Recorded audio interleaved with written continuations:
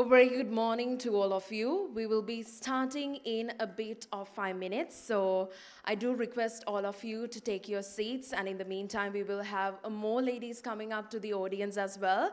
So I believe all of you all are ready and so enlightened and motivated to start a brand amazing workshop. So let's stay tuned for another 5 minutes and let's kickstart the workshop. Thank you.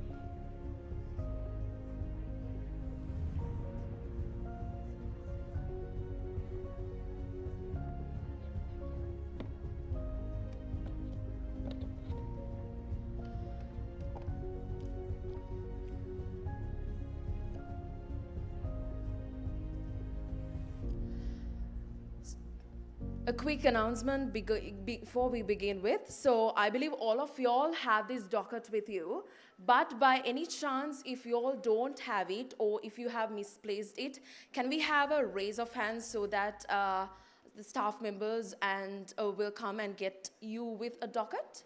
Anyone who misplaced it or you don't have it with you, can we have a raise of hands? All right, cool. I believe everyone has it already. Anyone from this area? No, yeah? All right, amazing.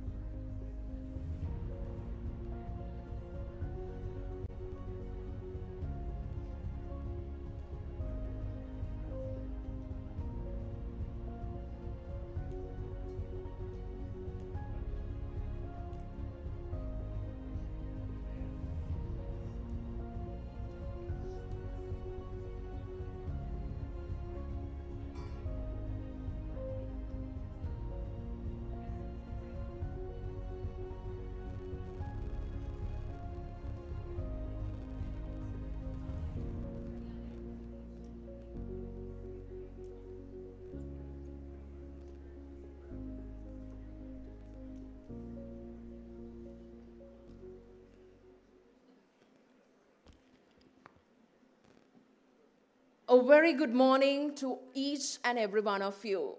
Can we hear a very good morning from the audience as well? All right, I need a little bit more energy. Yes, amazing. All right. A very warm welcome to each and every one of you joining us here today. Today is more than just a workshop. Today is about possibility, ambition, and also the power of women building something meaningful. I believe behind every woman entrepreneur is a story of courage, resilience, long nights, bold decisions, and dreams that refuse to stay small.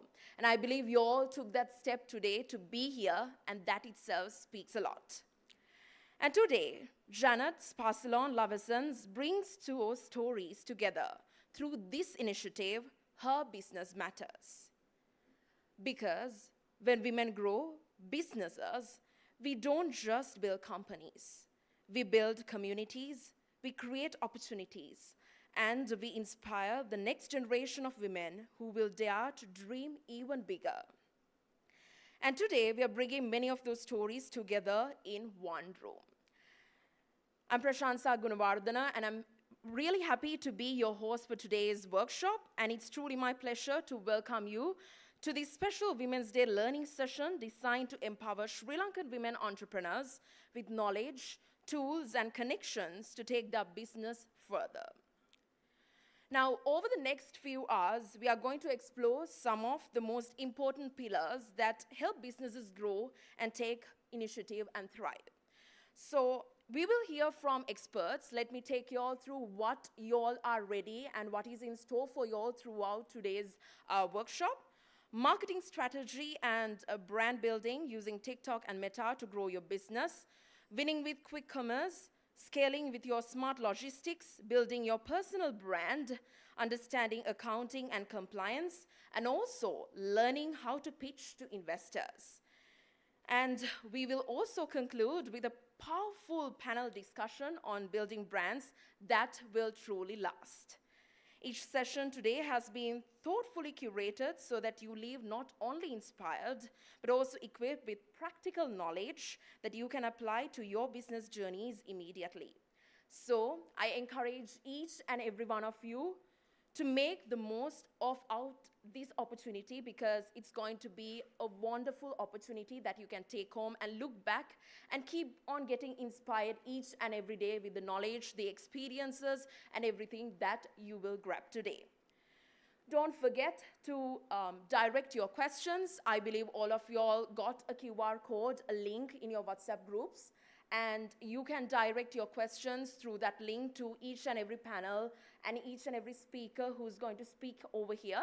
So make sure you direct your questions through the QR code, and also it will be placed during the end of each session on the screen, so you can direct your questions without any delay.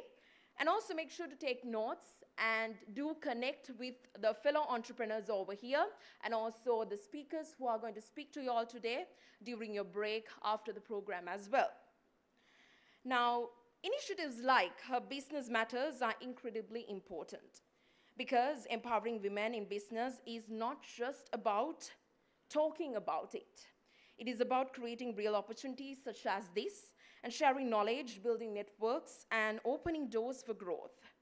And this is exactly where these three main figures continue to walk the talk. By bringing together industry experts, entrepreneurs, partners, and leaders under one roof today, we are creating a platform where women entrepreneurs can learn, grow, and scale their businesses with confidence. So before we begin our session, I would like to extend appreciation to the wonderful partners who make this event possible. The culinary partner, Mount Lavinia Hotel, digital commerce partner, Celeste, logistics partner, PickMe, financial compliance partner, Simple Books, digital advertising partner, Raw edX, hydration partner, Olu, and production partner, Island Monkey. Thank you for supporting initiatives that empower entrepreneurs and strengthen Sri Lanka's business ecosystem. Also, before we kickstart the first segment, I think this is utmost important for me to mention because Slim is providing with 5 scholarships.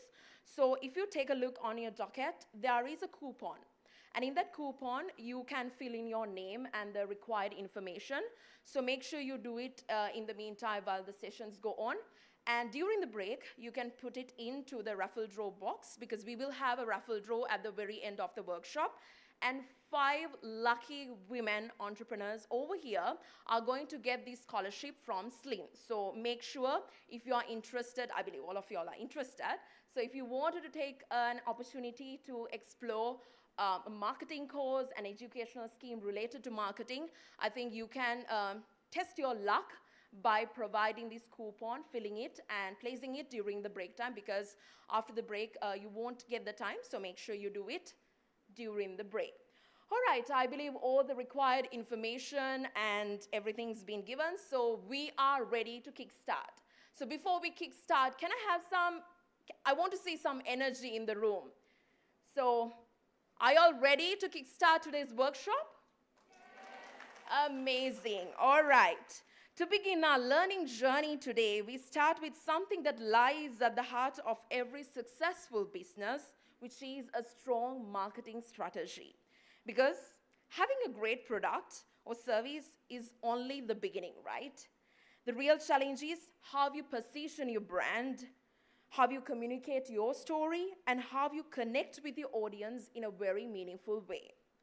And when it comes to doing this exceptionally well, I believe Janet, Sparsilon, and Love Essence walks the talk. What started as a Sri Lankan wellness brand has grown into a globally recognized luxury brand, reaching customers across many parts of the world, but still staying deeply rooted in the Sri Lankan heritage. And behind this incredible growth is its strategic marketing, strong storytelling, and thoughtful brand building.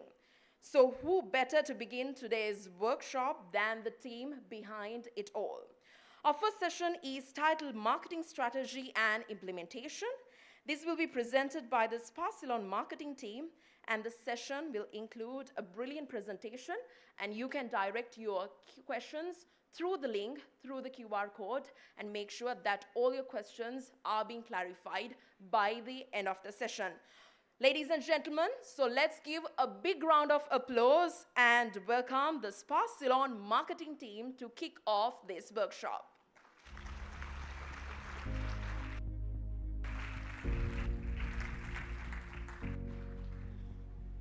Okay. Good morning. Ayyo. The morning needs to be better than that. Harada, Sadhatteka Potta Demo. Good morning. Good morning. Let's go. Okay.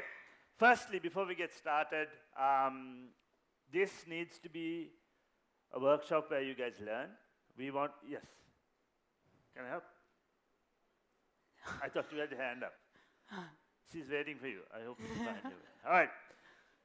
So we are going to be doing this in Singlish, a little bit of Sinhala, a little bit of English. We have people all the way from Jaffna, starting from Jaffna all the way down to Hambantota. So the whole country is almost covered. We had over 1,800 registrations, and today we have about 400 of you here. So firstly, congratulations for being here, ladies, because you all are here, because you all are not only doing amazing things, you want to take those amazing things to the next level. So firstly, can we have all of you stand up?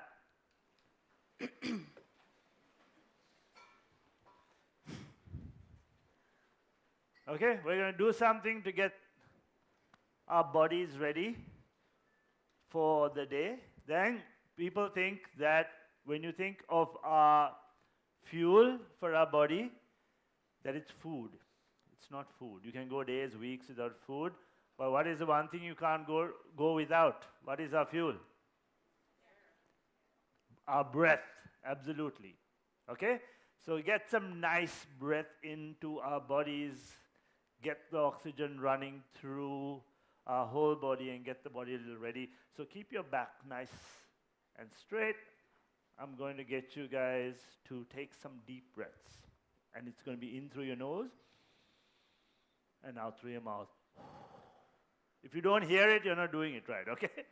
In through your nose and out through your mouth. In through your nose and out through your mouth. In through your nose and out through your mouth. One more. In through your nose and out through your mouth. Now, can I see your left hand, please? Sure, ne? Okay. Can I see your right hand, please? Brilliant. Can you take the right, see where your right hand is? Turn to the person to your right. Turn to the person to your right. I understand everyone's going to be turning right. No, you can put your hand down, sorry. Turn to the person on your right and tell that person. No. It'll get, so you'll turn to your person on your right, then you turn to the person on your left. Work with me here. Okay? I'm just giving you direction to start with. The first person you talk to is the person on your right. Then you talk to the person on your left. Basically, turn to the amazing woman on your right firstly, shake her hand and say, "You're amazing."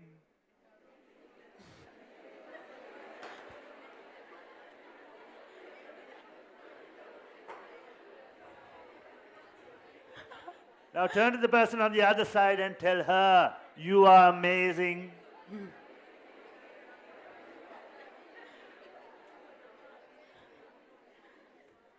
Done? Did you do this? Or did you look the person in the eye? We're going to do it again. I want you to look the person in the eye and say, if you have to hold the person, even say, "You are amazing." Let's go. I want to see this.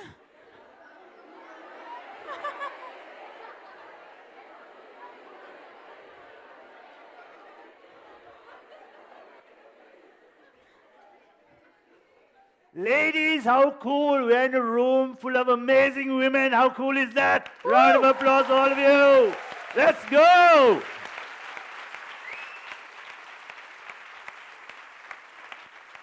See, here's the thing about clapping. You can clap. You can clap. You can clap. But ඇඟෙන්ම ගහන්න පුළුවන් දප්පුඩිය. ඇඟෙන්ම. There we go. There we go. Let's go. Keep going. Energy.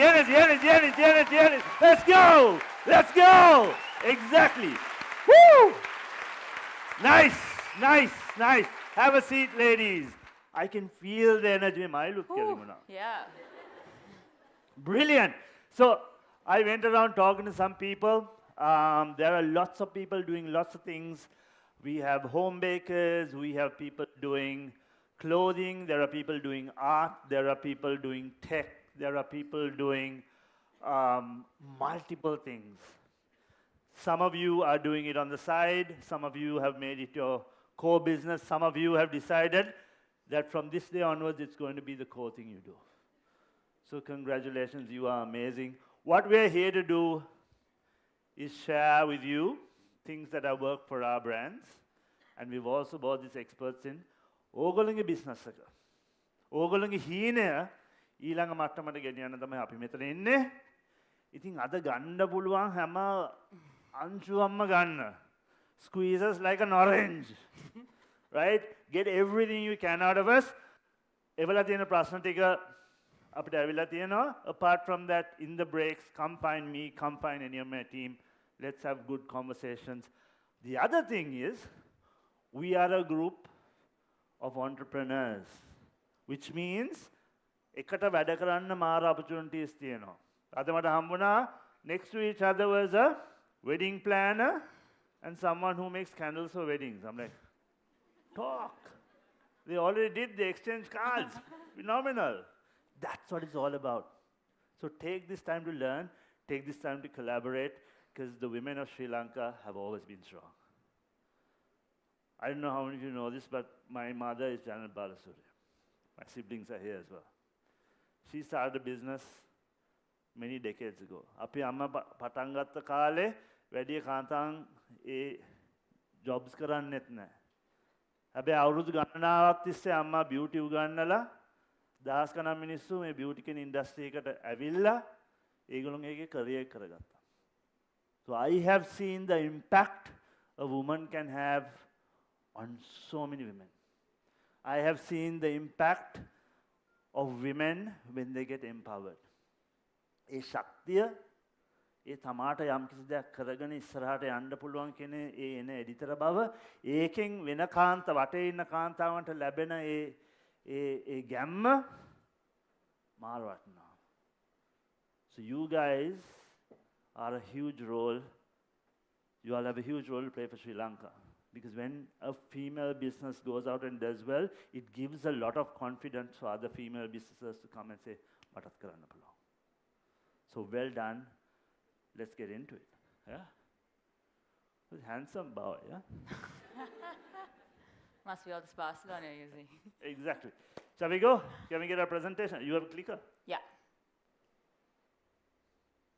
Starting? So this is Shanela. She is basically Marcom head for the 3 brands. She is going to be taking you through most of the presentation, and I will stand here and look pretty. No, no. Okay, how to run marketing campaigns that actually work.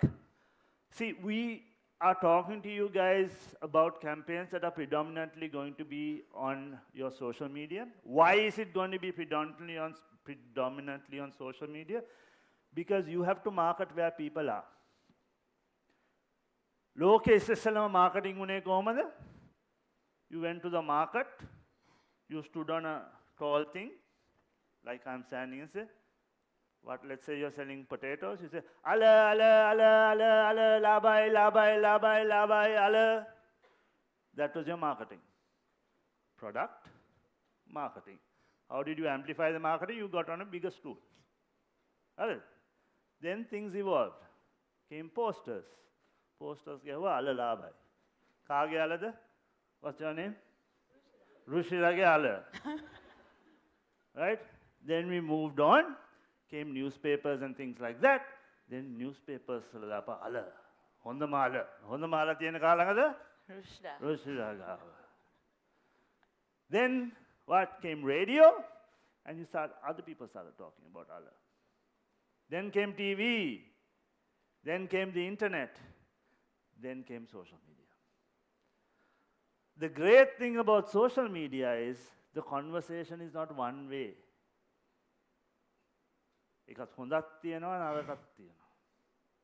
Now the consumer has something to say back to you, ask you things directly. Back in the day when I started marketing, we used to do TV commercials. We do about 2 TV commercials a year, and that will go on prime time. And that was your main marketing. But now, every day, we create hundreds of pieces of content. Every month, we create about 300-400 pieces of content. And the conversation is both ways. But the great thing for you guys in this room, if it's a small business or a big business, you all have the same platform. You all have the same accessibility. You don't have to wait for prime time and pay 200,000 rupees for 20 seconds of time. No. You all have the same access. And you always have to go where your consumer is. And fortunately or unfortunately, your consumer is here. They are spending a lot of time here, and that's why our focus of this presentation is going to be on that. Harida, are we following? Here's what we're going to do, right? I do this with my team as well. Here and there, I will ask you a yes or no question. So you need to give me a loud yes or a loud, or give a simple no. Right? Are you following? Yes. Brilliant. What's next? Is the clicker not working? There we go. 3 things keep your business growing. Onna liyagan, onna pinsuragan. I'll stand next to it so it looks prettier. All right? Firstly, you need to make sure you have new customers coming in throughout your business. It doesn't matter if your business started today. It doesn't matter if your business started 10 years ago. These 3 things say the same. And you should be constantly tracking these 3 things. ඕනෙලාක මේ දේවල් තුන track කරන්න ඕනේ. ඔයාගේ marketing campaign එකේ මේ දේවල් තුන වෙනවද කියලා. Number 1 is new customers. You need a constant flow of new customers. Otherwise, what's going to happen? Your brand is going to age and die. We understand? Yes. Brilliant. Second one is their basket value, right? Or bill value. If a customer comes and buys something, let's say you're selling, what are you selling? A service, okay. Mental health service is going to be a little more complicated to explain. Anyone selling a product? Toys, okay? You're selling toys. Someone comes in and you realize that everyone spends 4,000 rupees when they come into your store or to your online store, okay? How can we increase that basket value to 5,000 rupees? Or if it's 5,000 rupees, how can we increase it to 7,000 rupees, right? So two things we are tracking. First, how do we get new customers coming in continuously? Two, the customers who are coming in, how do we increase their basket value or their bill value? Following? Yes. Brilliant. Third one is increase how often they come to you. Get it? So first one, new people coming in. Second one, when people come in, you increase how much they buy. Third one, you get people to come more often, right? So if you're selling, let's say, potatoes, let's say someone comes and buys potatoes once in 2 weeks, how do you get them to come and buy potatoes? Once a week. If they're buying potatoes once a week, how do you get them to buy potatoes twice a week? Right? So all these things are things you must track. Hari? බලන්න ඕනේ මේ තුනම මොනවාද වෙන්නේ? Also make sure your marketing is hitting all three things. Following? Right. And here's the golden rule. If all three things are tracked and all three things are increasing, your business is growing. There's no two words about it. Right? If all three things are going, your business is growing. Sit back and enjoy it. All right? Next. This is our golden rule. If you work at any of our brands, and we've taught this to a lot of people, and it makes a lot of sense, I believe. It's the backbone of everything we do. Firstly, when you start marketing to anything, doesn't matter what the product is. It can be mental health, it can be toys, it can be potatoes, right? First one is, who are you talking to? Who is your marketing talking to? Right? I'll give you an example. The same product doesn't always talk to, every piece of marketing on the same product doesn't always talk to the same people. For instance, we have an acne product, right? Now the acne product, certain pieces of marketing talk to the person who actually has acne. Do you have pimples? Here's a solution, da, da, da, da, da. Certain piece of advertising content go to the gatekeepers. Gatekeepers are people who give them access to the product. So in this case, teenagers' parents, because they buy the product for their children. So when you market to the parents, you market differently. The language you use is different, the stimuli you use is different, the way you market is different. When you market to the people who have acne, the way you market is different. So who you're talking to is going to set the tone of the way you create your content and the way you create that piece of marketing, right? On the other end is how you make people feel. Famous Maya Angelou quote, I don't think I've ever got on stage without saying this. People will forget what you say to them, people will forget what you do for them, but people will never forget the way you make them feel. You can say anything about any brand, any product, from insurance to finance to whatever. The ultimate purchase decision is not logical. You qualify it with logic, but ultimately it's emotional. මිනිස්සුන්ට දැනෙනකොට තමයි යම්කිසි භාණ්ඩයක් හෝ සේවාවක් ගන්න හිතෙන්නේ. It's the feeling. We are emotional human beings, and in the core of everything we do, අපි කරන සියලුම දේවල් මැද්ද තියෙන්නේ අපිට මේ දැනෙන විදිය. Our feeling. So you have to ask yourself, this piece of marketing, how do you want to make them feel? And the piece in the middle is, what do you have to do to make them feel that? right? Okay? You're taking them somewhere. Who are you talking to? What do you want to make them feel? And when they feel that, what action are they going to take? All right? So we break them down into who are you talking to? What do you want them to do? How do you need to make them feel for them to do that thing? Are you following, or did you get hazy? I think I got a little hazy in there. Right? Who are you talking to? What do you want them to do? And how do you need to make them feel for them to do it? Because if there is no emotional drive, they are not going to buy. Also, every piece of marketing is not about selling. Sometimes you're marketing for them to get to know your brand more. Sometimes you're marketing to create connection and conversation. Sometimes you're marketing to sell. So that's why you also need to ask yourself, what do you want them to do? මොනාද මේ marketing කැලෙන් කාටද අපි කතා කරන්නේ? ඒගොල්ලෝන්ගේ අපිට අවශ්‍ය මොනාද? ඒ අවශ්‍ය දේ ඒගොල්ලෝන්ගෙන් ගන්න ඒගොල්ලන්ට දිය යුතු feeling එක මොකක්ද? Emotion එක මොකක්ද? Right? Now Shanla is going to break this down into how to bring it into a campaign. Sorry.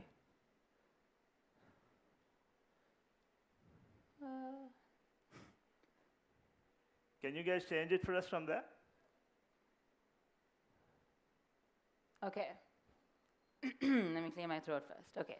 There is absolutely no day that goes by when I don't ask my team, okay, what are the 3 questions for this post? There is not a single piece of content that goes out on our socials without answering these 3 questions. Now, do you all remember the 3 questions? Y'all are only saying yes to Shalina and never to me. Do you all understand? You all remember the 3 questions? Okay, good. Cool. A lot of you I spoke to came and told me saying, oh, but I'm not very well versed with the marketing. I don't know how to market my product. It's completely fine because these 3 questions are literally all you need to know. It will answer every single piece of any question that you have about marketing, right? So for example, who are you talking to? What do you want them to do? And how do you need to make them feel? You answer these 3 things correctly, it's going to tell you where you need to be running your campaign, right? Facebook, the Instagram, the TikTok, the YouTube, right? For example, Facebook is primarily dominated by people 40 plus, right? They like reading long pieces of content. They like watching longer form videos. So Facebook. But if you are a new brand, right? 0 audience and you want people to discover you more, TikTok is a great platform. Because they don't, actually all platforms don't care about how many followers you have, right? It's not like that anymore. So you all don't have to come and say, nah, but හැබැයි මට මේ followers that නෑ, දැන් පොඩි video එකයි දාන්නේ followers නැති නිසා, it's all wrong, right? So please, answer the 3 questions. It's going to tell you where you need to run your campaign. Shall we do it? We're going to do a small example, right? Now, I told you about the pimples campaign, right? Now, where your campaign runs. Now, let's say that I am doing a pimples campaign for people who have pimples. Then pimples in ada samanya vayasa kiyada? 13 to about 24, let's say. Where would I run that campaign? Where are these people? No, on social socials. media, where would I run that campaign? All. Particularly for them, TikTok. Why? Most of them are on TikTok. Okay? So if I'm running targeted at the younger people who have acne, where you run the campaign goes. So who you're talking to kind of told you where to run the campaign. If I'm running the campaign for the parents, where would I run it? Get it? So that simple question gave you insight where to run it.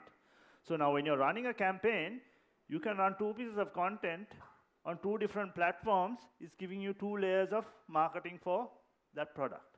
Yeah? That's also going to help you understand what content you need to be creating. So if you're talking to the people who have acne, to the teenagers on TikTok, what sort of video are you going to be posting, right? So once you know where your campaign is running, what content you need to be creating, what product you need to highlight, right? So if you're talking to someone who has acne, you're obviously going to want to sell them the acne product, right? It's also going to tell you how often you need to communicate. Now, let's say, for example, you're talking to the teenagers on TikTok. TikTok is a platform you need to be posting almost every single day. So that is also another insight as to how many pieces of content you have to be creating, right? Again, the message that you repeat.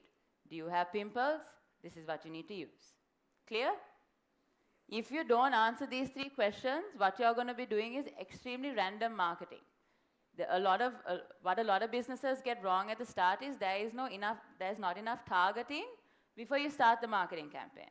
You just create some content and then you keep putting out hoping that it's going to work. But this time, if you start using your 3 questions, it's going to answer all the questions that you have. Clear? Yeah. Cool. So every creative should be put through this 3-question framework so that you're keeping yourself honest as well. If you have a marketing team, when they bring their idea, tell them answer the 3 questions. Then you start qualifying, is this piece of content right? Okay? Okay. So as an example, next slide, please. Okay. So a lot of people that I met at least were home bakers, so I use this as an example for the presentation, right? You are a home baker who sells cake. And what you want to do is to increase your sales for cake, right? For this example, I'm talking to people who, in the afternoon, you get a little sweet craving, and when you're at work, and you're like, api දැන් මොකක් හරි ගමුද? Those are the people that I'm talking to. So I'm not going super broad and I'm talking to everyone who eats cake. I'm filtering it down, talking to people who are in office, who crave cake in the afternoon, okay?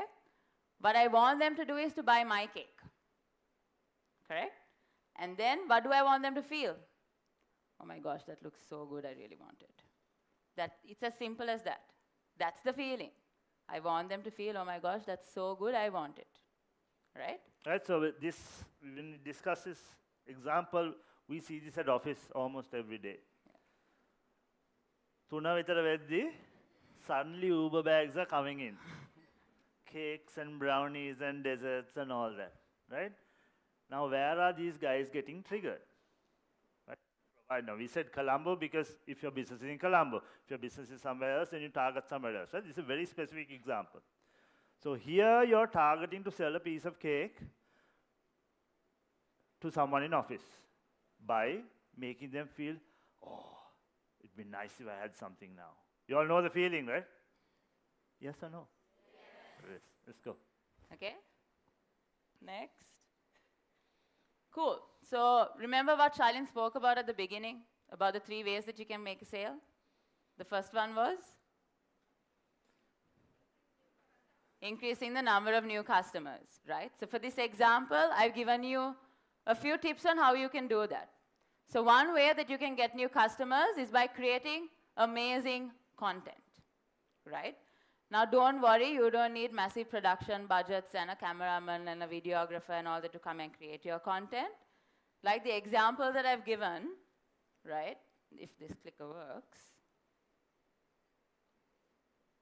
No? Okay.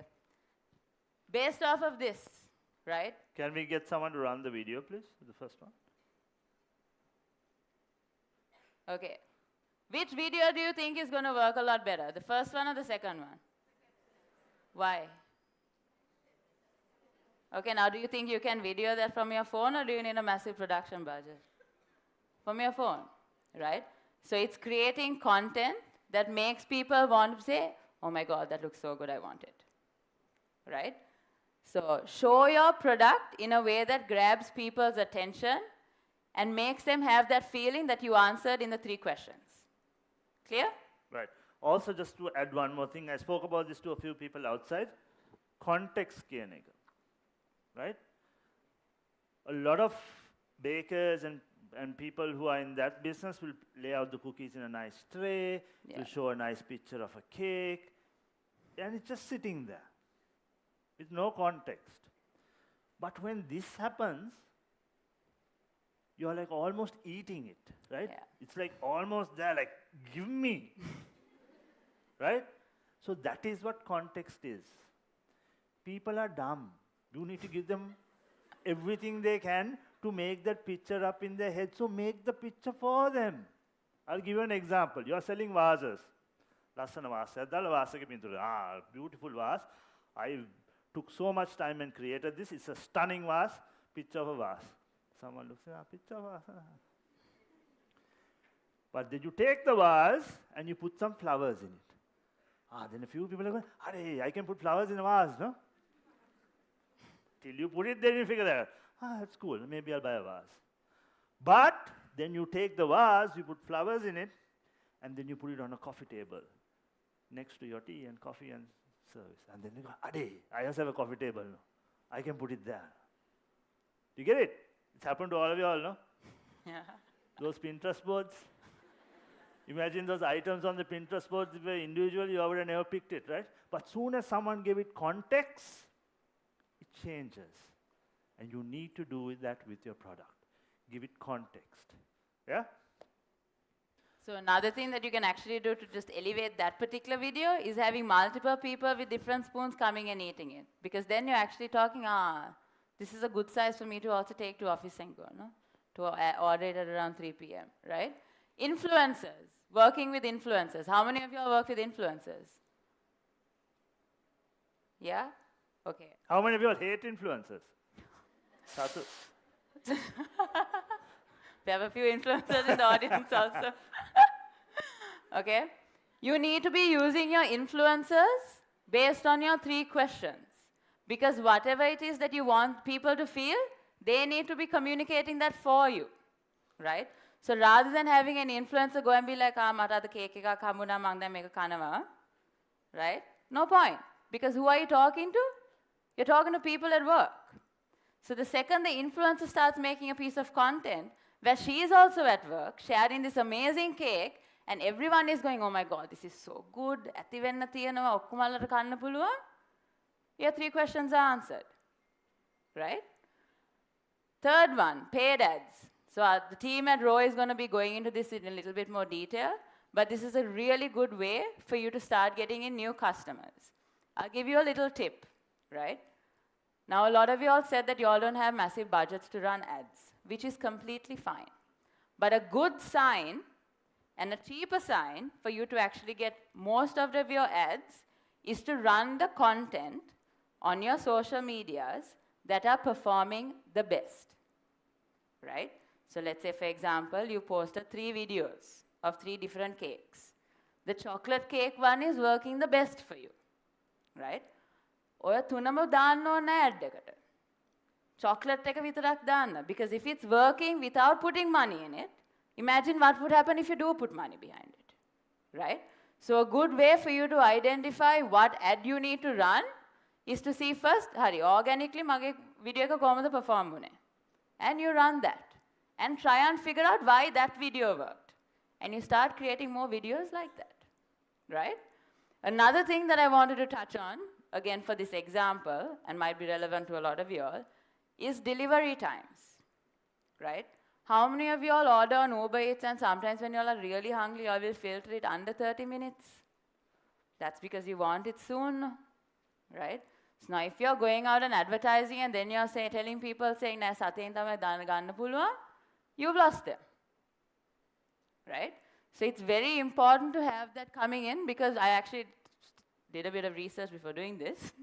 53% of customers choose where to buy depending on your delivery speed, right? So that is something that you all need to keep in mind when you're running your ads as well. Make sure that you clearly state it, right? A lot of people are lazy, right? And you don't want them to leave your ad either, right? So give them as much information as possible on that ad. Don't make them look for information. And for God's sake, give the price. Oh, P කියලා comment කරන්නේ ඔක්කොමල්ලා. I get infuriated when someone advertises something and you don't know how much it costs and you have to message them like, no. Yeah. Right? So if you're advertising something, tell them how much. Also, that's a good point because a lot of people actually prefer messaging as well. Have the instant replies going. That's a great way because of customer service, right? Would you rather buy from a place where they're actually messaging you and responding really quickly and sorting out, even if it's slightly more expensive, you'll buy it due to convenience. And you'll be like, nah, මේගොල්ලෝ මට reply කරනවා, I can trust them, right? Whereas someone will take about 2 days to reply, you're going to be like, screw that, right? So delivery times, Messaging, communication, all of that plays a massive part. Ad එක දුවලා විතරක් හරියන්නේ නැහැ. Right? That's a waste of money. You need to make sure everything around the business also is working really well for that ad to perform the best. Clear on this? So how you get new customers, create amazing content, use your influencers wisely, and run paid ads. Okay? And Next keep slide. everything in context, Yeah. right? If you are selling toys, please show people playing with toys, not toys in packaging, right? Give it context. If you're creating toys for where kids and parents can play, show kids and parents playing. That's what helps people map it out in their brain. Yeah? It's planting seeds in people's heads because subconsciously they won't realize it, but when you suddenly go to office the next time, be like, oh, I saw this video, I should probably get that piece of cake as well, right? So second thing is, increase how often they buy. Keep your customers coming back for more, right? What can you do? So you create FOMO. Does everyone know what FOMO means? Fear of missing out, right? So this is a great trigger for a lot of people because no one wants to be left behind. They also want to be involved all the time, right? So now I've used an example of Spa Ceylon. You know, we keep putting out boxes for Valentine's Day, for Eid, for Aurudu, for summer, for Christmas, all of that, right?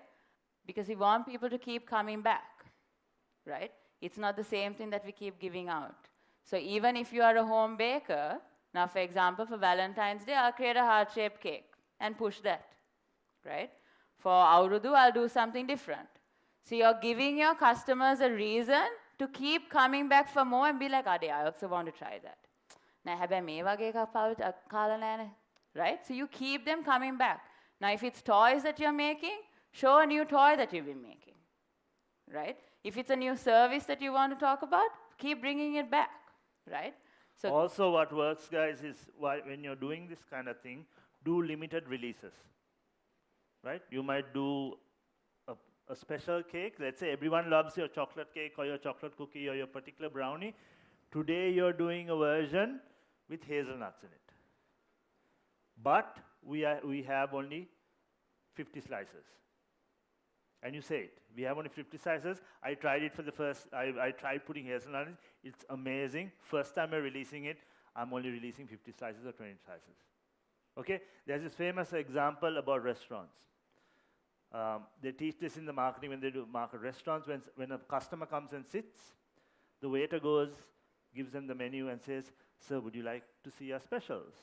And then says, but sir, the lobster is running out. There are only 2 more left. Shall I reserve it for you?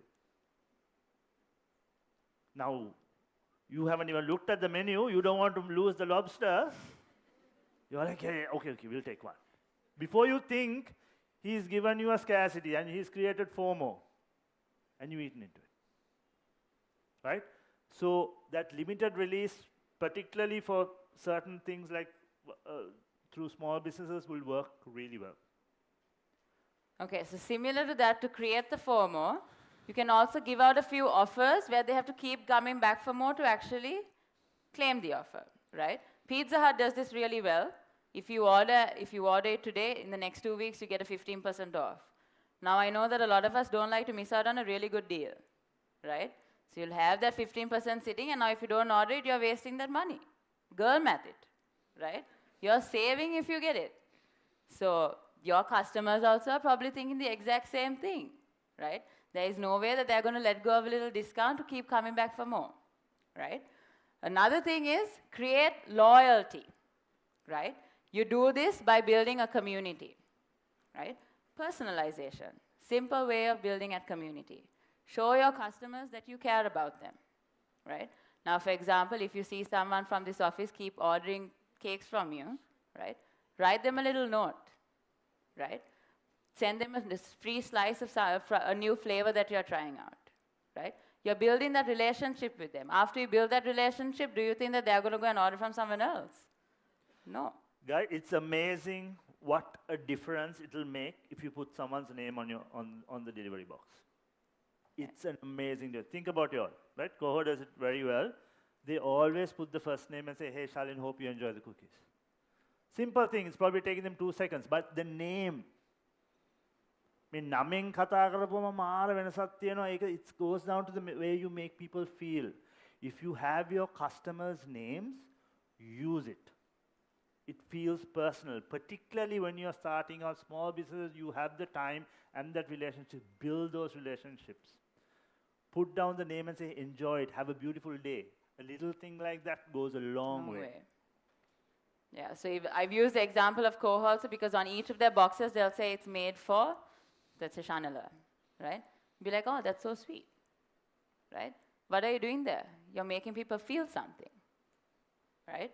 So at any given time, any opportunity that you get to make people feel something about your brand that's positive, use it, right? So we've done how to get new customers. We've done how to increase how often they buy. Next slide, please. How do you get them to spend more money, right? So one thing is you give some offers for your team. Now you're talking to someone who is at an office, who is craving cake, right? Now what's the brilliant thing about offices? That you have a bunch of other people who sit around you. Taniyama kanda bෑ, right? මොකක්ද අද තියෙන්නේ? මටත් පොඩ්ඩක් දෙන්න පුළුවන්ද? Right? So now you know that you have to share it, right? Now you know that about your customer. Put in an offer. If you buy the second slice, you can get X% off. Or you buy two, you can get another slice of something that's new, right?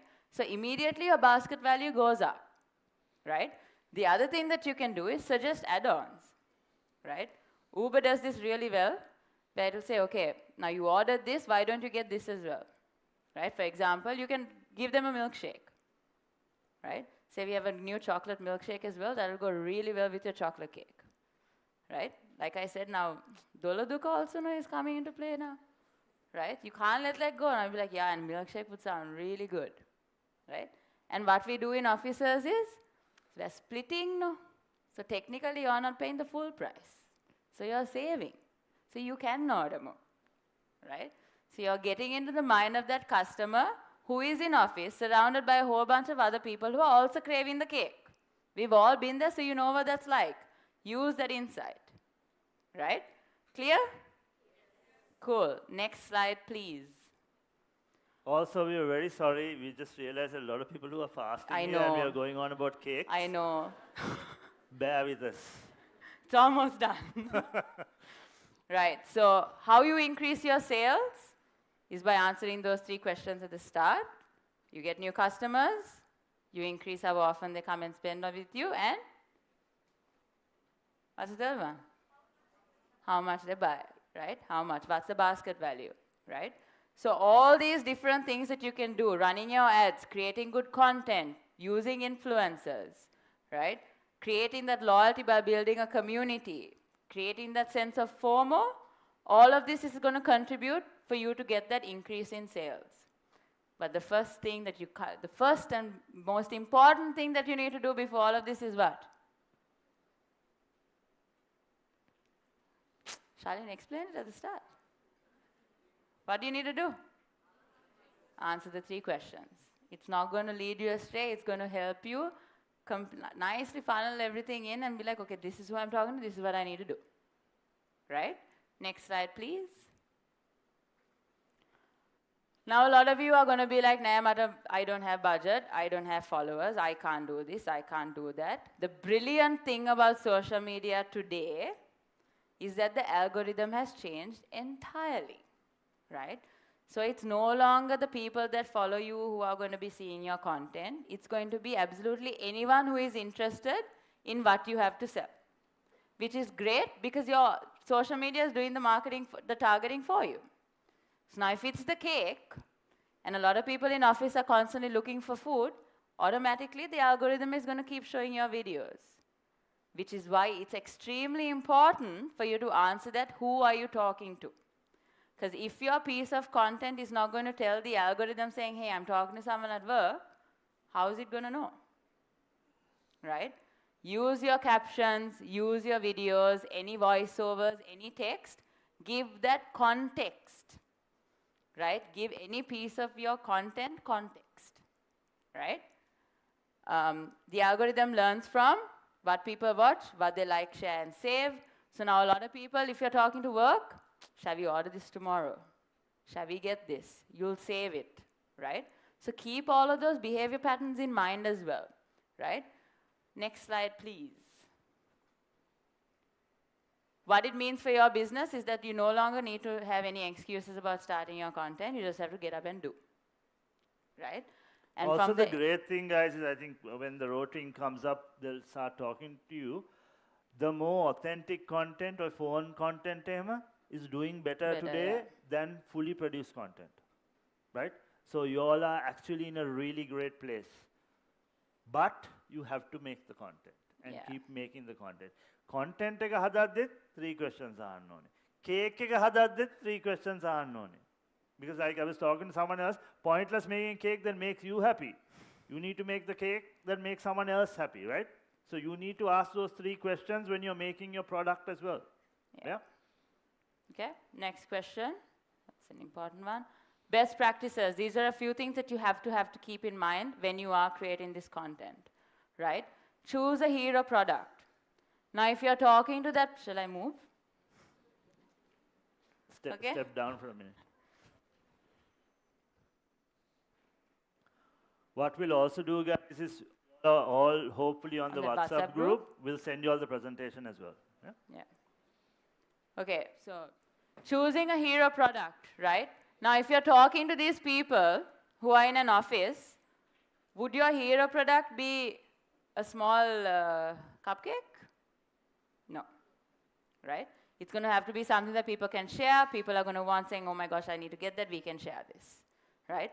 So pick and choose what your hero product is going to be. It's also going to be the product that is either your bestseller, that has the most potential to sell out really well, right? And keep talking about that. No point in telling them, our attention spans are really bad, guys. Okay, there is no point in showing them every single thing that's on the menu. No one is going to remember it. Caravan Fresh did this extremely well. What product am I talking about? The cashew cake. See? The importance of making that one-star product, and you let that do the marketing for you, because eventually you're going to be like, if this is good, the other stuff also must be good, we should try it out. Think about how many of you all bought from Caravan before Caravan Fresh, that cashew cake came. That one cashew cake opened Caravan up to everyone. It's called Giyatna. Yeah? So hero products play a huge role. And hero products is something you have to be bloody good at. Your signature one that everyone loves, not the one you love, huh? Yeah. The one that everybody loves. And you tweak it, and you tweak it, and you tweak it, and you talk about the same thing in as many ways as possible. Yeah. Second thing is, how many of you all now suddenly just keep scrolling on Instagram, TikTok without even really paying attention? All of us, no? Right? So the important thing when you're creating your content is, what is the hook? How are you going to get people's attention in the first 2 seconds? That is how bad our attention spans are, right? We were talking to Ro recently, and they were telling us the maximum that a lot of people watch on TikTok is, guess how many seconds? 6 seconds, right? 6 seconds. So whatever message that you have to give it in those first 6 seconds. So at least your video has done its job, right? But if you do want to create a long piece of content to give your story, you need to say it bloody well, right? You know how on TikTok there are these fruit teledramas that have come into play all of a sudden? You sit and watch that now? Why? You want to know what happens next, right? So you keep bringing in that hook almost every 5 seconds to keep people's attention and to keep them from going away from the video. Right? So also, for a lot of your businesses, I had a few conversations outside. Also, there are artists, bakers, a lot of people like that. And people can't wait to figure out the reveal. If you're making something, people want to wait and see how it turns out. Have you seen that? There's a TikTok trend, they give a book and say, give this to John. And then another guy says, give this to John. Another guy says, oh, okay, give this to John. And they're just passing something, give it to someone. You're waiting to see who this John is. We don't know why we are waiting, but we are waiting. We have to see who John is. Because we are wired like that. If something's, I've now recently, accidentally, I went and saw some barber giving haircuts and beard trims to some guy. Every day now I'm waiting, so guys sat down, because I want to see how this fellow will look afterwards, because there are big transformations, right? So people want to see what happens. So if you take nuts and flour and this, they want to know, okay, what's coming out of that. Use that to your advantage.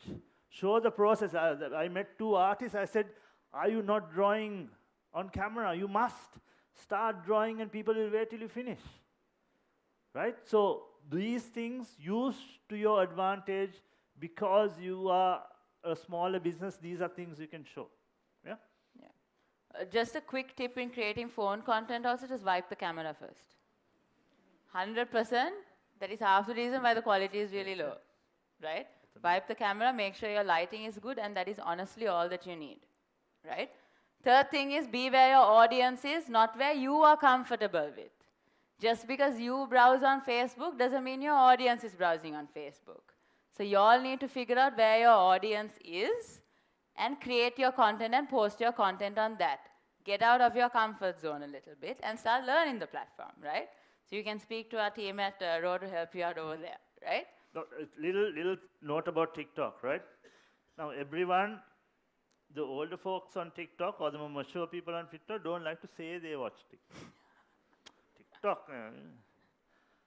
I've done content on TikTok. I do content on TikTok from CEOs who are 65 years old to the same guy at the same office who is part of the janitorial team. All are watching TikTok. I know because certain of my content only go on TikTok. When they talk to me about it, I know they're watching TikTok, right? So don't think older folks are not watching TikTok. Yeah. A lot of people are on TikTok. You all are all on TikTok, admit it. So do run your TikTok content. No, and it's a really great platform because it just shows as long as you're interested in something, they'll just keep showing the content, right? But you all have to make sure that TikTok has content to show, right?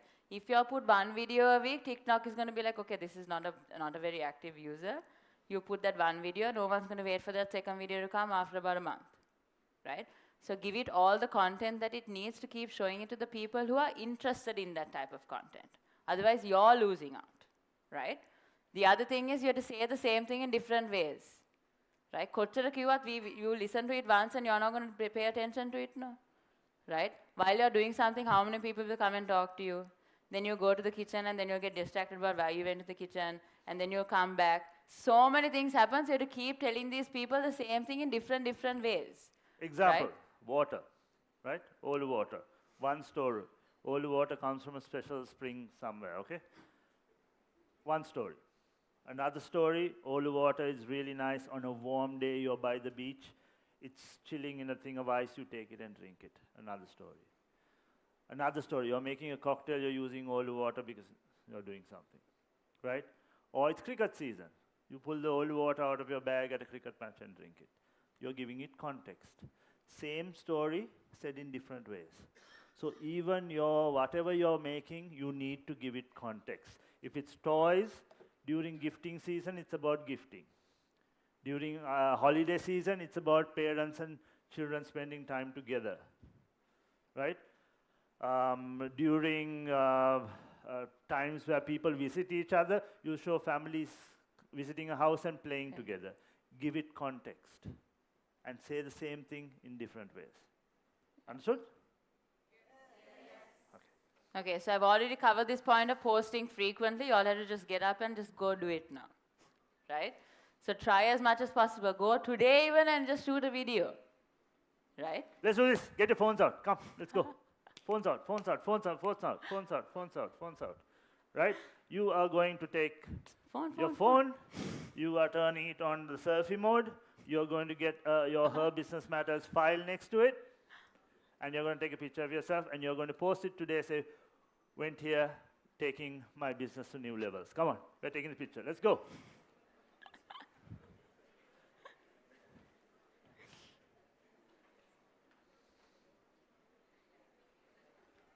Yeah, just hold it up to you. There we go. right? You put a nice caption about how you are taking things to the next level, and you're going to post that up in the break. Tag us as well so we have proof. We're watching. Okay? Last one, right? Creating influencer crowding. Now again, if you don't have a lot of budget for a lot of influencers and you just have it for a few, that is completely okay, as long as you use it wisely, right? So rather than getting an influencer posting, one is posting this week, the other one is posting the week after, none of that, right? Have them posting together. Create that crowding effect. Now all of a sudden you'll be like, meyat dakka, now everyone is buying this, now I also want to buy it. What are you creating? FOMO, right? So you use a few influencers that you can afford to actually boost your content during that one particular week. Alongside that, what you can also do is get a couple of your customers talking about it at the same time. You also create some extra content at the same time. And all of a sudden, there is a surplus of content on this one particular product just during that week, right?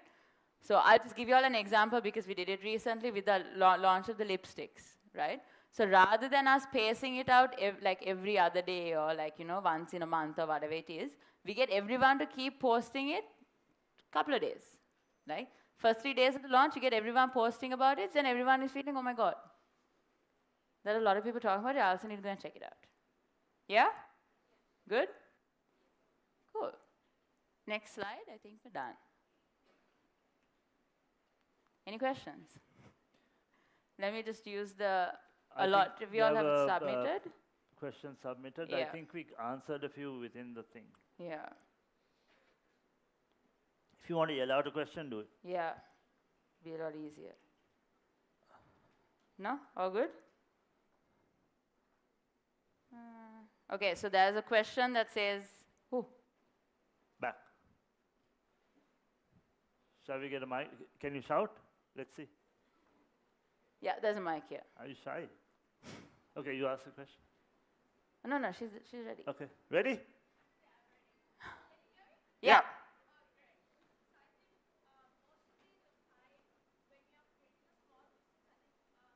Mike just came to you.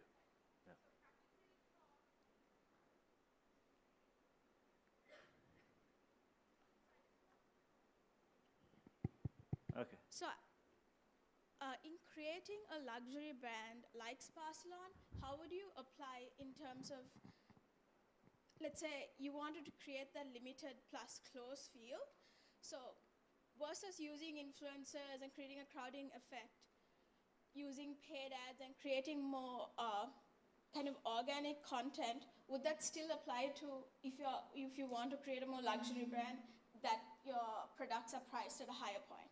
Higher price point. Tell me how you started that question. How did you start the question? You mentioned Sparsalon, right? Yes. So you said, can you do luxury and still use influencers and still do ads? Sparsalon doesn't do that. Aha! But I'm saying in the start, when you're creating it and trying to create that hype, not hype, versus like create that exclusivity, would you recommend it? See, it comes down to who you're talking to, Yeah. right? So if you want to talk to a smaller audience, by all means talk to a smaller audience. And you might not need paid and influencers to do it. You might use events instead.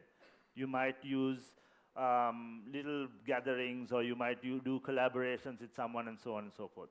So it always, again, start with the 3 questions. Ask yourself who you're talking to. And if you want to get to the people who are wider, yes, use the resources as ads, as content, as influencer, all that as pieces on who you want to get to. But if you want a very niche audience, then I suggest things like nice events, good collaborations with complementary brands. Always get your product in front of your consumer. That's the bottom line. So it starts with who you're talking to. Did I answer your question? Yes, you did. Thank you so much.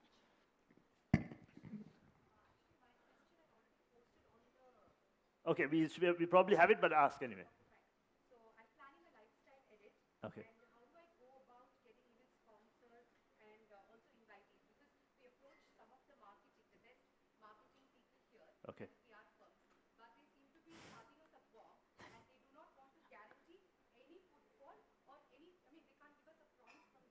Can you explain the product or service?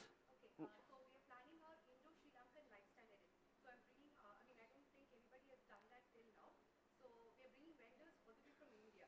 So for the Indians, we have not promised anything but just visibility. Okay. Because I can't promise them, because the first time we are doing it, I can't promise them. So your question is, how do you get sponsors? Yeah, I mean, You need an amazing presentation. That's really the only way. And your first event is going to be your marketing after that. So pre-event, the best you can do is a killer presentation that convinces one good person. Then you go and tell another person, you know, this person's there, why don't you come on as well? okay, the thing is, I am not a Sri Lankan. Okay, I'm from India. right, I've been living here for a very long time. right. So I do not know how I can, I mean, now that you said that I can come up with a killer presentation, Yeah, I do have a pitch, everything. yeah. So I just want to know, do I, how do I directly go to people and, In this case, you're going to have to start approaching brands directly. You can reach them out on LinkedIn as You well. can go through LinkedIn, you can get appointments. The great thing about Sri Lanka and Colombo is someone knows someone who knows someone. no, actually you won't believe it. I think one of my partners is also here with me. There we go. So yeah, Divya, you should stand up. Yeah? So the thing is, as of now, we booked the venue and we've already got Are you pitching to me? Are you pitching to me now? actually, to be very frank, we are here to meet your mom. Okay. And Dara, actually. You'll get one on that. All right, great. So, next. Yeah.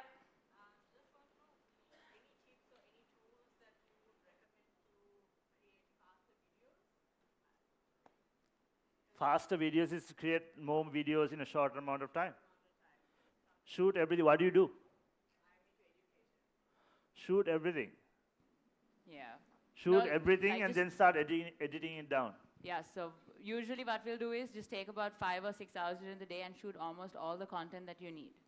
Right?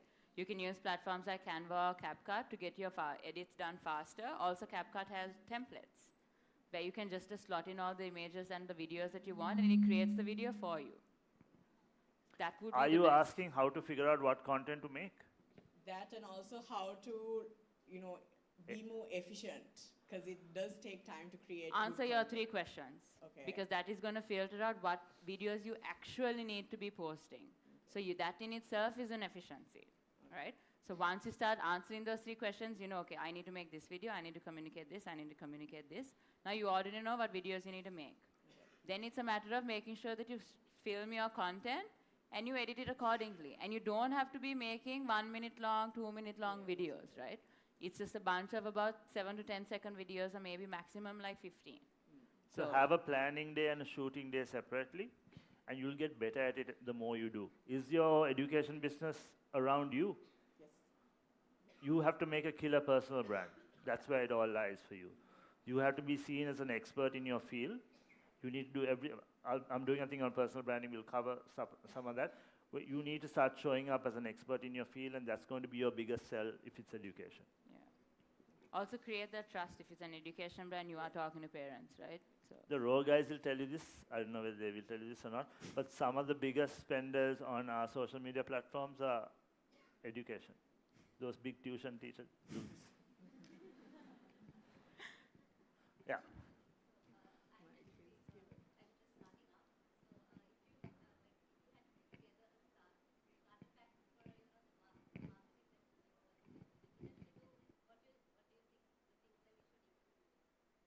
You've got it. Take this presentation and run with it. in terms of the tools, like as in what platform you need to be using to edit and What stuff are you like that. What are you selling?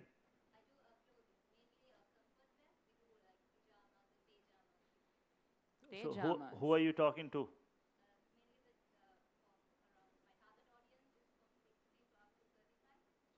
Okay. What do you want to make them feel?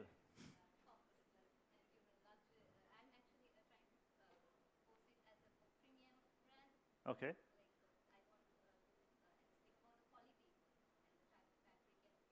So there'll be multiple different layers of this. One is where you're actually talking about the quality, but a lot of it people being comfortable in your clothing. Put it in context. If they're chilling in it, where are they chilling in it? Do that kind of stuff. If they're wearing it to bed, there. If they're wearing it as a family, show that. Give it context. So whether it's through influencers or whether you're shooting it yourself, sometimes as a startup, it's cheaper actually to pay the influencer because they're going to create the content for you and get you reach as well, right? Yeah. If you can spend. If you can't spend at all, then start getting friends and family and start creating content. Yeah? Also a lot, like because you brought up platforms, I'll just say it, now it's a trend to not use overly produced content. So sometimes just editing on the platform might give you a better leverage in terms of getting your reach. Editing on Instagram, editing on TikTok, using CapCut, like little tools like that, rather than having a tadang, like, platform that you need to be editing all of these things. No. CapCut is amazing. Yeah. No worries. Yeah. Yes. Oh, sorry. Sorry. This is about approaching influencers. Like, so we are just a budding business. And since we are just getting out there, they don't really recognize us. And even if I we mostly approach them on TikTok and Instagram, but it just doesn't seem to be happening. How do I get through that? Are you willing to pay? I just message them and ask them if they're willing to accept PR packages or if there's any protocol. Shall we ask an involved. influencer? Chatu, would you like to?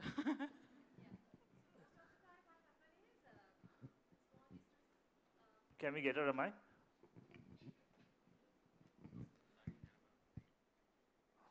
Yeah.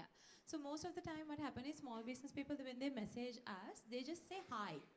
And then they send the rest of the message. So we get a lot of messages during the day. So personally, when I go to bed only, I just go through all those messages and then I see. And then if I see just hi, there's a low possibility that I just click on it. So just when you're messaging a content creator, it's always better. You just summarize your message in one go and just send them.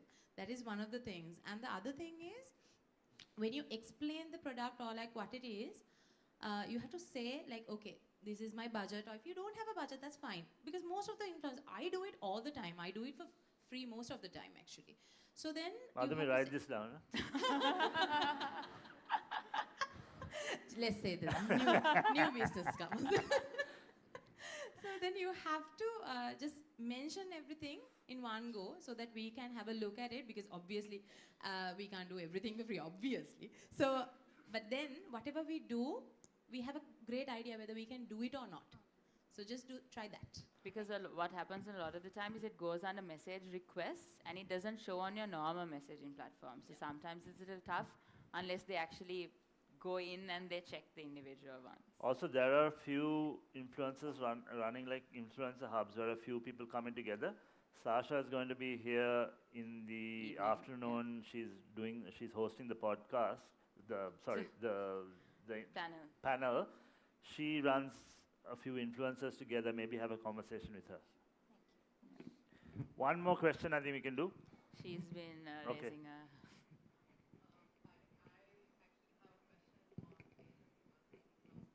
Yeah. Yeah.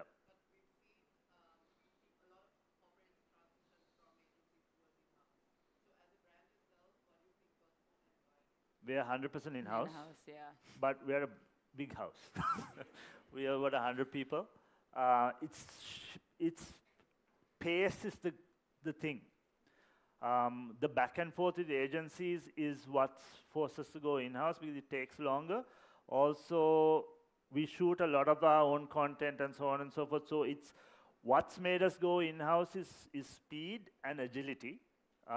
Certain bigger pieces we might still talk to agencies, but that's what it's come down to. I suppose if you look at this in terms of scale, there's a massive cost difference because we can create so much in such little time, and then you're filtering down all your overheads and your people and so on and so forth. So I think there's a massive cost saving as well when you're creating a lot of content.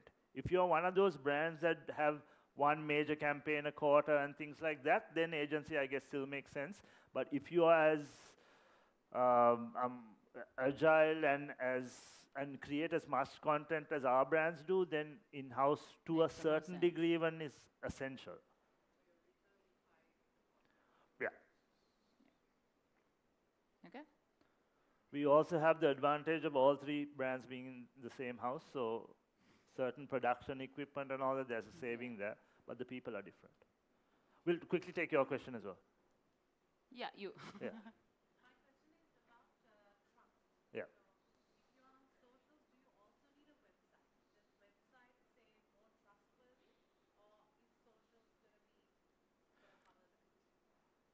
That's a tough one to answer. I mean, there are brands and companies who are run predominantly on socials now because the way people search also has changed. Also, search engines like Google, also ChatGPT now pick up from social as well and not only through websites. So you actually can run a business if it's not B2B without a website. Also, one of the reasons as to why anyone would go to a website is to get more information, right? So as long as you're giving them all the information that they need on the social media platform, it's completely fine. But you also have to be extremely responsive to be able to answer any questions that they may have. Yeah. Yeah. Now, in your situation, I think a website would help because it gives a sense of scale at the moment. So, as a wedding planner, I would say have a website. Also, make it break it down as easy as possible for people to move and say, okay, here are the pictures of beach weddings I've done. Here are these things. Here are the vendors I work with. These are things I can do for you. So, again, give as much context as possible, and a website, the navigation might make it easier than just browsing pictures on To a start off with, if it's like a cost issue and that's why you can't get the website up and running, like you said before, make a really good presentation that explains what exactly you offer. You can even just take a Google folder and have all your different access points to the different weddings that you've done as well. Start off there and then you can get into the... Also, there are tools that will build you websites for very little now. We'll be doing a couple of fringe events after this session as well on these different topics. So if you just stay on our WhatsApp group, we'll One be of the able things to... we are going to do is about building websites, and there is a local-based tech that's come to build websites fast and fairly cost-effectively. Yeah. So we'll do that for all you guys soon. Yeah? Thank you. All We right. need to wrap up. We're running late. Hopefully we answered all your questions and you all got something out of that. Thank you.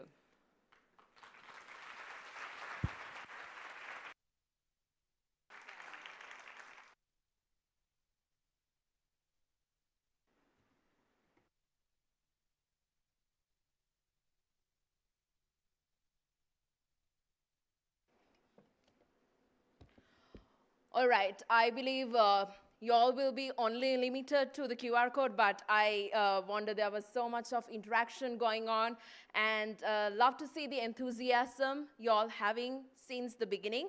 So why not let's give a big round of applause once again to Charlene and Shanela for a wonderful workshop start. All right, so I believe there were certain concepts and statements that were made which will be taken over through the next segment as well, because this keeps on increasing with the knowledge and the experience, plus the evident aspects that we really need to know in terms of improving the business ecosystem. So I believe just as much as Charlene and Shanla mentioned, to truly unlock the potential of your business, of your brand, it is also important to go beyond creativity along the strategy, data, and the right digital expertise. And that is exactly where Raw Adex comes into play. And our next session is titled Mastering TikTok and Meta for Business Growth. And representing Raw Adex today, we have Udara Hettiarachchi, VP Strategy and Operations, and also Sonali Vijayawardena, Manager Customer Success. And before I hand over the control to them, don't forget to send your questions through the link and the QR code, which is on your WhatsApp group, and make it yet again another interactive session.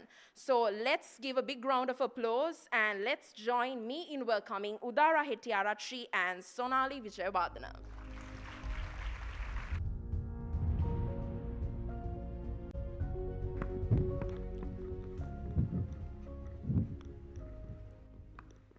Good morning.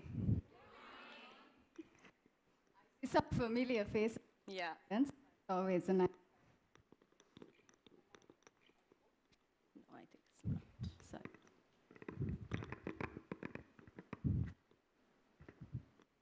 No.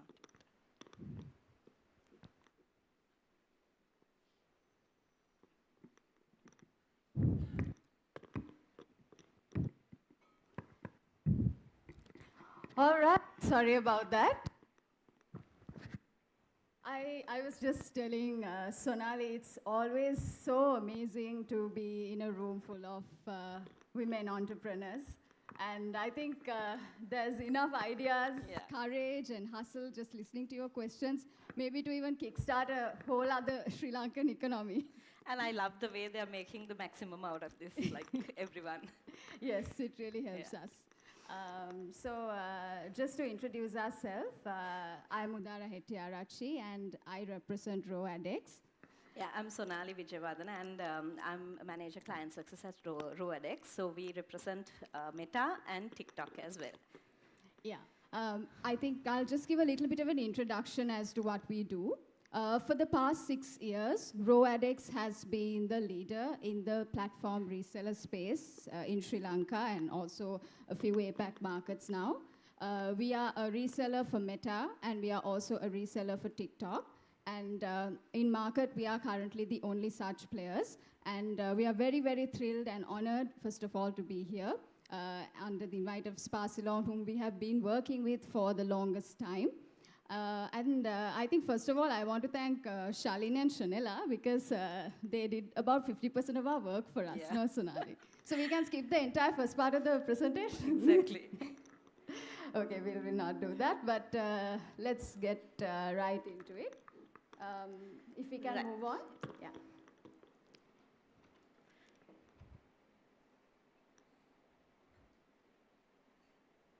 All right, while we are waiting for the slides to load, can we have a quick show of hands? Who here has a profile for business created on Meta platforms and TikTok? Quick show of hands. Meta platforms only, first. Facebook and Instagram? Okay. Most of you. TikTok? Do you advertise? Who's? Okay. Very few advertise. Okay. Interesting. Okay. Let's get started. Moving on to the next slide. Yeah. We've already We done can our. skip the We can next skip the layer. intros. Yeah. Okay. Yeah. You want to take? So why are we talking here so much about Meta and TikTok, right? First, it's important to understand the reach of these platforms and the potential that it presents for your business, right? These are latest figures. As you can see, Meta platforms represent a total audience size of 11.2 million in Sri Lanka. If I were to put it in context, age 15 plus population එක ඉන්නවා according to the Department of Census 14.5 million people. So that's also a small thing to add. That's in 2021. Yes. And with the growth rate, it should be more now. Yeah, and I think we can assume it's 15 million. So Yeah. that means you have the opportunity to reach out to at least 75% of the population using Meta platforms. Just think about that number and the opportunity that it presents for a business like yourself. Let's move on to TikTok. Okay, so I think the previous session touched on a lot about TikTok, but I think we are just here to reiterate. TikTok කියන්නේ පහුගිය අවුරුදු 5 ඇතුළත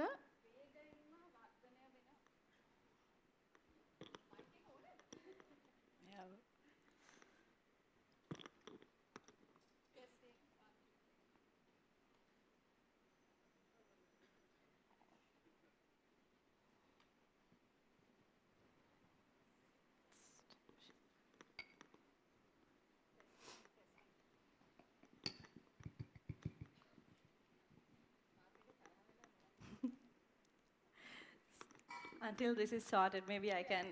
Yeah, so like Udara mentioned, So TikTok is the fastest growing platform in Sri Lanka now. And a small question, did you expect this number on TikTok? No, right? I see a lot of no's. Yeah, so nobody would imagine that this number is on TikTok. So if you look at Meta, it's 11.2 million, which has been there for quite a long time in Sri Lanka, and it's a huge number. But compared to that, it's almost there, right? With a 30% growth, I don't know, maybe next month or the next year will be there, okay? So should you be there? As a brand, yes. So I think Shalin and Shanela also mentioned before, we need to be there in every possible platform, every possible touch point that your audience is. So that's why we wanted to give you this breakdown. Yeah. Yeah, and just adding on, I think previous session touched on an important point. අපේ හිතනවා මේ අපේ audience එක TikTok වල නැහැ කියලා.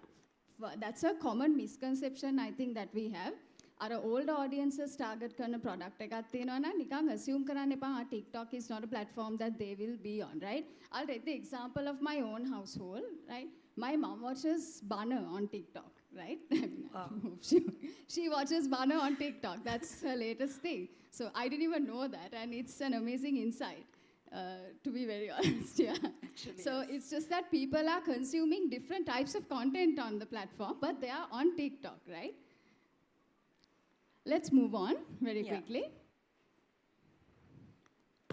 Right. So I think this might be a good slide if you want to take a picture. Yeah. Just move on. So culling session, wow, I see a lot of phones going up. Yeah. That's always a good sign. But culling session ekedi Shalin and Shanela kiwa like TikTok එකේ නිතරම post කරන්න කියලා, right? That is a very, very important tip, right? I'll tell you why, because as you can see, the consumption on TikTok is throughout the day. But I want to point out a very key insight here. Do you see this just before the sleep spike in the views, right? Basically, this confirms the global phenomenon of I'll sleep after watching one more video. And there is a crowd who doesn't sleep as well. As well, yes. Yeah. Right. So this is, I think, very interesting for you, just to understand the potential and how you can. So if you're thinking of creating content and posting content, do think of these kind of timelines as well. And this is a generic one, so you need to also look at your audience's interaction, right? When you look at your page, maybe Meta, can be TikTok, you need to look at your audience, because that is who you want to target, right? So they also can have kind of like a similar pattern, but first observe it, okay? And that observation will only come after multiple trial and error attempts. Right? Exactly. Moving on. Yeah. Right. So I think about 50% of our entire session was covered, and I would like to elaborate more on this, right? So how to align your ads with your business goals? A very important thing. Yeah, can we move to the next slide? One important question you need to ask, whether it's advertising or not, what is your business goal, right? So a very common thing that we see is people just go put up a post and click on that button, which is boost post. How many of you all are doing? Yes, I think majority of you all do that, right? You just click on boost post and you just boost it, right? But there is a lot more that you can do in these platforms. So if you look at the actual objectives of your business, it can be either increasing your website visits. Why do I increase website visits? End goal is generating sales, right? Whether it's a service product, it can be a service, it can be a product. Whatever it is, the end goal is generating sales, okay? It can be through a booking, it can be in any way. So how do you relate that with what your campaign or ad objective is going to be, right? Increasing website visits, sell more products, grow awareness, like Shalin mentioned. If you're a new product, you're going to launch it. So, okay, you're going to launch your product after this session, right? Maybe today or tomorrow. What would be your main goal? Sell your products first.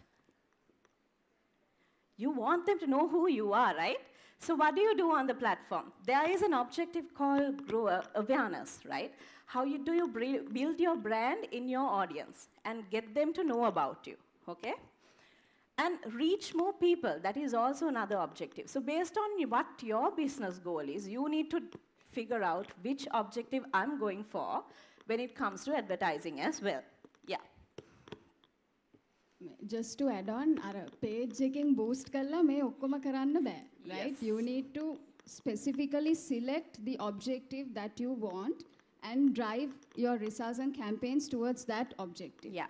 So we have not gone very deep in execution because there are 3 ways you can boost. You can either boost it from your app itself. There's another mobile app which is called Meta Ad Manager, the mobile-friendly app. And the other one is the desktop ad manager, right? That is the best place where you need to create your ads. I think you all will, Shanela and Charlene will also agree with this. That is where you get all of the options, all of the features, right? Right, so if you look at the objectives available on the platform, we have engagement. What does engagement mean? You want your audience to engage with your business. It can be either your post, it can either be messaging you, right? It can either be calling you, or maybe you want them to just comment, or maybe saving your post, right? That can also be a very powerful metric for you to figure, because they are saving your post if they actually need you, okay? If they want to remember you later. And just adding on to that, Yeah. I read recently in a 2026 social media trend, people are actually more than liking, commenting and sharing, they are doing it privately. They are saving, they are DMing people. Yeah. Those are very powerful metrics as well because that speaks to personal relevance. And them forwarding it to someone is also a very powerful indicator of the fact that your message has spoken to them. Yeah, true. And there's another objective which is called traffic. What does traffic mean? So traffic is you generate, so say you're showing an ad for a person, right, on the platform. Somebody clicks on it and goes to your website. That is, you're driving traffic towards your website, okay? So I think so. Like Charlene mentioned before, you can either have a website or you cannot, okay? But if you have a website and you have some products that you want to sell on the website, you need to drive traffic to this as well, okay? Yeah. So another objective is leads. Have you heard of what a lead is? Lead campaigns කරලා තියෙනවද කවුරු හරි? Anyone? Okay. Right. A question. Have you clicked on an ad, given your email, given your mobile number, maybe not your email, your mobile number, your address, and your name? The next day, whatever you ordered is delivered home. Have you done that? How many have you done that? So that is a lead. You're collecting a lead as a client, as a business, right? You're collecting some sort of a lead from your audience. And then you use it to reach out to them later, okay? And just adding on, I think if you take Sri Lanka, for example, lead campaigns are a very powerful form Yes. of sales. I think most people, like they do have, I think given the literacy levels and all of that, they prefer to quietly fill out a form Yes. and have someone contact them, right? That's a key behavioral trait. I think few advertisers, actually most of the e-commerce advertisers are currently using to their advantage. Yeah. And there can also be people who are not comfortable in completing a purchase on your website. They would be more comfortable to maybe message you, maybe fill up a form like this, and then the other person would call you and explain what the product is, and then you're comfortable in ordering, right? That's a very, that's a good way that you can also reach out to your audience because this is Sri Lanka, right? Okay. And awareness is almost like what I said before. You can reach out to people to say, you know, make a noise about yourself. And then app promotions, you definitely know what an app is, right? You want them to download your app. How many of you have Pick Me, Uber, and all of these apps, right? So you kind of promote them to download your app and maybe take an action on your app. So these are app promotions. And sales, definitely sales is driving purchases on your website. It can be any way, any form. It can also be offline sales. What is offline? So it's driving footfall for your physical store, right? If you have a physical store, also you can drive sales through these platforms, right? So how can you can also, track and figure how many sales your campaign brought to your store. So these options are all available. I think a lot of people come and ask us, right? Like, I'm Yeah. advertising only on digital platforms. How do I know those people are coming to my outlet? There is a way you can track it through offline sales. A few larger advertisers leverage it, even medium scale now. We encourage you to try that out because you can really see the direct contribution of your campaign translating into physical footfall. ඒ කියන්නේ ඔයගොල්ලන්ගේ කඩේට business space එකට කට්ටිය ගෙන්න ගන්න පුළුවන් ලේසියෙන් and මේ campaigns වලින් කොහොමද ඒක influence වෙලා තියෙන්නේ කියලා you all can understand. Yeah. Okay, we can move on. Right. Step 3. Now what do? We need to determine what our ad is going to look like. Okay, you figured out your business goal. You figured out what your campaign goal is going to be, right? Objective. And now you need to figure out how am I going to give this message to this audience based on the objective that I have. So it can either be awareness, you can create content and design this ad to generate interest, okay? Then the next one is it can be a consideration level where, like I said, you can collect some leads, okay? Or get them to call you, get them to message you. And the next phase is you get them to perform some action. But all of these ads can't be designed in the same way, right? Like in the previous session also it was mentioned, there are different kinds of personas that you need to reach out to. So for example, I think Shanela mentioned about a cake business, right? So if you're reaching out to there can be a corporate audience, there can be a person at home who wants to order, maybe to send out a gift for a friend, right? Maybe a cake for her husband, maybe a cake for a son, right? Different kinds of personas. So how do you reach out to these kind of people? You need to get into their, get them to feel it, right? So you, like they said, you need to get them to feel it. So how do you do that? You design the ad according to all of these personas, okay? Right. Can you move? Okay, so we spoke about all of this, and now let's talk creative, right? So designing, how do you design? Yes. I think most of our session, thank you again for you both for setting the perfect tone for us. ඇයි අපි creative ගැන මෙච්චර කතා කරන්නේ නැහැ. Like I think අපි presentation එකේ 60% is creative, right? පොඩක් හිතලා බලන්න if yourself as users, when you're scrolling on social media, like on your day-to-day, what's the first thing that you see? Not the targeting, not the optimization, right? That you have done. What is the user going to see? Your creative, right? Creative is going to do the heavy lifting for you. I think අපිට ඒක කොච්චර කිව්වත් මදි ඒකයි reiterate කරන්න ඕනේ. Creative is the most important element of your campaign, right? This is actually based on a Nielsen study. 50% of a campaign success is attributed to your creative strength, right? මොකද දැන් platforms Meta, TikTok වගේ platforms වලින් creative එකේ quality එක අනුව තමයි ඔයාගේ audience එක හොයන්නේ, right? So ඒ ගැන හැම වෙලේම ගොඩක් අවධානය දෙන්න ඕනේ, right? And I think I don't know, based on this study it's 50%, but I think I feel like it's about 80 to 90% of your campaign success, right? Yeah. True. That's true. So next few slides, we are going to talk a little bit more about creative from a platform point of view. මොකද මේ ඔයගලන්ට ගොඩක් important දැනගන්න as a business owner and entrepreneur, what kind of formats, what can you do? And a lot of the questions in the previous session was related to how can I produce creative, how can I produce creative at scale, how many videos can you do? So now the platforms have evolved so much that they are equipped even with self-serve tools which help you as a business not to rely on anyone but to do it even on your own, right? So let's move on to the next slide, please.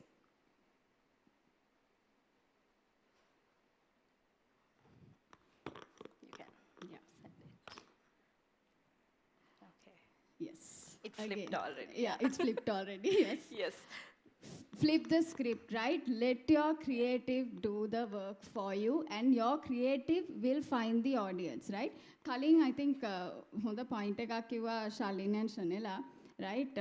අපි හිතුවට අපේ audience එක මෙයා කියලා ඒක එහෙම නෙවෙයි, right? I'll give you guys an example about that. I think previously I have handled a clothing brand and a pricing point එක ඇවිල්ලා men's shirts. ඒකේ pricing points ඇවිල්ලා 5 to 6,000 linen shirts. දැන් අපි හිතනවා හරි මෙයා තමයි මගේ customer western province එකේ ඉන්නේ මේක තමයි යාගේ occupation එක මේක තමයි යාගේ interests. දැන් අපි හිතින් හදාගන්නවා profile එක, right? අපි හිතන්නේ මෙයා තමයි මගේ ideal customer කියලා.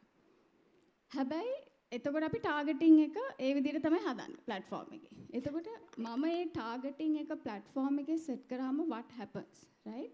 It's like you're tying ලනුවකින් ගැට ගැහුවා කියලා හිතන්න algorithm එක of the platform. Why? Because you think your ideal customer is this person, but actually your ideal customer might be someone in Kurunegala who is ordering online with a basket value of like, let's say 15-20,000. And that's exactly what happened, right? The minute we remove the limitations of the targeting, we discovered that there's a whole lot of people out there who are actually our customers, but in our minds, we have not thought of them as a customer, right? So our advice is, while you do your basic targeting, don't apply too many limitations based on a persona that you have created in your head, right? It's kind of like a human psychology that we want to control things, but don't. Not too much. Yeah, because the reason is the platforms that like Meta and TikTok, they have billions of data points which are analyzed by AI, right? These billions of data points are not something that we are privy to. So they understand purchasing behavior, interest far better. I know it goes against my very being of saying this, but far better than even ourselves, right? As a business owner. So try not to limit yourself very much. Yeah, so basically the platform would know you better than you know about yourself, right? I think most of you all would believe if you think of a product and if you go check on it online or maybe just search for it, the next minute you see ads of that exact same product. Why? Because the algorithm is so good, okay? They've figured out who you are and what you need. So a small example, yesterday I was checking out this newly launched lipstick of Sparsilon, and there was one particular shade that I loved, and the next minute I just see that ad popping up, right? So that's how perfect your advertising is, and that's where you can be, okay? Don't control too much of stuff. So the minute you control, like Udara said, you will be limiting your reach. There's a saying actually that I said to one of my colleagues, you can lie to yourself, but you can't lie to the algorithm, right? Because he was telling me, oh, I'm seeing all these videos, I don't even engage in this type of content, right? I think Sonali knows who I'm talking about. But I said, look, you can tell me all you want, but you can't lie to the algorithm. That is what it is. Yeah, so we can move on. Moving on.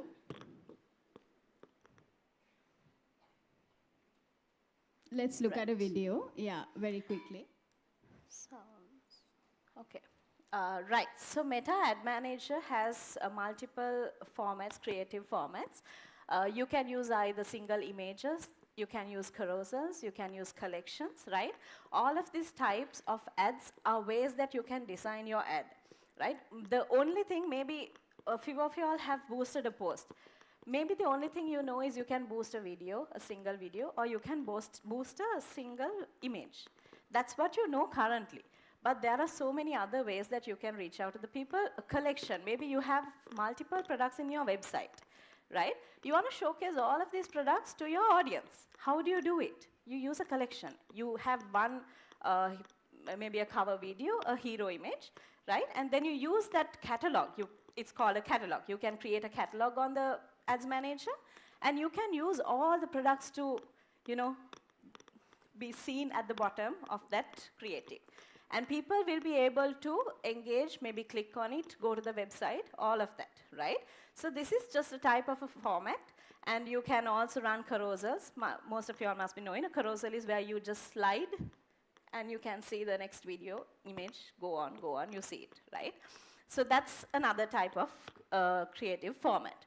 Right, so adapting best practices and using the right tools for your ad creative can best position you to help drive performance, right? So adapting all of these tools and adapting to whatever the new things that you get on the platform will help you increase your sales, okay? Your end goal, whatever it is, your end goal. Right, yeah. We can move on. Yes.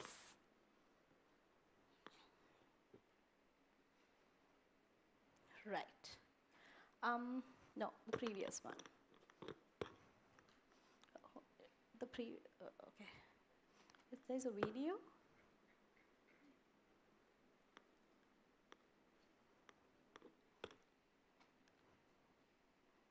Right, okay, hold on. Yeah. So what it says is the better you lean into video, because currently, according to a study, about 77% of people convert right after watching a reel, which is a video format, right? It's a very powerful kind of a format, creative format, right? So make maximum out of it, and let's lean into videos more.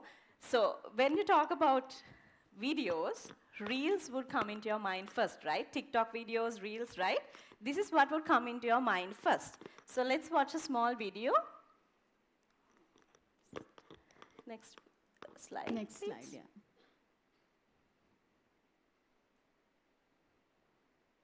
With sounds.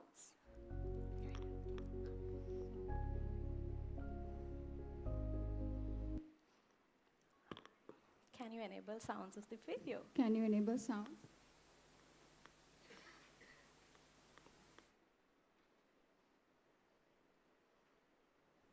No problem, but I think we just wanted to share a few examples of what kind of reels really work and cover in different industries.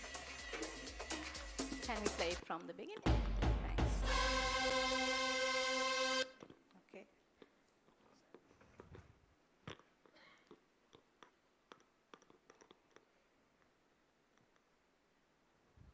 While we wait for the screen to load, anyone who is creating reels marketing their business? Quick show of hands. Quick show of hands.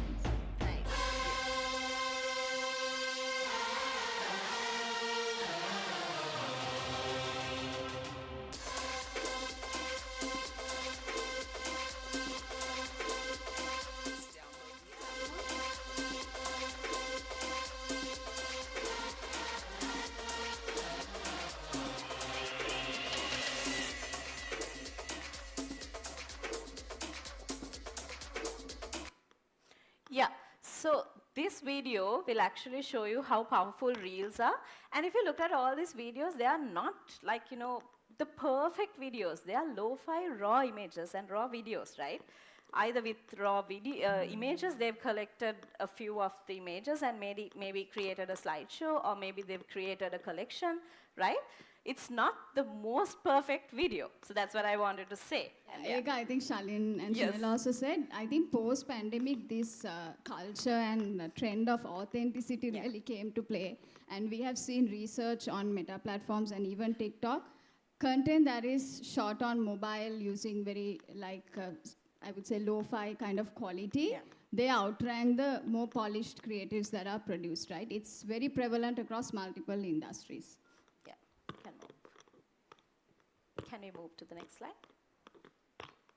Right. Yeah. Okay. So what are the 3 key things that you need to be mindful when you're creating a reel? Can you click on the next one? Yeah. It has to be shot vertical. It has to be a vertical video that will fill your entire mobile screen, right? Number 2 is, can you? Sound on, yes. So it has to be sound on, right? But just because it's sound on, it doesn't mean you have to just create a video with just some sort of a sound. It has to be, you should be able to understand the video even if you watch without a sound. How many of you watch videos while traveling? You don't switch on the sound, right? You watch it on mute mode. So if you don't understand the content, what will happen? You will not continue watching and you will not stop your thumb.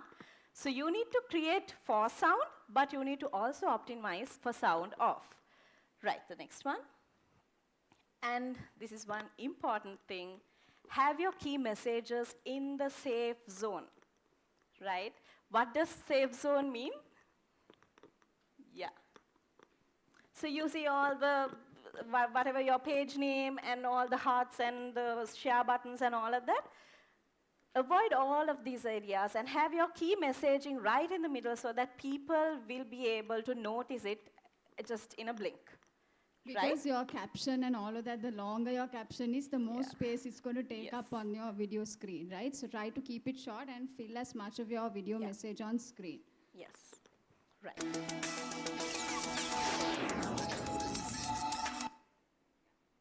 Right. So this is a small video that, this is just a video that was shot, right? Let's watch that first.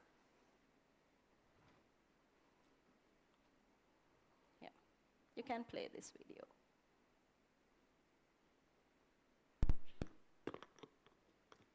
It's not playing? Just click once, it should play.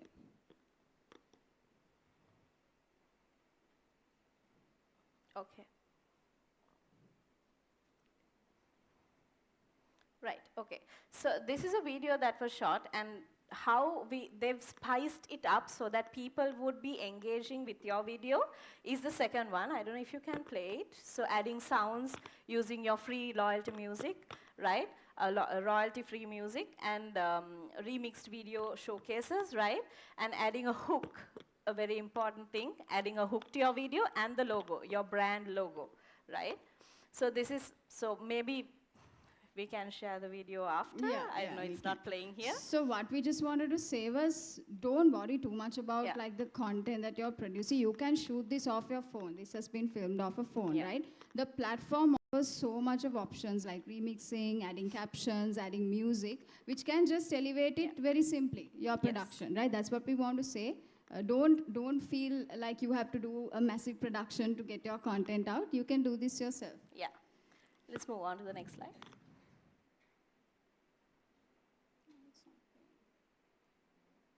Right. So talking about TikTok, right? Let's see how we can do creatives on TikTok. Yeah, we can move on to the next slide. We spoke about Meta, now we are moving on to TikTok. Right, so this slide would show you the key things that you need to remember when you're creating a content on TikTok, right? You need to shoot vertical, similar to the previous one. Be in your safe zones, and TikTok has millions of star transitions. Use them. Lighting is key. Maybe natural lighting or maybe a ring light or something. Sound is key, and in-app effects, right? Use all of these to create your content. Yeah, we can play the video. Can we play the video, please?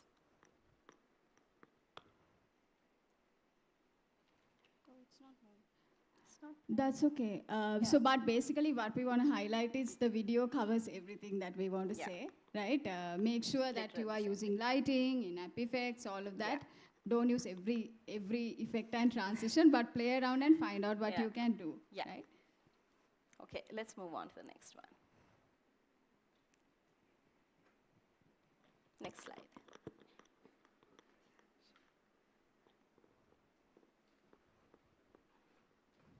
Anyone who regularly films TikTok content? Like I'm pretty sure there are. for your brand? Maybe for yourself?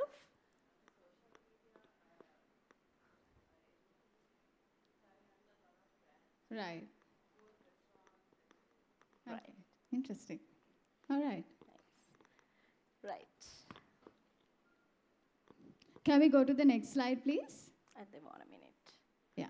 If you have any questions that you want to ask also from the previous slides, maybe we can take up a question or two until that's ready. I think this... We have a question. We have a question, yes. Can I give you the...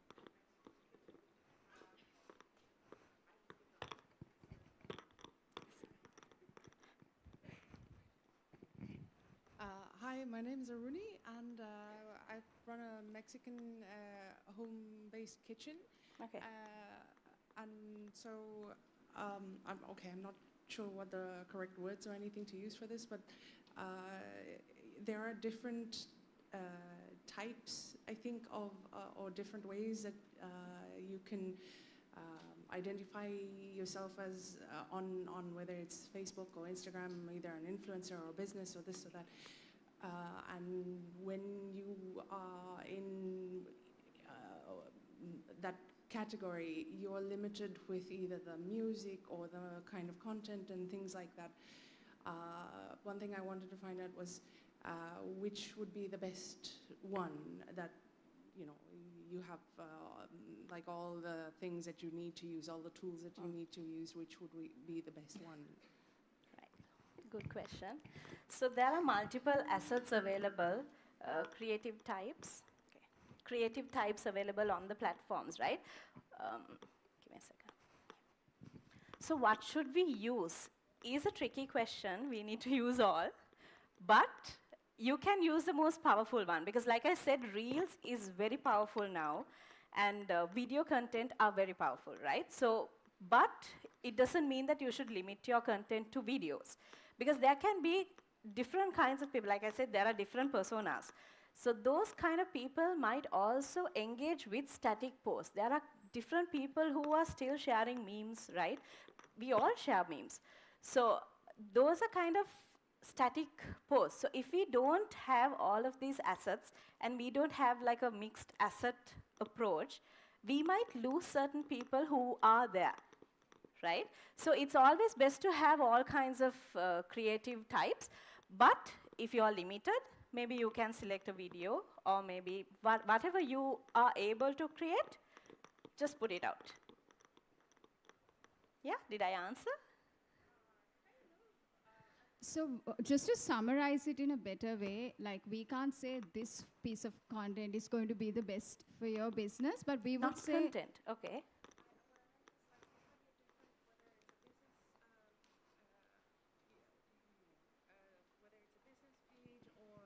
It's an influencer page, like there are different things that You mean the page category? Right. The category. Okay. Yeah. Right. So you want to answer? Yeah. Yeah. So you have to identify what your business is first. Yeah. So when you identify your business, maybe you can. So what are the categories that you see? I don't remember the categories that you see when you're creating. So you need to figure out which one best relates with your business, right? And that particular category, you can select it. Very limited, yeah. So you can't create an additional category. You will have to select one of those. But based on your content, like everyone said, based on your content, you will be able to reach out to people, because it doesn't matter how many people follow you. Right now, it's based on algorithms. So if you create the correct content out there, you will reach out to the exact audience you want to. Yeah? It's really a content game, I would say. Yeah. Can we have sound, please, for this video? Yeah. Video 18, shot 1, take 2. 1, take 2. Video 18, shot 1, take 5. And action. You can use this or that to shoot TikToks. Both work. Whichever you choose, here are 6 things you need to know. Number 1, shoot vertically and know your framing. Do not shoot horizontally and then crop. Number 2, save zones, save zones, save zones, save zones. Number 3, when you're shooting, play with in-camera dynamic transitions like this. You've seen the ring lights and the neon lights. So number 4, spend a bit of time on lighting or make use of your natural light. Number 5, perfect your sound, because TikTok is a sound-first platform. Number 6, use the in-app effects like the triple me over here. Cut! Is it good? Amazing. Let's go. Right, so she taught you how to create a TikTok video. Okay, we'll move on to the next slide. I think we are running short of time. Yeah, and we want to have some time for the questions also. Right. Yeah. Okay, we spoke about this before as well. අර ශලින් කිව්වා එයා බාබර්ස්ලා කොණ්ඩේ කපන videos බලනවා කියලා. ඇයි? Why is he watching those videos, right? Because of what? In the first 2 seconds, he sees something that interests him. And I think as humans, අපිට කොහොමත් ඉවර වෙනකම් බලන්න ඕනේනේ, right? That's our behavior, right? That's the basic human behavior, right? So create that interest in the first 2 seconds, otherwise you're just gonna lose out to the race of the thumb, right? Yeah. So have a very powerful hook, and I think now most brands out there, I think, are doing it well. They did highlight a few brands, but don't feel like, okay, you know, I need to maintain like a polished image, you know, I don't want to try out this trend. Make use of the trends that you see on platform, right? See how it relates to your brand, and see how you can recreate those trends, even trending sounds. Right, so that සමහර hook is වෙලාවට වැරදෙන content එක තමයි හොඳටම වැඩ කරන්නේ. ඒක නම් ඇත්ත. Right? Yeah, Yeah, that's so true. you need to try out. Just don't think too much. Just Yeah. publish it. Anyway, I think as women we like everything to be perfect, right? I know it goes against your very being, right? අයියෝ අර අකුර මෙතන නෑ, ඒක පොඩ්ඩක් පහලට ගන්න ඕනේ. Yeah. හැබැයි එහෙම වෙන්න එපා. Don't be like that, because trust me, the people who's watching your content is not going to notice the placement of that letter, right? Yeah. Yeah, so the hook is very important within the first 2 seconds. After the second, you need to talk about the body of the content, Yeah. right? And then after, so 6 plus, you can talk, you know, you just can close the video, okay? Yeah. So we would recommend to have within 6 to 15 seconds of a video. Don't talk too much, but there are kind of content. If your business is a content game, yes, okay, so you will have long videos. But we are not telling to limit, but there can be different types of content that you can have maybe with a longer duration, but limit as much as possible, okay? Yeah, and adding on, if you want people to watch till the end, right? Maybe bring out an offer, Yeah. right? Which, I mean, your content can start off as something completely random, Yeah. but in the end, give something that they can take away, right? And Which is TikTok- valuable yes, to them. sorry. Yeah. And TikTok has cool interactive add-ons. Yeah. So you can use those. These add-ons will allow clicking as well, right? Those are cool stuff that you can use when you're advertising on TikTok. Yeah, we can move to the next slide.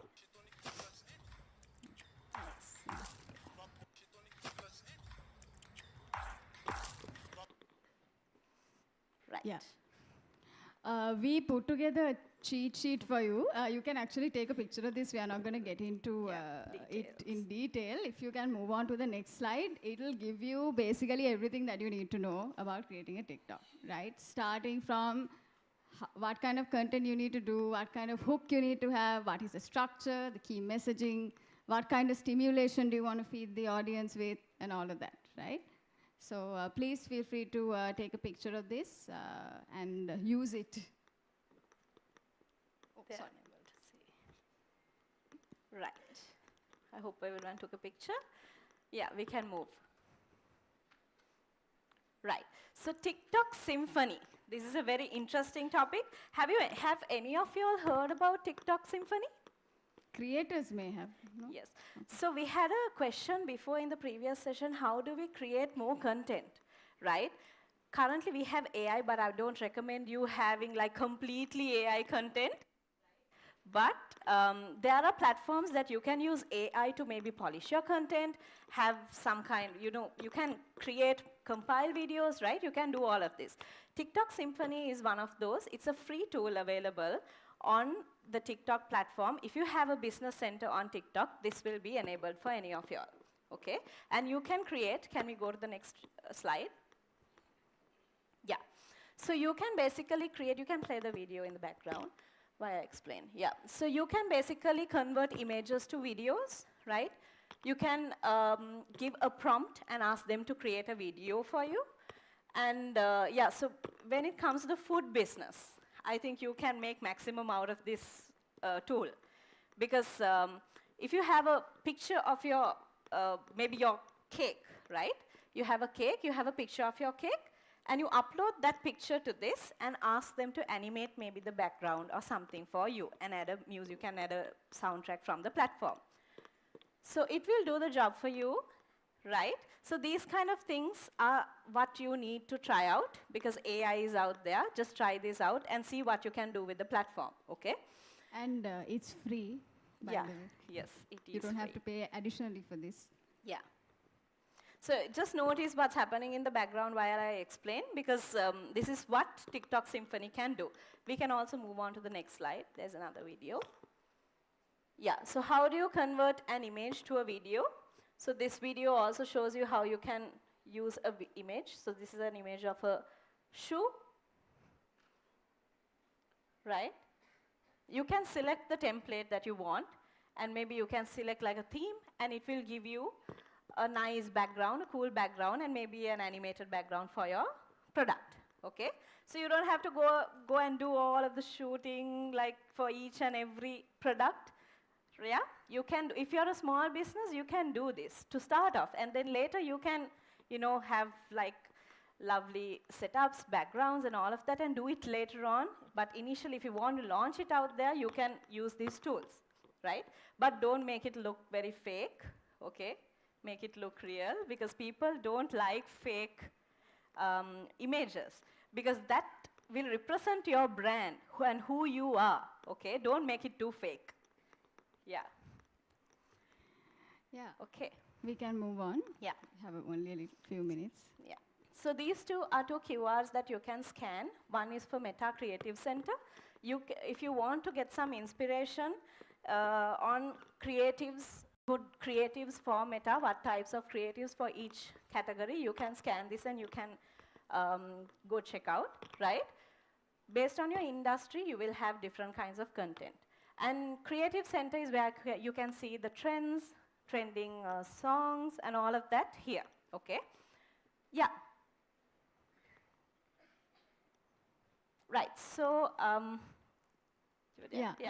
We just want to summarize TikTok for you with one quick video, just to understand the potential. Can you please play it? Play the video, yeah. With sound, please.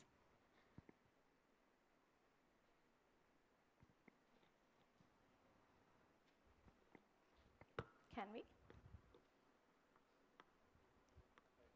If not, we can skip the slide, it's fine. Can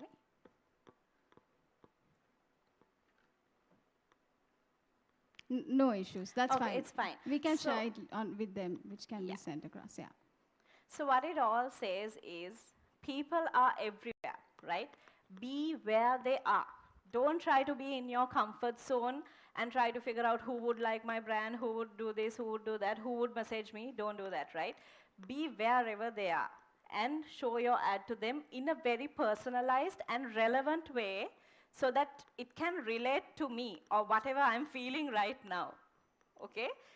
Create content. Don't create the same post and boost it for everyone until they get fed up of your brand. Yeah? Yeah. So the key takeaway is, as you know, you have the global potential on these platforms, right? So the world is watching you. You just have to meet them where you are through your content and through the value proposition that you bring. Yes. I think that's it from the two of us. Yeah. We have a few questions we would like to take.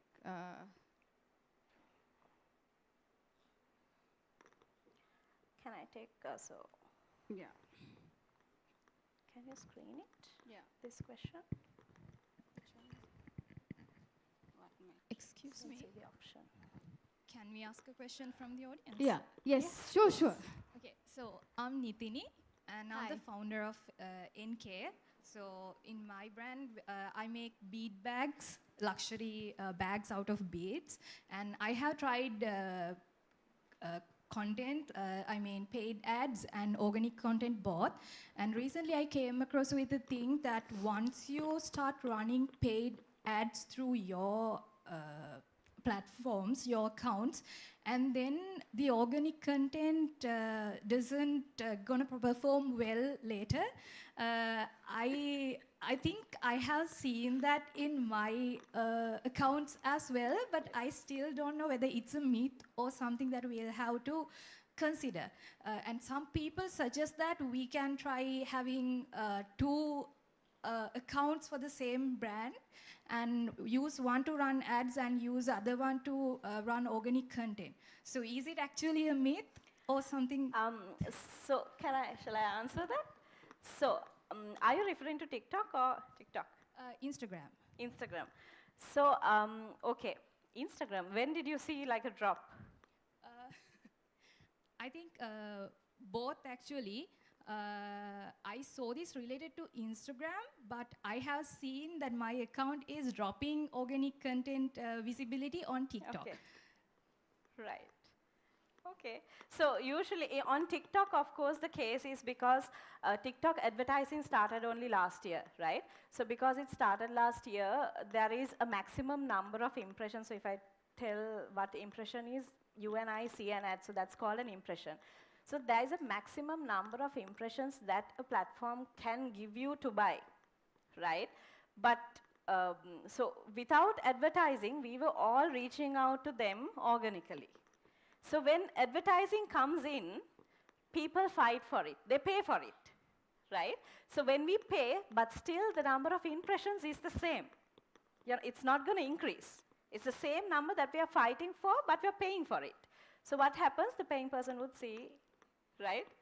Would be able to reach out to the customer more, and your organic reach may drop eventually, and you need to keep boosting to reach out to people. So that kind of happens, but in Instagram, I don't know what the case was, but maybe that Instagram advertising has been there throughout. But you might have to look into how your content, whether there was any change that happened in how your content were created, or any change in, maybe you can look at your times, maybe your audience's interactive times have changed. You can go, there is a thing called page insights. You can figure out when and what time your audience is interacting more. So maybe you can plan out and post it at that time, at that particular time. And don't delete, put it up, delete, put it up, don't do that. So you can figure out the best time, peak time, so based on that, you can continue to do that. And keep a consistency when it comes to posting content. Don't, like Shanela mentioned, don't post one today and just forget it and post something later again after about 2 months, right? People will forget, they'll go for other brands. So you need to have that people with you, that audience with you. So what you do is you will have consistent content coming up so that people will engage with yours and be with you. Yeah? Yeah. So did I answer? So having 2 accounts to run, is that a good strategy or not? No. It is No. Thank We you. don't recommend that. Because what happens is you need to make sure your narrative and your brand is built on one single channel, right? Yeah. That's what. Because that's when you what we have recommend. another platform, people would think People that's a get fake. fake one, right? They may not even engage if they know the brand. Yeah. Yeah. There's an interesting question. I'm just gonna pull. Just click show on stage.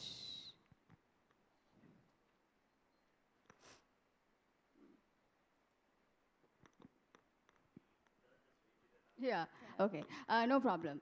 So someone has asked whether TikTok works for B2B content. I thought I'll take that because that's a very interesting kind of industry. So I think I was recently watching a few videos, and I think TikTok really works for a B2B for the purposes of maybe awareness and education, right? Most often than not, when you're trying to sell like a B2B product, it's often quite complex, right? For people to understand your service. So try to humanize that service as much as possible and create content around how people can benefit from it, and this is the kind of businesses who's worked with you. Try to use that angle. So maybe for B2B, the sales cycle tends to be a little bit longer, but I think if you really keep pushing the awareness and education content, you can really make good results, I think, over a period of time. Because I've been researching a little bit about B2B products recently, so I thought I'll take that question. Right. And a small point to add, I think even if it's B2B, B2C, it's people, right? Yeah. It's you and me. So we are everywhere, just be everywhere. So because if you look at the platform stats, it's 8.2 million on TikTok, 11.2 million on Meta, right? So people are everywhere. So it's just the touch point. You meet them, you tell them, maybe they recall, then whether it's B2B or B2C, it'll happen at any point. It doesn't have to happen then and there. At any point, it can happen. Right? The sale or whatever your conversation, it can happen later on, but that touch point matters. Yeah, you need to keep your top of mind alive through content. A specific question about an interesting industry. For a local service business like a laundry, what type of TikTok would work, or Instagram reel content would work best? How often should we post? What's the best way to target customers within a 5 to 10 kilometer radius using ads? I think irrespective of industry, the posting frequency matters, as touched on earlier. But I don't know, any of you guys have seen the clean talk trend on TikTok? Clean talk? Okay, I personally kind of addicted to it at the moment, like it's very satisfying. So use trends like clean talk to show like the before and after or the whole process of people cleaning, right? Trust me, there is an audience that is hooked onto it. So that's the kind of content that would work for a business like that. Make use of those kind of hashtags and trending moments to really work for your business, I would say. Yeah, and maybe the pain points of your audiences, Yeah. right? So there can be different kinds of audiences. Maybe there can be a single guy who is working and he's just boarded somewhere. So the main pain point is he doesn't have a washing machine, he doesn't have anything. So figure out different kinds of pain points and how you can reach out to say, like Shanela and Charlene mentioned, make them feel about it, right? Their pain point, reach out to them with a creative that would resonate with that pain point. At that point, they would feel, okay, I can come to this person, and you can also target within a radius. There is a pin where you can drop on your location on Ads Manager, and you can target within that radius. But on TikTok, currently location targeting is not available, but it will be rolled out very soon. Yet, no on TikTok, but on Meta, you can. There is another there's a question interesting, yeah. Sorry, go ahead, yeah. Hi. First of all, I think your presentation was really cool, especially with the numbers. I found that to be very fascinating. Thank you. What I wanted to ask was, so more or less on Instagram and TikTok, you have the same sort of content, right? Because it's short form content and you want people to get hooked on easily. However, on Facebook, we have a different demographic that we're targeting. So what sort of content would we want to post there? And do we keep it different from our Instagram profile and our TikTok profile, which is more or less the same? Yeah, so that's a very good question. And like I said, you've, I think, figured out who is in there, right? So when you look at, even if you look at this room, before we do a presentation, I think at the beginning, what they also did was figuring out who you are and what industries you are. So you will, first of all, figure out who your audience is and where they are, right? So based on that and also their behavior. So if you look at Facebook, it's more of a static content behavior, and the way people consume videos and maybe even the posts, it can be different. So maybe you can have multiple types of creatives and test it out. There is a way that you can test out creatives which is called A/B testing, right? So when you use that A/B testing tool, you can basically put about multiple creatives, maybe about 5 or 10, and run it to the Facebook audience only. You can target only the Facebook audience, and then you can see what is performing best, right? Based on that, you can figure out, maybe you would run a few creative testing throughout like maybe a period of 2 months. Then you will figure out what's working best. Yeah, and then for that platform, you can optimize based on that. Sometimes I feel like more longer form content on Facebook for certain audiences, because I've seen that behavior in certain industries, but it really differs from business to business. Yeah, so do we keep a different persona on Facebook versus on Instagram and TikTok? Is that like something So that we can't really say that, yeah. like that. So the best way for you to figure out is using your A/B testing and test it out, which one works best where. And a few years ago, hashtag was all the hype, right? How effective is it now? Like hashtags, how often does it use? Is it more algorithm driven, or hashtags actually do have weightage in terms of promoting your page? It does. Because if you take TikTok, it's all about hashtags, trends, and all of that, right? You can even target based on a hashtag. So hashtag, you can continue doing what you are doing. Thank you so much. Yeah. I think we've taken up a lot of time. Yes, that's right. Sorry about that. So yeah, maybe we can wrap up the session. You will receive a. Okay, there's one more question. Can we? Okay. Weddings.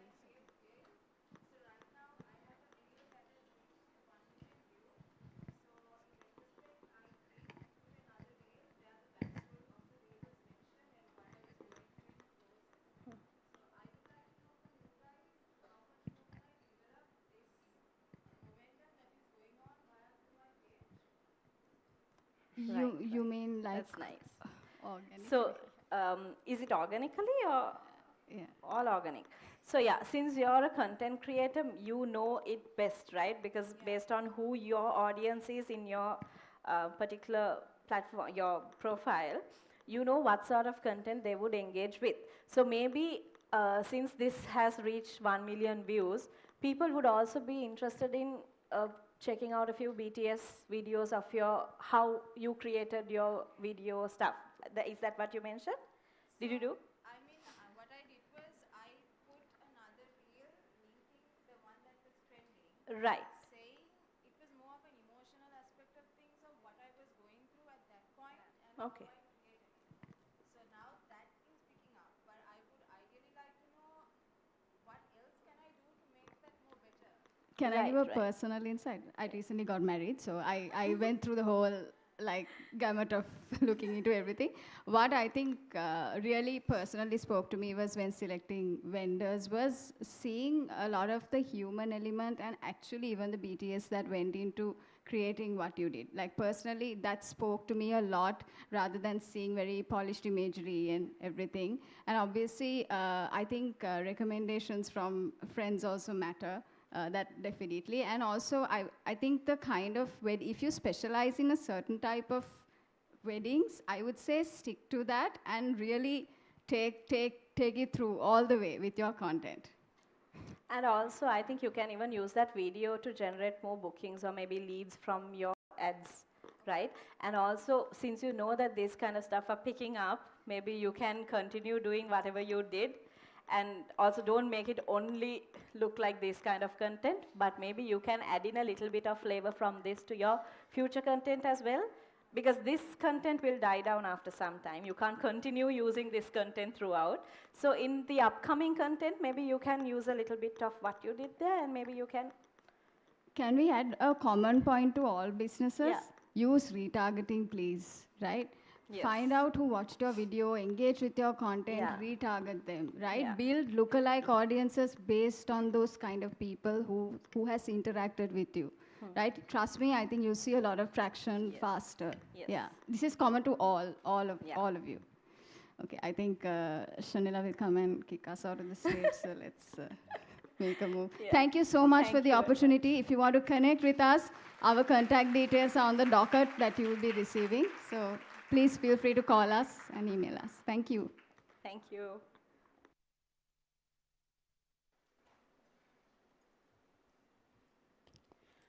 Thank you so much, Udara and Sonali, for taking us through, I believe, the dynamics and the realities of Meta and TikTok.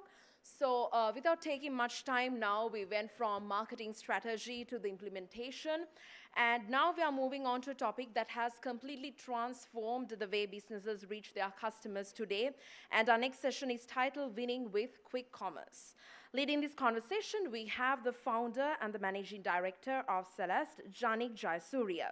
Before I give him the stage, I want to remind you all once again, please provide your questions during his segment through the link so that he will take on the questions once he is done with his keynote. So let me invite Janik Jayasuriya on stage to take us all through the Winning with Quick Commerce.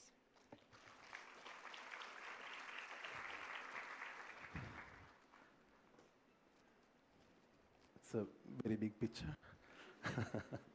Good morning. Before we start, can I quickly just ask a quick question? How many of you here are in a food-related business, a product food-related? Okay, so almost about 30%. And non-food-related retail, a product that you're selling? Mostly, okay, cool. So I'll start by saying that my presentation is going to be slightly different as a format. It's going to be more of something to do with more of something relatable, because all I can talk about is Celeste. And I would always connect it to Celeste to show you that something relatable that you would be able to achieve as well, right? So that being said, let me start off with a quick introduction about myself. So next slide. So just going to pick a few things just so you understand. I'm not somebody who cared too much about my studies, which was quite obvious. I was more of a rugby player. I like to play rugby most of the time. But I went to school at St. Thomas's.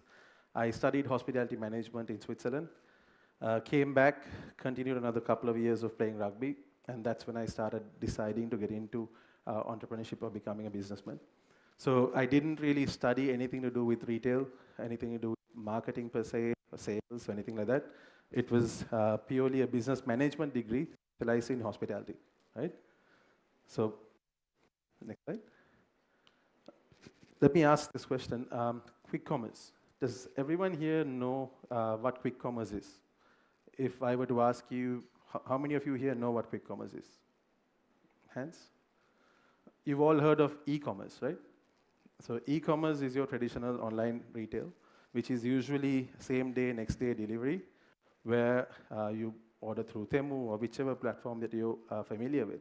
And when you place an order, it could come the same day, next day, within a week or so on.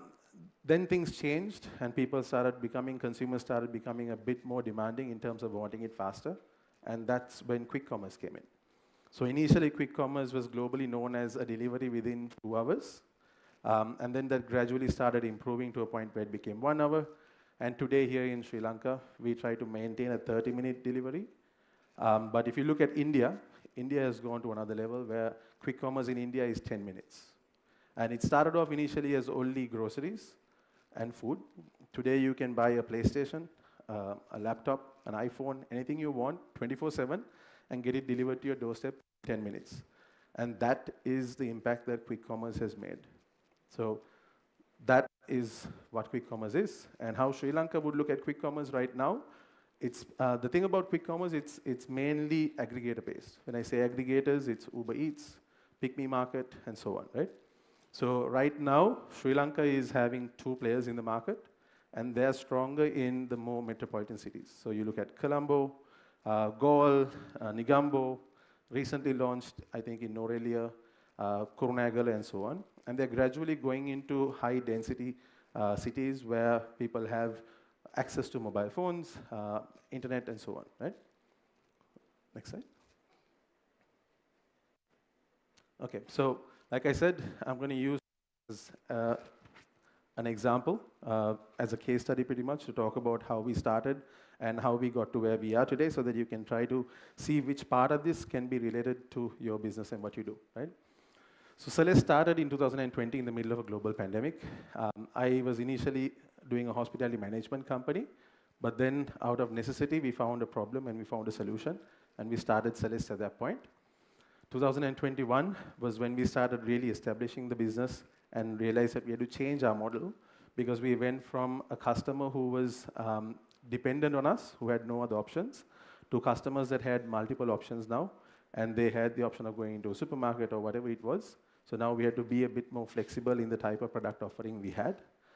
When we needed funding, we secured our first funding through a bank, which was unsecured in 2021.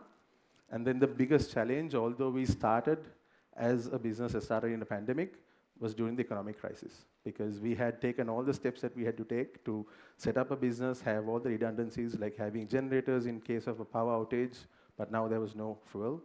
So all these things were challenges we had, but we continued to push through. And then we were in this online business. We were catering to people online. We were delivering initially, I think, 3 to 4 hours during the pandemic. Then it became 2 hours, 1 hour. And then it was one of the brands, one of the multinational brands that came to meet me one day and said, "Do you know what business you're in?"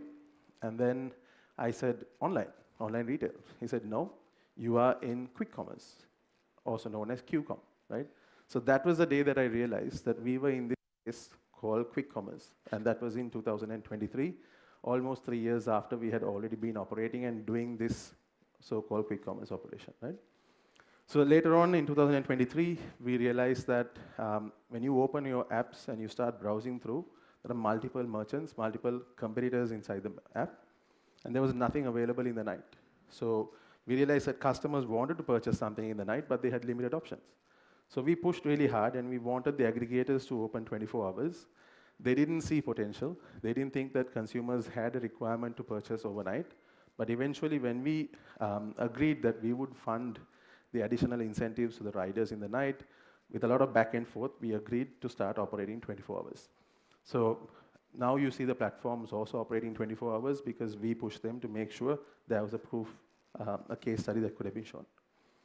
So later on in 2024, we partnered with Spa Supermarkets, where we wanted to do something slightly different, because while we were expanding our footprint physically, we had two options. One was to invest entirely on new locations and set up an entire operation and then have the supply chain, the entire distribution on our own. Second was to kind of leverage on an existing supermarket. So we thought that was a better option to try out new markets. So we started working with Spa, where they open up a space inside and we lease it out. And whenever we get an order, my team goes, picks from the Spa shelves like a customer, invoices it, and then we dispatch it to the customer. So you would see on Uber Eats, you will say Celeste, and then you would see Celeste at Spa. So those are the differences between the two. So that helped us to go into 7 new locations, areas that we were not too sure about getting into. And then we have our 4 co-locations in Colombo, which is owned and operated by us. And then in 2025 was pretty much the biggest year for us because we understood the model, the infrastructure and the layout we needed to run this business. And for the first time, when we started off, we were running in houses where we had multiple rooms, different levels. We couldn't use any trolleys or any type of equipment. We had very little space. Some of the racks I had to move. I'm big, but I still had to go sideways to try and get through certain passages. So we learned that having a warehouse, having open spaces helped in a lot of ways. So that entire change happened 5 years later in 2025. During this entire journey, we had multiple competitors who started, but unfortunately, they didn't have the patience to wait these 5 years to do that part of building the infrastructure. All of them wanted that from day one.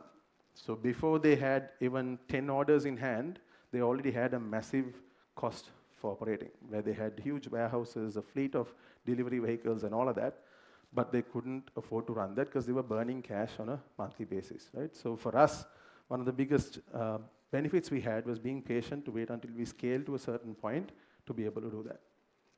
Next slide. So again, like I said, I'm using Celeste as an example so you understand the potential of quick commerce and you can see the results of what we have achieved. As of today, Celeste has achieved and completed successfully 3 million plus orders. And for a month, we do almost about close to 120,000 orders for a month.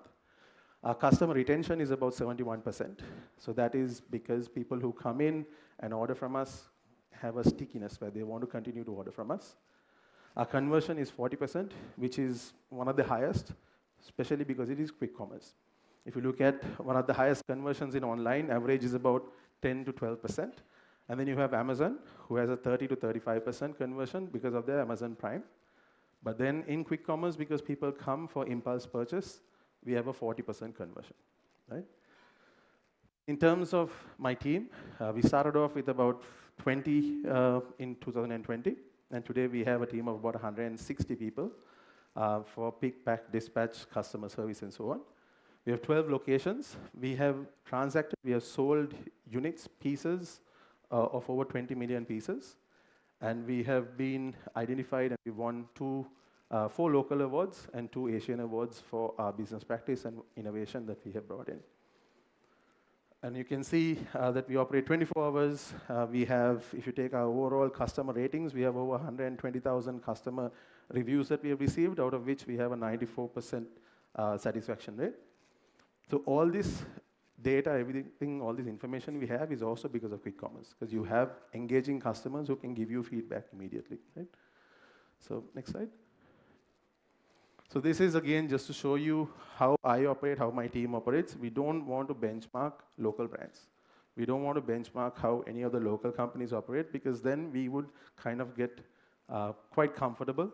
So we always aspire to be like these guys overseas brands, right? So you look at Zepto, Swiggy, Blinkit, Noon. These are some of the biggest quick commerce brands in India, in UAE. And when we learn from them, there's so much of innovation they bring in how they do promotions. Simple example, when I went to Dubai, we've been trying and we do so much of promotions with brands here, with consumer products, where you might do, let's say, a cleaning product. It can be your dishwashing, so many things, right? But we don't really maximize. We run a promotion, you go on Uber Eats, you can see that it's 20% off, you buy, and it's over. But when I went to Dubai and I placed an order from Noon, I ordered a detergent, and it came with a stickering on it, where it said, you saved so much, and this is what the promotion was, right? So it's continuation beyond that online part. After it comes into your doorstep, you still see the part that it's a promotion and so on. Very small point, but it was quite impactful. So now we've been trying to bring in things like that, where even if you get a free product, there's no point in receiving the free product unless you know what to do with it. So those type of things we learned from there, and we've been adapting. So next slide. So a few interesting facts that I can show you, again, with quick commerce. So this shows one of the platforms. I'm not going to specify which one. One of the two platforms that we work with, how many people have viewed our stores, viewed Celeste in a period of 12 months. So these are, just like on social media, you have a certain number of impressions. Every time somebody browses through their phone, how many times they see Celeste. So in the last 12 months, we've had almost 20 million people who have swiped through and seen Celeste, out of which about 2.3 million people opened Celeste and went through the products, and then added to basket was 1.2, and finally placed an order was almost about 850,000, right? Then over here, this is something that you call a heat map. Heat map is something that you can get based on the customer's location using their long, where we know that all of these dots you see, and you don't see some of the parts of Colombo on this map, these are all locations of customers who have ordered from us, right? So based on this, we can understand where we need to go, where do we have a higher density of customers, what type of location do we want to put more pressure on, right? So you might see that if you live somewhere here, it might not necessarily work for you initially, because there might not be a lot of riders, not a lot of other merchants to make the platform and make quick commerce work well. But the moment you come towards this area, you're dealing with a much larger customer base within a small space. So there's one more location that we opened up about 8-9 months ago, which is in Pandipiti or somewhere here. That data is still not here. But once you plot that in here as well, this area also gets covered. So the colors you see, that is, the red one is our Athidia location, yellow is Colombo, and the blue or purple on top is Athulkote. So location-wise, you can see how it spreads out. So this is just a few important things for you to understand. When you want to set up on quick commerce, where do you want to be? How do you position yourself? Just because you open it in your house, it's not going to necessarily work entirely depending on where you live, right? And then this is one of the most interesting things for me. If you look at, we've broken the day into 3 segments. So the biggest segment where we have the highest number of orders that we cater to is going to be between 3 p.m. and 10 p.m. That's almost 42% of our orders. And then almost 36% of our orders between 8 a.m. and 3 p.m. And then the part that I was very happy to see was the part that we fought for, the part that we wanted to make possible, which is the overnight shopping part, right? So initially when we started off in 2023, we were at about 2 to 3% overall orders. Then that grew to about 5, 10, 12, and today, 22% of our orders happen during that overnight period after 10 p.m. when all the supermarkets and all the normal trade stop. So just a few interesting facts for you to understand impact and the possibilities of quick commerce. Right? You can move to the next slide. So how we work is, with Celeste, we try to do a lot of partnerships and collaborations. We work with a lot of brands that are bigger than us, brands that are known, who can help us to push ourselves a little bit more. We've tied up with multiple, so Spa supermarkets, Nestle, so we have Nestle fulfillment centers that we run for them. Uber Eats, we do a little bit more with them beyond just Uber Eats delivery part. Unilever, and then recently we had a partnership that we went into, an equity partnership with Bharti and Santosh, to show and reach and get a lot of credibility and support from them as entrepreneurs as well. And so yeah, so in general, this is the DNA that we have. We believe a lot in partnerships and collaborations, working together as much as possible. Next slide. So just a continuation of that, you can skip this one. Yeah, thanks. So how can you use quick commerce as somebody? So from what I saw here, about 30% of you are doing food, and then about 40 to 50% of you are doing products that are related to non-food, right? So the benefit of using quick commerce is there's 0 cost in setting up a platform. You can get it up and running within a couple of days if you get in touch with one of the aggregators. So you can have your own virtual store. Your brand, whatever it is, can be put up there on Uber Eats, on Pick Me Market, and you have your store. And then the second option is you don't have to set up your own store. You can work with a consolidator like us, Celeste or somebody else who has a supermarket or a location that attracts a lot of customers, and then ride on that by listing your product. So just like on social media, just like Meta, the platforms also have algorithms. A merchant who has higher number of orders, higher searches, will always get pushed up. So when you can ride that wave and leverage on that, you can start with that and you can do both. You don't have to stick to one. You can have both, where you can have your product listed with Celeste or somebody like us. You can also have your own store.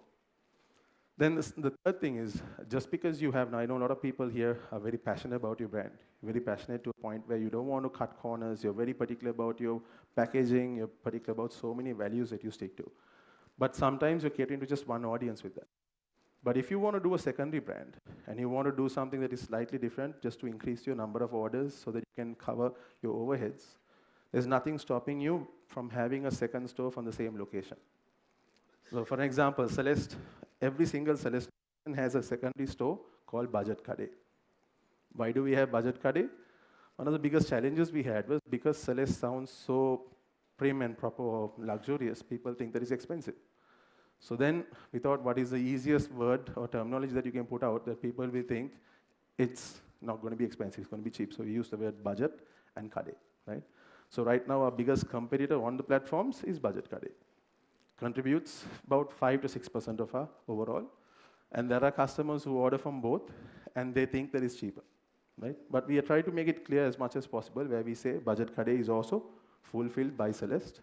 Same hotline, you call the same team, same guys will pick, pack, and send the order, right? So you can do the same thing, but you don't have to mislead a customer. You can make it very clear, and you can just have two different offerings.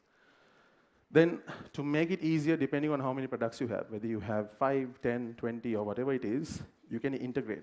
So you have integrators like OMAC and so on, who are people who are already connected with aggregators, where you can connect your website, Uber, PickMe, everything to one inventory. And when you receive an order, the order will get sent through and processed through that single system, right? So these are options that you can have where you don't have to go and switch on and off items manually. You don't have to do it in multiple platforms. It happens through one integrator. And then the last one is in terms of building a product that is, number one, scalable and compliant. Because it's very easy to neglect certain little points, but if you don't think about scalability, we have so many people we worked with. Celeste started off initially with a lot of home vendors, right? But the biggest challenge we had when we started coming out and we started growing is that most of them didn't keep up with the growth. Why didn't they keep up? They had a certain price point they wanted to stick to. They weren't willing to go beyond that. They were VAT liable, but they were not adding that VAT onto their product. So now Celeste can't sell the product because we are paying VAT, but we're not receiving a VAT invoice from our supplier. So you need to, when you're pricing your product, even if it is 100 rupees today and you're earning a 20%, 30% margin, don't be happy with that because you're not going to be able to grow further. Today you can be at 100 rupees, but when you put it to a retailer, you need to give the retailer margin. If you give it to a distributor someday, you need to give a distributor margin, and then you have to pay VAT and SSCL. So then the actual cost or the MRP of your product would probably be 130 rupees or 140 rupees. So if you don't start with that and you stick to your 100 rupees because you think that is your price, you're going to be restricted in where you go. Good example is most of the people who work with Celeste, I think I saw a few familiar faces here who unfortunately couldn't keep up with us when they came in because they had a certain product and a price point they had to stick to, right? But today, I'm saying it to you as well, do your pricing based on that. And then compliance. Compliance is based on what consumer affairs. If you want to work, if you want to be in retail, labeling has certain requirements. Very easy to access that information. ChatGPT will give it to you. You can go on the websites and see, what do I need to display on my product? And how do I pack it? When you put it into a retailer, you can't sell it the same way that you sell if you're selling it at home because they're not going to be the same careful approach in how they handle the product. Understand that part, that will also help you, right? Next slide. So again, benefits of quick commerce. You have instant access to consumers 24/7, where you're going into a base who are coming with intent to purchase, right? Faster sales conversion. if it goes out within 30 minutes, it's done and you get your payment the next day. Whereas sometimes you've got to wait a longer period to receive your funds. You can expand geographically. If you're located in Dahiwala, for an example, your average radius that you get from an aggregator is about 5 to 6 kilometers. So if you take somebody who has a regular brick and mortar store, they would have at least 3 or 4 to cover that type of radius. But with one, you can cover a larger base of people. Operational efficiency, you focus on what you are good at. I bake a really good cake. My job is not logistics. I'm not going to be the one who's going to deliver, coordinate delivery, and handle all of that. So you focus on what you're good at and let the aggregators handle the last mile part that they're good at. So that increases your efficiency. So you can bake 20 cakes or 30 cakes for a day. You can do that because you're not focusing about that part of delivery, because your bottleneck is going to be, I can bake 30, but I can't deliver 30, right? But here you can if you leverage on quick commerce, right? And the last part about that is both aggregators spend a lot of money on marketing. And they have over 700,000 customers who are active on the two platforms. You can leverage on that. Ride on that because they're spending money, they're investing, and they're growing their base. You're making it so much easier because now you're filtering out of 1.52 million people who you can access in Colombo, how many people have a smartphone and who are in quick commerce, filter that down, and now you're giving your product access to these people, right? So think about these little benefits that you have, and it'll help you when you move forward. Next slide, please. So challenges in quick commerce. One of the biggest parts that you always keep thinking about is this large commission that you have to pay, the aggregator commission that is paid. But don't let that hold you back, because they too have challenges, they have expenses, there's a lot of marketing, customer service, all these things that happen. So for that reason, they have to charge you this percentage. But what most people do is the biggest mistake they make is they add that entire value onto their product. And when you do that, you're killing your volume, your growth, right? Customers who order, I think all of you, most of you who are on quick commerce, you'll realize customers, when they want one piece of cake, they will order through aggregators. But the next time when they like your product, if they want to place a larger order for a party or whatever it is, they'll find you on social media and call you and place a larger order. But you lose that customer at that initial stage of onboarding them the moment you make your product 30% more than the rest of the guys. So you have a benefit as a smaller business where you don't have to add VAT immediately. So when you already compare that to the rest of the people on the platform, you have a benefit of that part. So don't go to price your product too high. Then points of failure are higher because you're working with a very fast turnaround. You can make a mistake when you normally had enough time to pack, do a nice ribbon, or do whatever you want. Now you have a very short time to do that part. So you can make more mistakes because you're under pressure. But if you plan properly, you can handle that part as well. Market perception, like I said, price is always very high. So Celeste, we had a campaign that we did for almost a year now, Kade Gana to Big Out. Why? Because people think that Celeste is expensive because of the platform. Because they think just because these platforms, our price is higher than other supermarkets. So that's a perception that you need to break by trying to work around those pricings. Don't try to make a large 20-30% margin that you make if somebody comes to you directly. Even if it drops down to 10%, it's still lost opportunity or a new opportunity that you didn't have before, right? Continue to get that. Then you don't have complete control. It is a challenge, but it's also a benefit. Like I said, you focus. You don't have to worry about that delivery part. Today we do, yesterday for an example, we did 3,700 orders that Celeste did in one day. And out of that, yes, we have failures. We have people who complain about products not coming to them, or the rider bringing only half the order. We deal with that individually. But that's not a reason for us not to do it. We will solve that problem separately, right? And then finally, managing expectations. Now we've created a certain expectation, and everybody wants that. They want it in 30 minutes. When I give a speech sometimes, then I say 30 minutes, there are some customers who have ordered and it's taken 40 minutes. So they laugh. They're like, no, it took 40 minutes.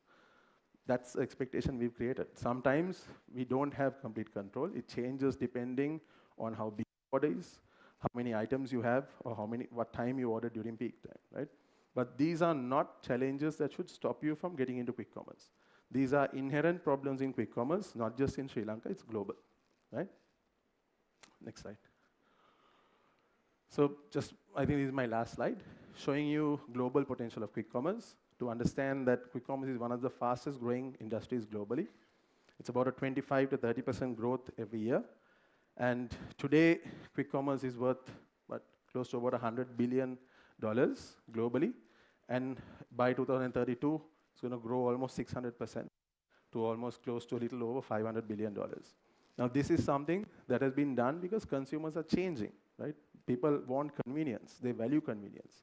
You have people who are extremely busy, planned out mothers who do everything. You take their calendars, they've planned every single thing in the day, right? But when they go home, they can't be bothered planning this little basic thing of their groceries, right? They want freedom to be able to be unplanned and a little disorganized just in this one part. They want to be able to order what they want when they need it. So that's what quick commerce gives you. You asked me what do people buy at 3 o'clock in the morning from Celeste? A full basket. They forgot to buy vegetables for the next day morning breakfast, right? Bread.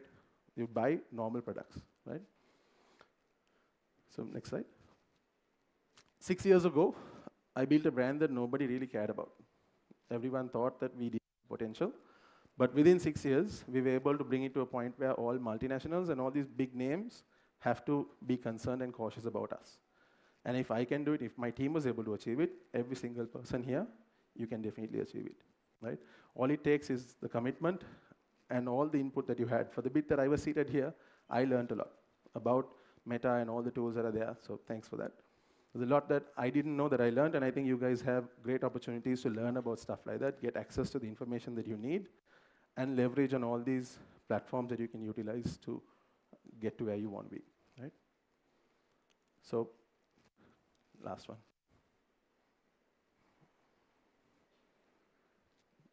Questions? Thank you.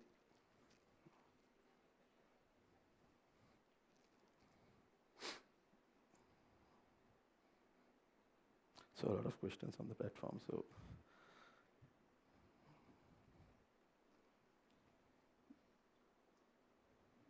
Can we do it through the mic? Yeah? Can we use a mic? Any questions? Or you want to stick to the, yeah, sorry.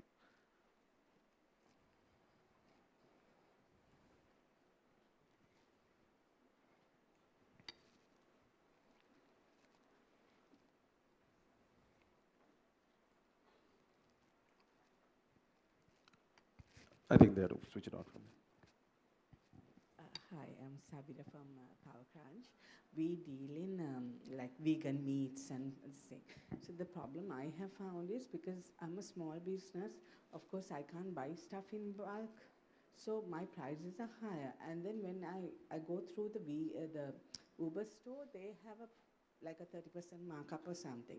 Is it wise to have a price for Uber and a price for my customers who come directly? You can do that. But what I'm saying is, a lot of people do that at the moment. When they do that, you're discouraging people to be new customers, right? That's the problem. Let's say you have 50 or 100 regular customers who are always ordering from you, right? The whole point of being on Uber or PickMe is for you to get new customers and also not have to deal with the last mile.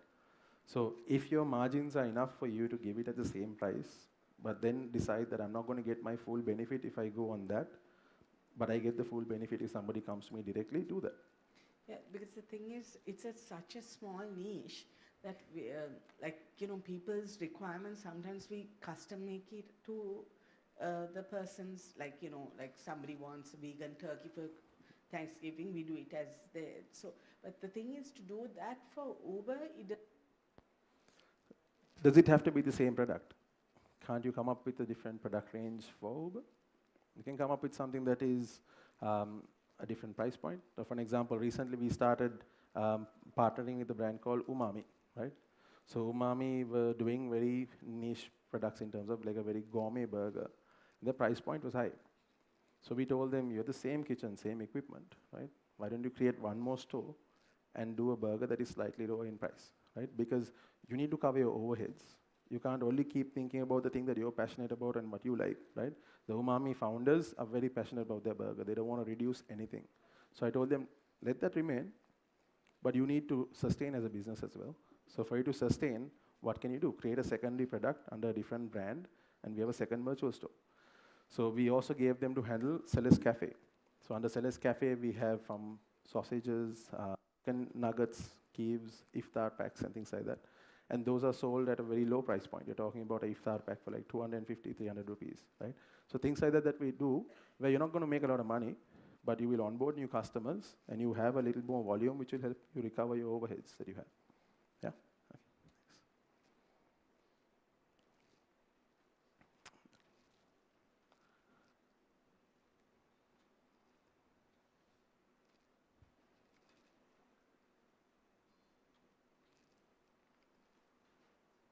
It's on.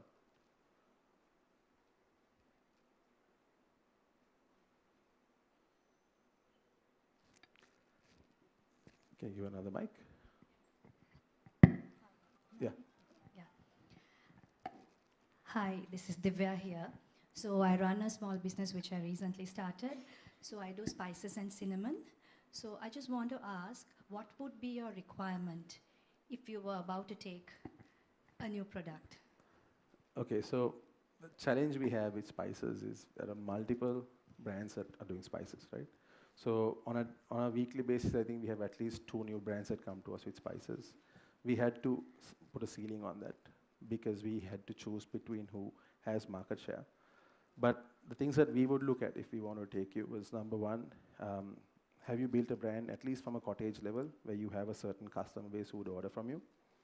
Is your product compliant? Have you followed all the regulations that have to be followed?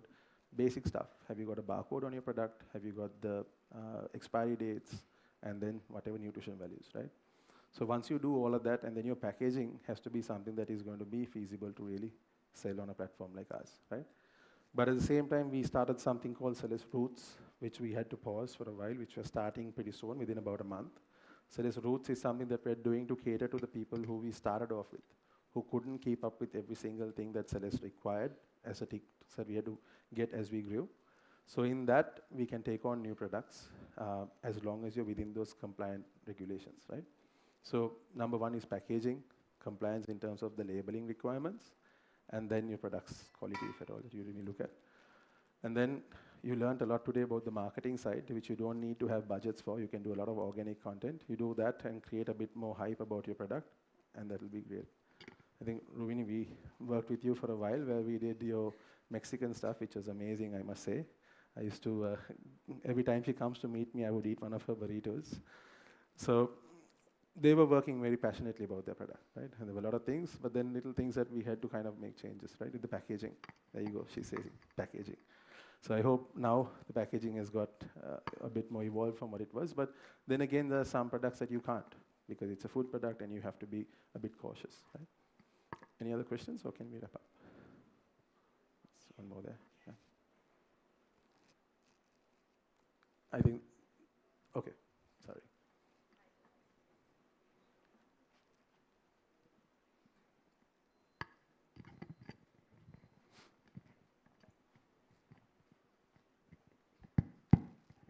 Hi, Janik. Firstly, thank you so much for the presentation. It was very insightful. So my name is Ashi. I co-own a brand called Cocoa and Salt. It's a cookie brand. So my question to you is, actually, before today, I never thought about quick commerce as a platform for us to sell. But if we are to sell, my main concern is because it's a very fragile product. So when we also deliver, we always use pick me flash because, and also the tuk-tuks, not the. You just put a smile on his face by saying that. Yeah. So yeah, because with the bikes, I'm always.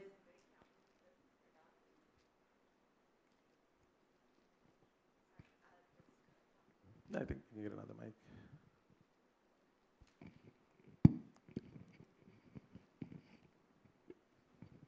Because the product is so fragile, the bikes also can sort of like, mess up the order. So because of that, we use tuk-tuks. So I'm just wondering if we are to use a platform like quick commerce, how would that sort of impact us, and how can we work smoothly and, not let it affect the delivery? So I think that's a very good question, right? So how big is an order normally? Like how? It's close to 100 grams. It's about 5 inches. Okay. So how many cookies would you normally send out in an order? Usually 5 to anything beyond 5. So our minimum order quantity is 5, but sometimes we do deliver about 30. Okay, so let's say average is about 10 cookies. So, Yeah. so you're sending a took for 10 cookies, which I think you should never do, right? You are too passionate to a point where you're not willing to take that slight risk. Where we do eggs, we do so many sensitive products that go out, and out of maybe 3,700 orders, we might have 5 complaints for a day, which is okay. We deal with that customer, we take care of it, right? You can take a little bit of a risk there, send it out, because Uber and Pick Me, as long as you pack it properly, once you hand it over, it's their responsibility, right? Once you've handed it over in good condition, I think that's one thing I missed out. When you hand it over to the rider, and that's in good condition, once it goes to the customer, if there is a problem, that is a platform problem. They will refund the customer. They will pay you for your cookies, right? That is something you can utilize as well. And they hold the rider responsible for not being careful during his delivery. So what they would do is they use the algorithm and they try to pinpoint and say that these riders are the ones who are careless, and they will black mark them. But you can continue, because otherwise the moment you add a took charge of, let's say, for a job that could have been done in a bike for 100 rupees or 120 rupees, you're charging 600 rupees delivery. That's where you're not going to be able to compete. And usually I bear the cost sometimes because I just don't want to. And I know it's not right business sense, but the thing is I'm so passionate about the product and I want to make sure that we give a good product to the consumer. Have the balance, right? Because, I mean, I love Celeste. You see it all over, right? I'm very passionate. But you still have to have the balance, right? So at the end of the day, I think if you take order from Coco Cookies, try them out and see, I'm not putting it out as a competitor, but see how they package, right? How they handle it. You can do the same thing, and if you're scared about your brand name, open a store under a different name and try it out first. And if it works well, then you use your brand name in that. Yeah? Thank you so thanks. much. I think I'm getting looks to get off stage now. No? Okay. Yeah. Thank you. Thank you, Shanik, for your insightful presentation. I'm Harshi, the CEO of the Ceylonese, a new company, a new business actually. I'm introducing a new dishwashing and a laundry era with sheets, okay. Importing from like internationally and then packaging here in Sri Lanka. So since you talked about your link with the spa salon, I'm in the process of discussing with supermarkets to retail our product. Okay. So I just want to know what sort of challenges that you face, because I understand that it's a huge investment to promote our product through supermarkets. So I mean, it's just rather a comment, but I would like to hear your your insights about that. Thank you. So, again, a good question, right? So basically, I think the most important thing is you can't compete with the global giants, but your story is what sells, right? Why do you think Celeste is at a certain point, right? If you take about a year ago, we started our own range. So you have Celeste branded water, ice cubes, detergents, all this stuff that we've started, right? Today, the entire Celeste range contributes about almost 4% of our revenue, right? Which is growing quite fast. So this is just from our private label. That moved purely because of the trust that we built, number one, but also the story we've been putting out, right? And if you're a startup, if you're a female entrepreneur, if you put the story out, don't try to compete with the same type of content that the large companies put up, right? You don't have to. They have massive budgets, they can boost, they can do all of that, but you have an authentic story that you can put out, and that gets way more reach than anything else, right? You can correct me if I'm wrong, right? Because people like authenticity, right? That's why even if you use a professional camera versus an iPhone and a little bit of a movement, people like to see something that is more genuine. Utilize that and you can build your brand. And if you do it the right way, Spa or any other supermarket will immediately knock on your door and be like, we'd like to retail the product. Not only for commercial reasons, it will also be for CSR, right? Doesn't matter to you, right? They would like to be able to post it from a PR perspective and say, we are doing something to support female entrepreneurs, right? So make use of that. You build the story, build the profile, and then show it to them. Most brands, even for us, there are some that we might take because it's good for us, right? It's good for us to have it. So, probably wrong for me to say that here, but it's good for us to have it. So like that, you can make use of that opportunity, right? There are so many we've worked with. Some people will come, work with us for a short time, and they'll take their product. They start doing well on their own as well, right? There was, I can't mention the name, or I don't know if I should, a lady, a female entrepreneur who started a sauce brand, right? We worked with her a while back, and we've listed the product, delisted, listed again, and now she's doing really well, right? And when I see the product, I'm so happy, and I'm proud of her to see how she's gone this extra distance in like 2 or 3 years, right? So like that, there are multiple brands that we've worked with who have done really well. Some who are very comfortable, they're very happy with where it is, and they don't care about growth. They're doing it to enjoy what they're doing, right? But if you want it to scale, if you want it to grow, then you need to do what is necessary for that to happen, right? But use that story. Sure, thank you. Yeah, thanks. So, any other questions, or we're done? Okay, thanks. Thank you.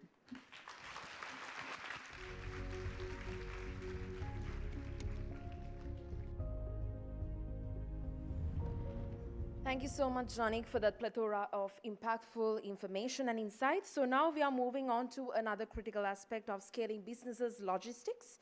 Our next session is titled Scaling Your Business with Smart Logistics. And please join me in welcoming Dinuka Ranasinghe, Head of Pick Me for Business, to share his insights.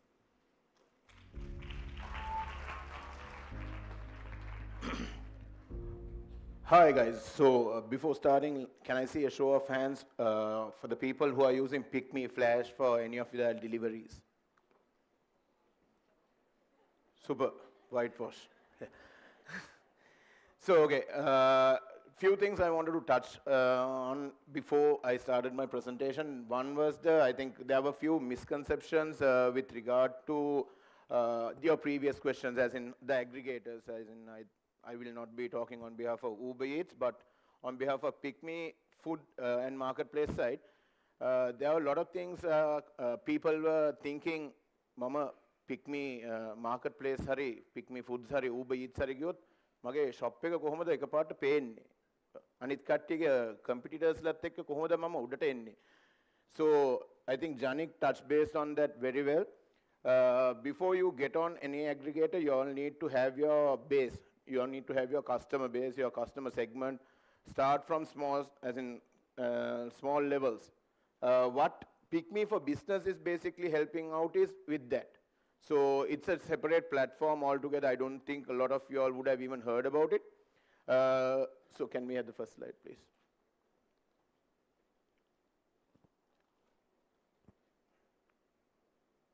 Yeah.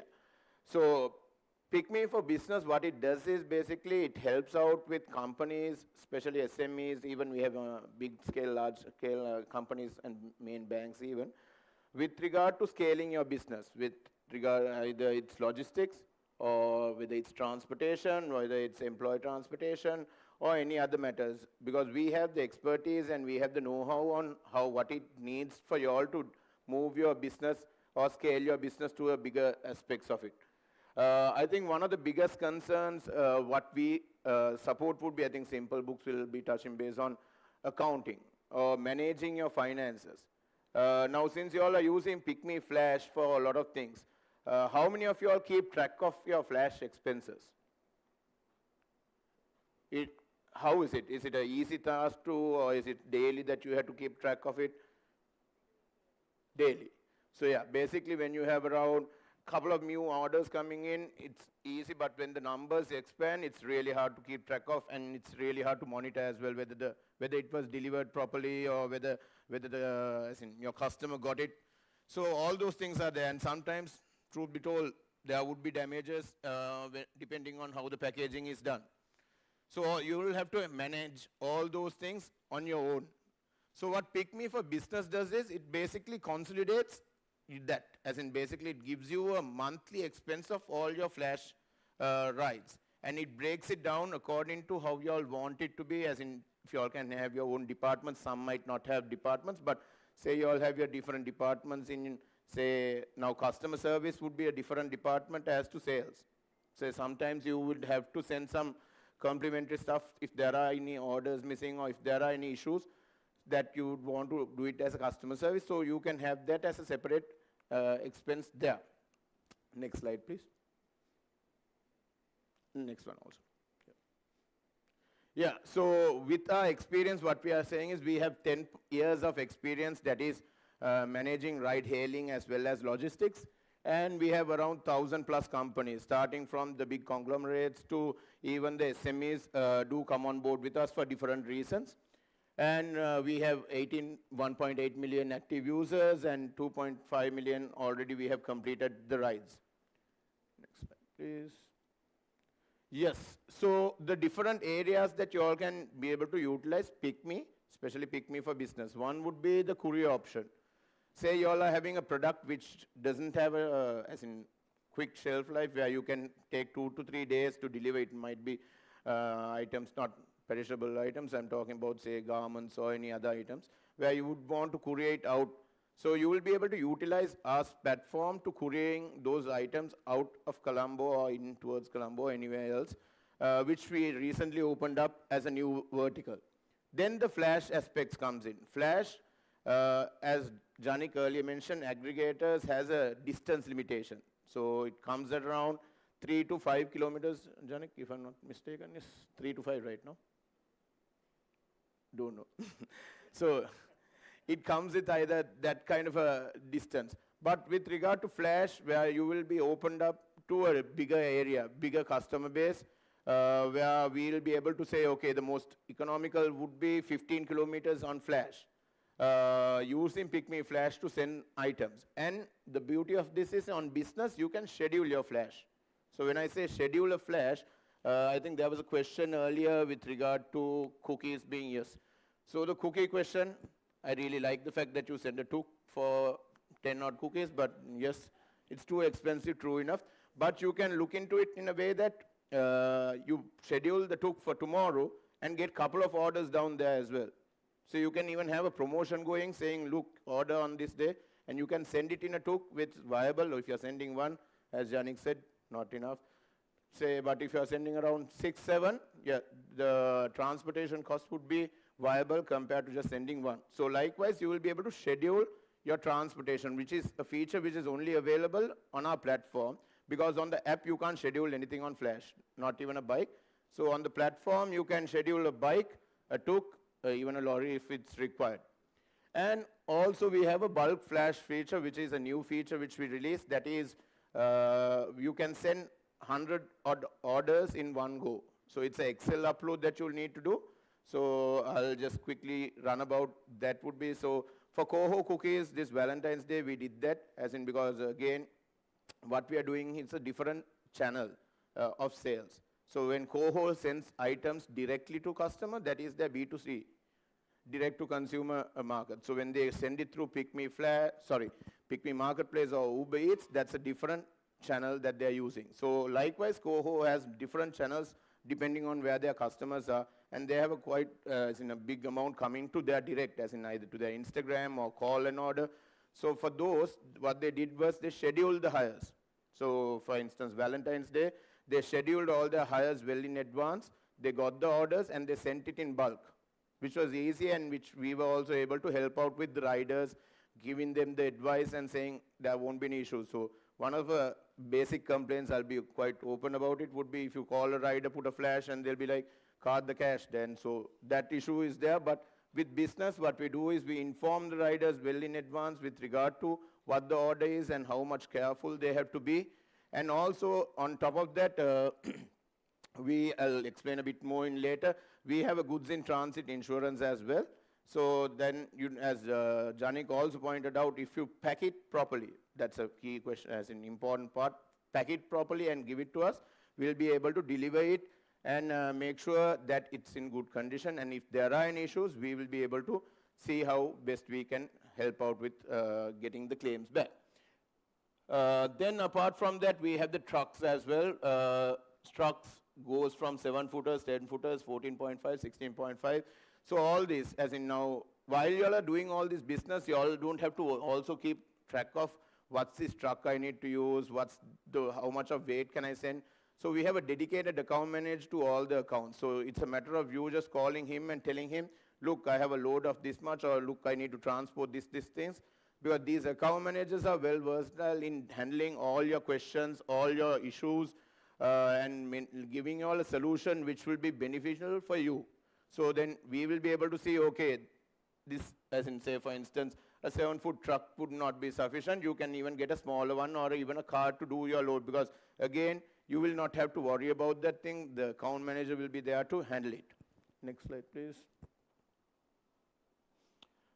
So what you will be getting would be a platform. So it's a separate platform altogether, which is synchronized with the app as well. So it's, you can put bookings through the app as well as the platform. And what it does would be, it gives you access to the whole PickMe services that we have. And there's live tracking as well. I know some people would like to send multiple flashes, then it will be really hard for them to track where their products are actually, as in when they're being sent to the customers.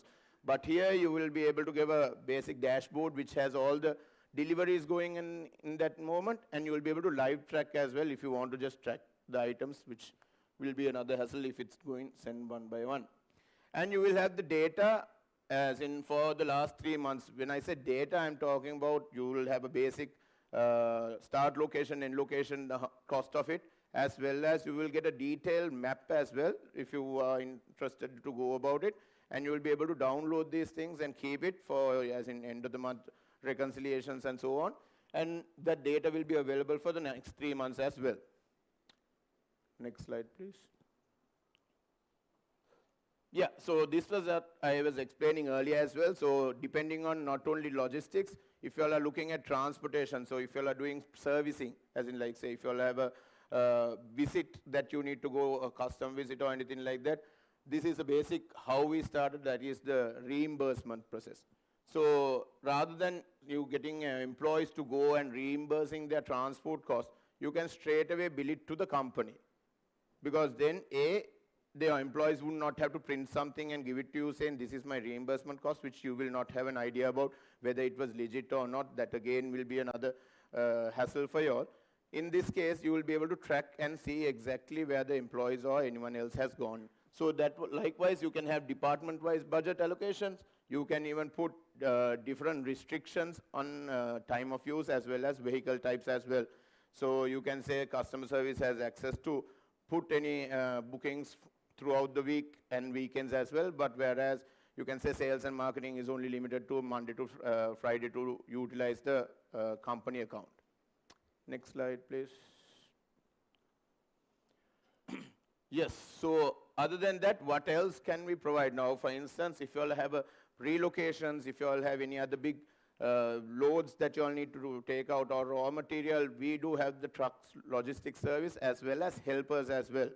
So I think a lot of companies, especially the e-commerce ones, utilize our, as in logistics as well as our different fleets for the Valentine's Day as well with the helpers. Sometimes you might have a hamper delivery which you would require someone else to go and hand it over. It can be one of your staff members, but then again, if the hamper delivery is supposed to go out of Colombo, say a bit further down, you will have to worry about that staff member coming back as well.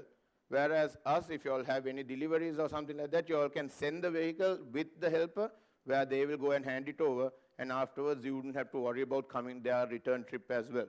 So you will be able to utilize these kind of stuff, as well as if you all have any concerns or questions on how best you can use it, contact us, so then we will be able to tell you what are the current systems or current mechanisms the companies are using. Next one, please. Yeah, so again, as I was saying, we have goods in transits, that's a JIT. You do not have to worry about that. Is available for flash as well as trucks. So even with a bike, that all depends on the issue being whether it was packed properly. So if it's packed properly, you will be able to look at, say, even if you have your own packaging or even if you have your own bags, you will be able to get a flash driver to go around, drop your details and come back to the main location to hand over the bag. So that's something which is currently being done by a few vendors as well. They have their own bag that they are utilizing flash to just send out or drop out the deliveries and come back and return the bag and go from there. Those are all personalized, curated services that we offer, which is not available on the app because you can't get an app rider to come there and tell him to take the bag and go around. They'll ask 1,001 questions again. So here, these are all pre-arranged from our team. So it will be easy for you all to handle all your deliveries or dispatching. Next slide, please. Yeah, so what we provide from the Pygmy business ecosystem would be insurance. We have a different versatile set of as in drivers to vehicles, starting from bikes, tuk-tuks, lorries, cars, anything that you want, we will be able to facilitate it according to your load. Then we have the smart portal. Financial control would be basically you will not have to go through the hassle of identifying what would be your indirect costs such as flash deliveries and so on. So everything is consolidated into one bill. And also we have the account manager as well as a 24/7 support team. Mind you, this 24/7 support team is a separate number, which is not the normal Pygmy service number. So it's a different set of agents who will be handling those as well. And yep, next one, please.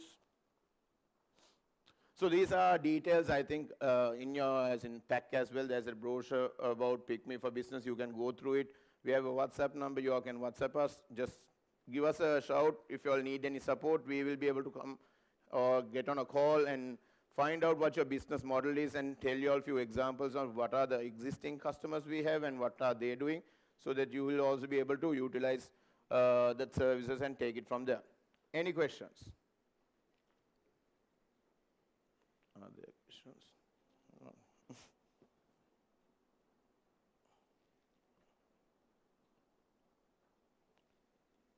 Super. Thank you very much, everyone.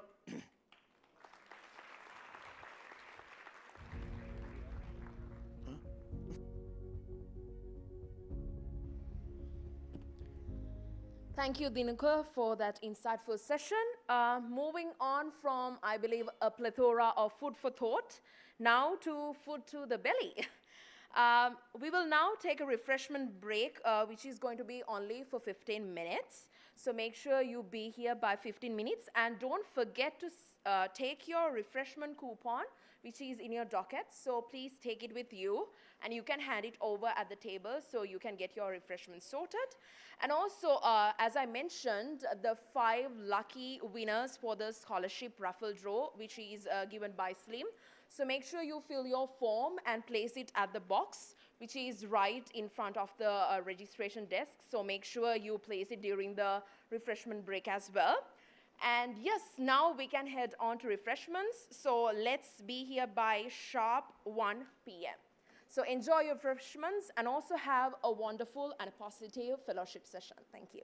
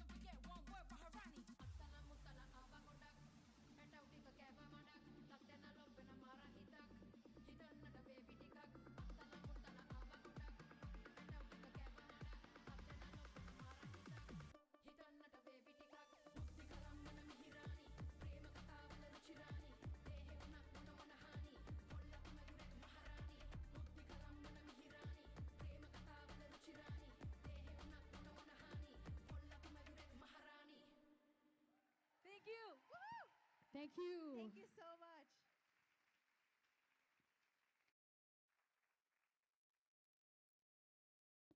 I do believe they deserve another big round of applause. Shall we give a big round of applause to Melissa, Shanti, and Hiroshi? Thank you so much.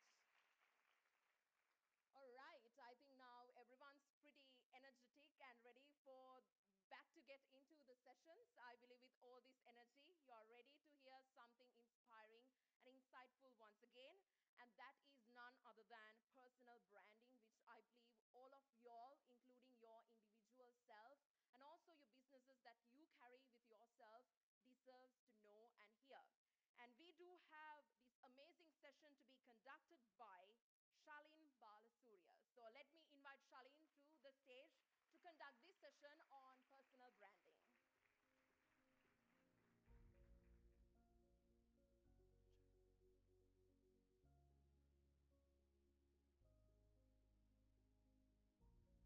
Okay, let's go. Let's see. What am I saying? What am I doing?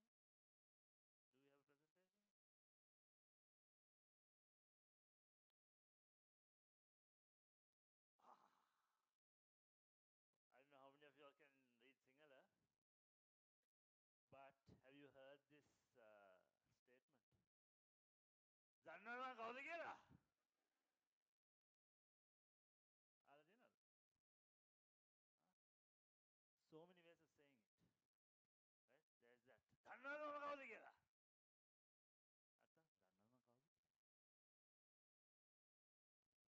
If you have to ask that question, so most people who are shouting this, personal brand, zero. Now, a lot of you guys are entrepreneurs. I've already been having conversations about personal brands. Let's dive deeper. Slide.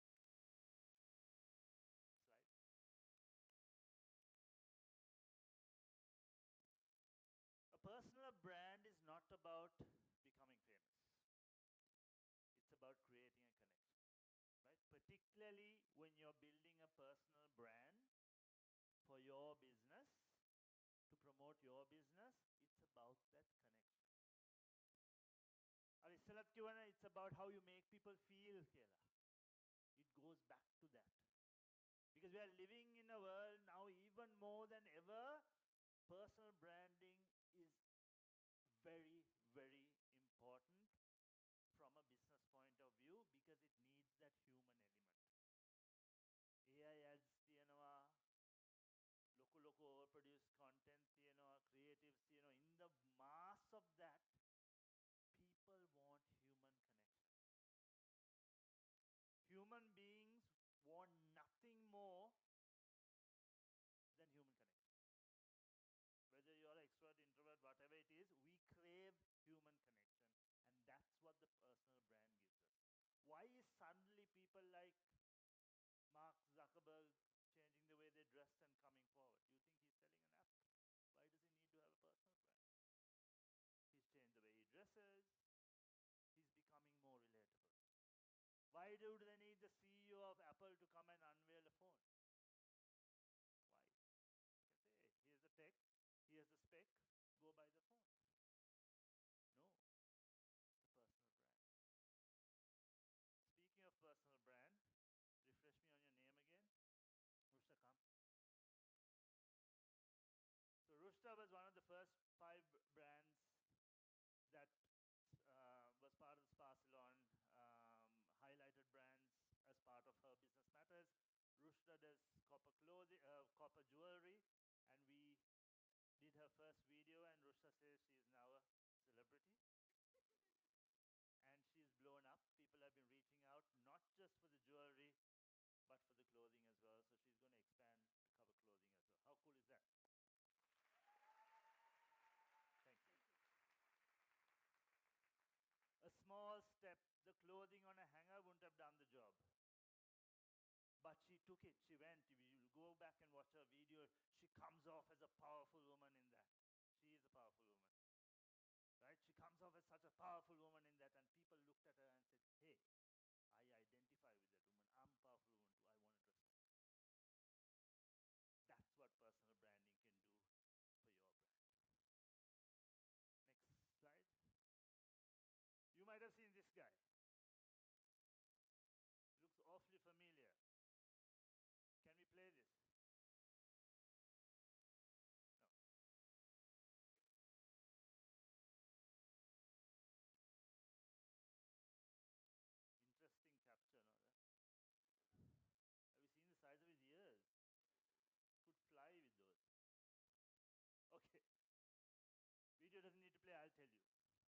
video started off with "Tawad munta saban ganada," and then we started a men's campaign. Right? This men's campaign re-established men's skincare in Sri Lanka. You all might have known some of your husband's boyfriends would have started asking about skincare. Right? I can see some people nodding. It took our men's range and propelled it to the top tier of our products. All of a sudden, all the cosmetic brands in Sri Lanka are coming up with men's products, and men's is suddenly growing. People are coming and telling me, focus, oh, men's skincare is growing. I say, ah, really? When did that happen? This is the video that did it. Millions of impressions, millions of views. This is the start of it. One guy standing in front of a camera, speaking. If you go to that video, there isn't much of an edit. There's some subtitles, and that was it. Why? It was humanized. It was humanized, and it connected with people. And kochchara mona karat, effects dammat, produce karat, okkoma karat. If your content or your marketing or advertising doesn't connect with people, it is not going to work. And the best connection is through human touch. Okay? And how did this connection become a connection that was worth, or a message that was worth listening to? Next slide. Here is my social media presence. On one side, on the spa salon area,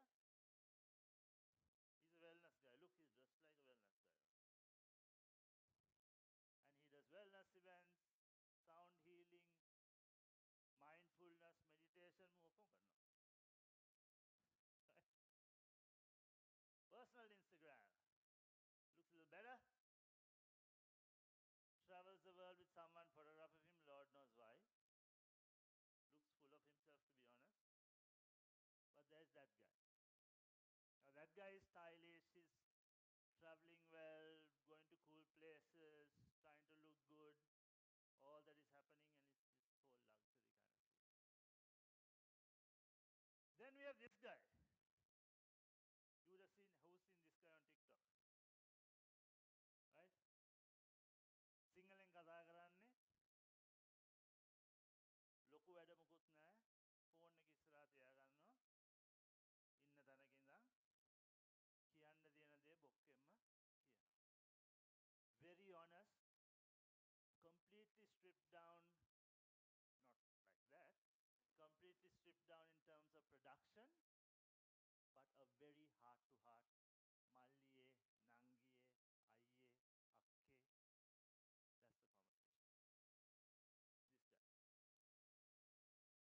This guy. Then you got that guy. Also big ears. But he seems to know what he's talking about in terms of skincare, in terms of products, in terms of ingredients and how things work. Right? Very astute, very understandable, but to the point, factual stuff about skincare.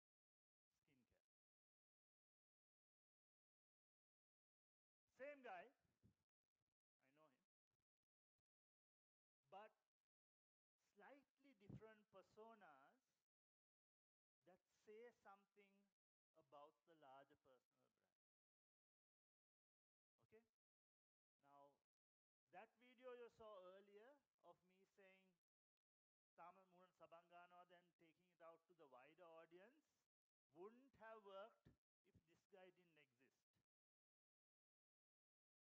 Right? This guy is someone people can relate to in the wider audience. We trust this guy. He seems a nice dude. He seems to care about us. He doesn't seem like a guy who lied to us because he's very honest and stripped down about him. If this guy went and said the message, it may have not worked. But this guy, we were willing to listen to because we felt like, Maya dannone ya honde ekkenek. So I'll tell you how this whole TikTok situation started. I was never on TikTok. But people started using my videos like this on TikTok. TikTok, re-editing it and doing all kinds of stories, billionaires, who mehema karnawa. This is the right, loko katandara. Private jet, right? Then there was one going in a car with some girl and the whole, so now my team got very affected. Look at, and then eva daapama people are going mung salli nasti karnawa, ratama manasanawa, mu ammalaga salli iwatin, all negative crap, right? Team, Sangala and all got fully defensive. We have to go and do something, we have to say something. No, wait, let it happen. And that got very big. I didn't address it one bit. I didn't even go and comment on any of those videos saying make a boru. I just let that be. But I introduced the world to this guy. This guy came and spoke in Sinhala. He was very honest about what he was saying. He wanted people to grow. He shared knowledge. And that changed everything. Then people started going to those websites and said, Ane palambanda, muhemeke nevei, kochara adambarada, right? Then even when the private jet thing comes up, they say kochara adambarada, Lankawe kolletta private jet atti. Perception change. Why did the perception change? Suddenly they know the guy. Suddenly they relate to the guy. And that way the perception changes. The way they see me change. Was I putting something on? No. It was just another element of me. It was just another persona that I actually had that the world hadn't seen. But I chose to show it to them. And that created a lot of relatability. Go even now to my TikTok and read any of the comments. Ekek monari kiwat uta attack karana vatanaka. By people. Nothing to do with me. Why? Because they feel they know the guy and they must defend the guy. Connection. Then here, this becomes important because I am also projecting the luxury of spa salon. Right? The luxury of spa salon, the guy also needs to have some base. Ne? Podi asal yattiyenne be. Haddek wage inda bෑනේ. Luxury genona. So this allows me to do that whole thing about it. We're also a wellness brand, and it's a huge attribute of the brand. That's where this guy comes into play. Right? So a lot of the wellness activations, I do all that, the foreign stuff, all that is here, and it tells that story very well. So they say, he knows what he's doing. When he does a meditation, fine. If he's doing sound healing, fine, because he knows what he's doing. Same guy, different personas on different platforms also. This is the widest platform, so the relatability. This is a very international / Colombo-centric kind of platform, so it has this. This goes through the brand. This goes through the brand. So many layers, very purposefully thought to project what I need to project of me, which is authentic, which is real. Boru ekakpat boru naha. Me okkoma ætta. I can stand by all of these. But it connects with people and gives a different signals to people of what I represent. So I can talk about wellness and it's believable. I can talk about luxury and it's believable because I embody it. I can be super relatable because, hey, I know this guy. Then I can talk on expert skincare because what? He seems to know what he's talking about. And if people think you know what you're talking about, that's when they start listening to you. So that's why I told people, as I spoke about, if you're in education, you have to come out as a thought leader in education. If you're doing psychology, you have to come out as a thought leader in psychology and talk on different topics that would hit different people. Because someone's going to stop and say, there's this person I saw, she might be the person to go to. Why? Because they saw your content. I just met her, she's doing handmade leather products. She has to be an authority on leather craftsmanship and show how she makes her product. That has to be a personal brand, because if you're paying for something handmade, you need to know that that person has the skill and the know-how. So her personal branding needs to reflect that, right? So multiple elements that brings it to the larger brand I represent, that tells different things about the brand. All authentic, all real, and all repeatable. This can't be once and you'll never see again, won't work. These all have to continue in the same way to make it consistent. Are you following me? Yes. Very good. Let's go. Now, let's start to see if we can figure out how to create a personal brand for you and what are the little things that should be in it. Ganna kola, ganna pena. Let's write. First one is the expertise word, right? What do you actually do? What industry are you? A baker? Are you a toy manufacturer? Are you in psychology? Are you in jewelry? Are you in whatever? What do you do? Because that's a key one, because you have to come off as knowing what you do. For me, it'll be that cosmetic, the expert section there. Okay? Next one is the feeling word. What should people feel when they interact with you? Now again, don't get this wrong. We are not asking about you go to a party and what should people feel when they interact. What should people feel when they see your content? And how does it lend yourself to what you do? Think about it.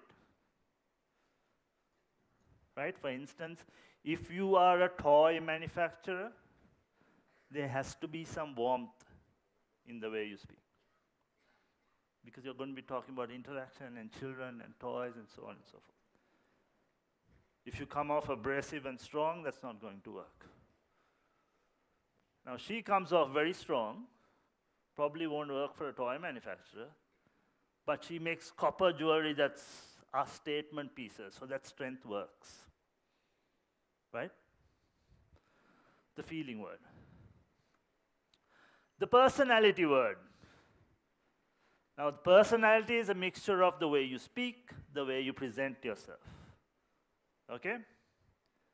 How is that going to show up for you? Think about, again, what you're promoting and what's your personality. You can have more than one depending on what you're doing. But again, here's where I'd bring in the luxury and style and stuff.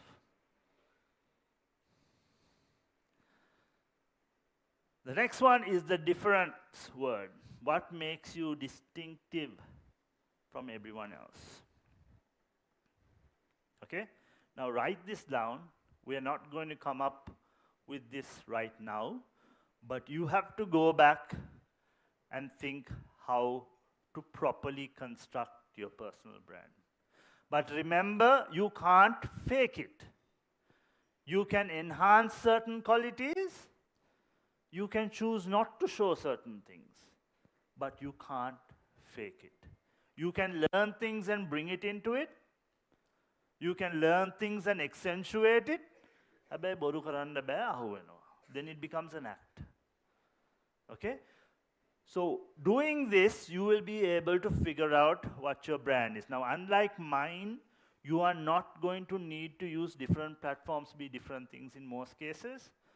You can choose all the platforms and take one message out, which still works, but it has to be consistent. All right, next slide, please.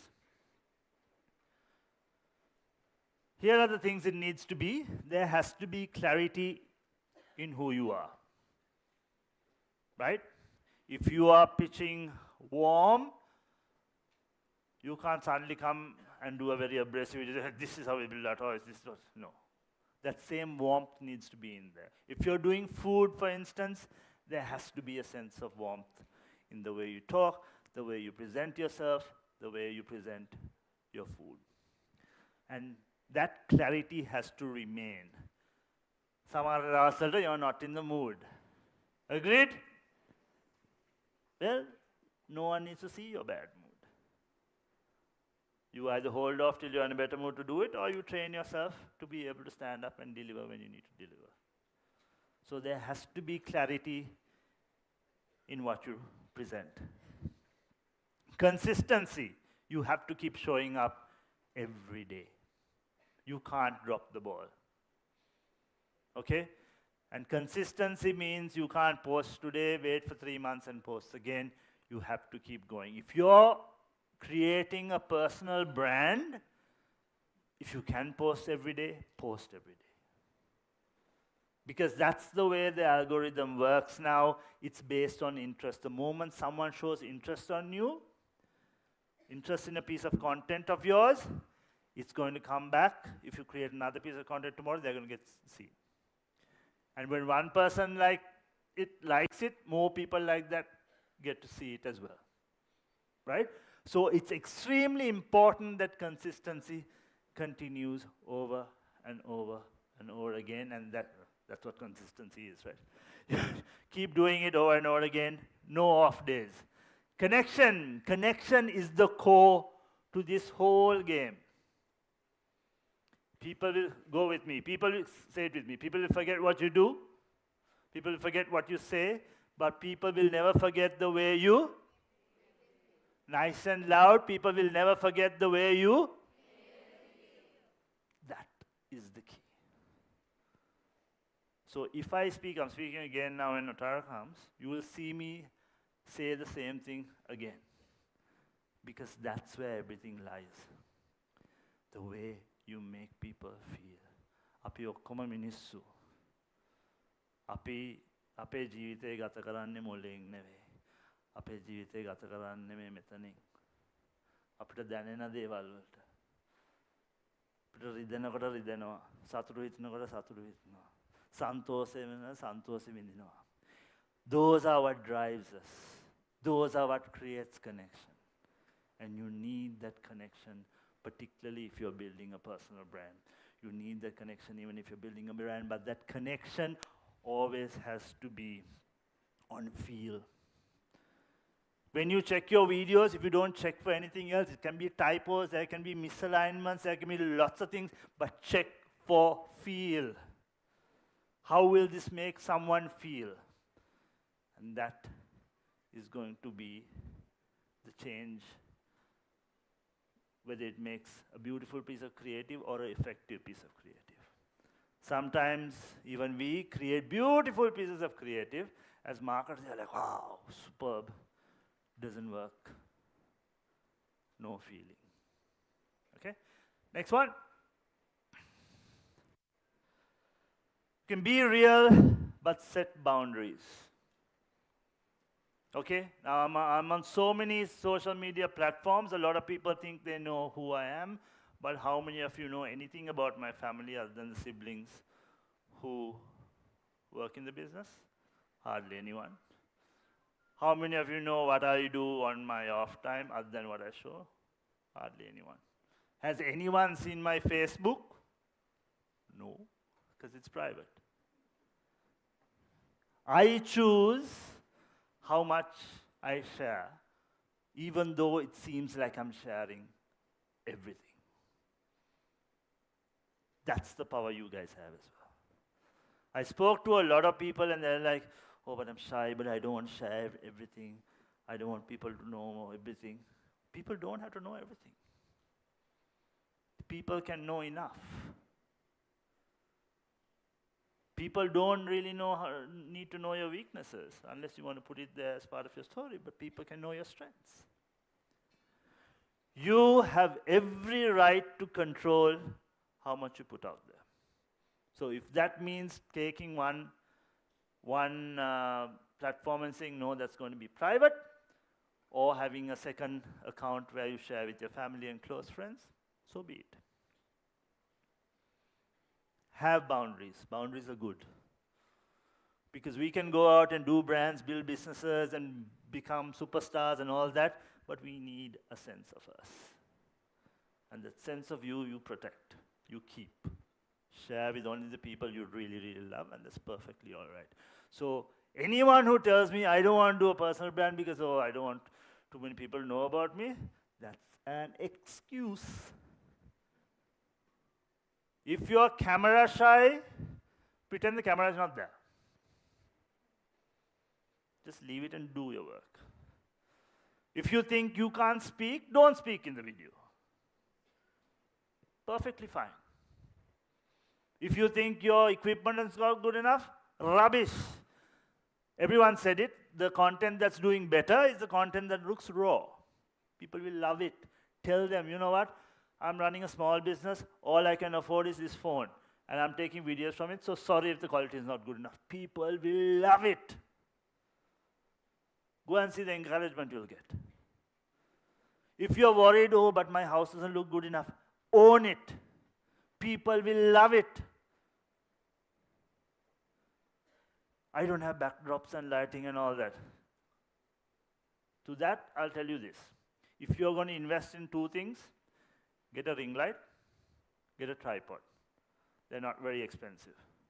Under, I think, 6,000-7,000 rupees, you can get both, maybe even less. It's worth it because then you don't need anybody else. Prop it up, take it. All my TikTok videos is me holding the camera like this. Right? Then you say, oh, but I don't have editors. I can edit on CapCut. If I can edit on CapCut, you guys can edit on CapCut. It's not hard. Right? And now there are all this auto editing and all that. Puluang. Can you build a personal brand? My presentation's done, I'm going. There you go. But I want you to know how essential this is. Again, I'm reiterating what I said at the beginning. We are going into a world where technology is all over the bloody place. Everything else is AI generated. Lots of graphic content. The people who are going to shine are the people who are going to shine when they walk in a room and connect with people. The same kind of people are going to shine online. Put your personality out there. Put your realness out there. People will identify with you. The moment people start identifying with you, connection happens. The moment connection happens, there you go. දැන් අපි ඔක්කොම යාළුවෝ. යාළුවෙක් අක්ක කෙනෙක් මොන හරි ගන්න කිව්වොත් ගන්නවනේ. අර අක්කා කිව්වා මේ හොඳයි කියලා ඉතින් මං ගත්තා. අර අයියා කිව්වා මේක හොඳයි කියලා මං ගත්තා. ඒක තමයි වෙන්නේ ඊට පස්සේ. පිස්සුද ඒ අයියාගේ බඩු හොඳයි එහෙම කියන්න බෑ. Why? They know you. And that is the power of personal branding. I look around the room and I see a bunch of amazing women. I look around the room, I see a bunch of strong women. I look around the room, I see a bunch of beautiful women. There's no reason you all should hide. You all are doing amazing things. Talk about it. Tell the world about it. Win the world over. Let your brand soar. Take your brands to the next level because you can. No more holding back, all right? No more holding back.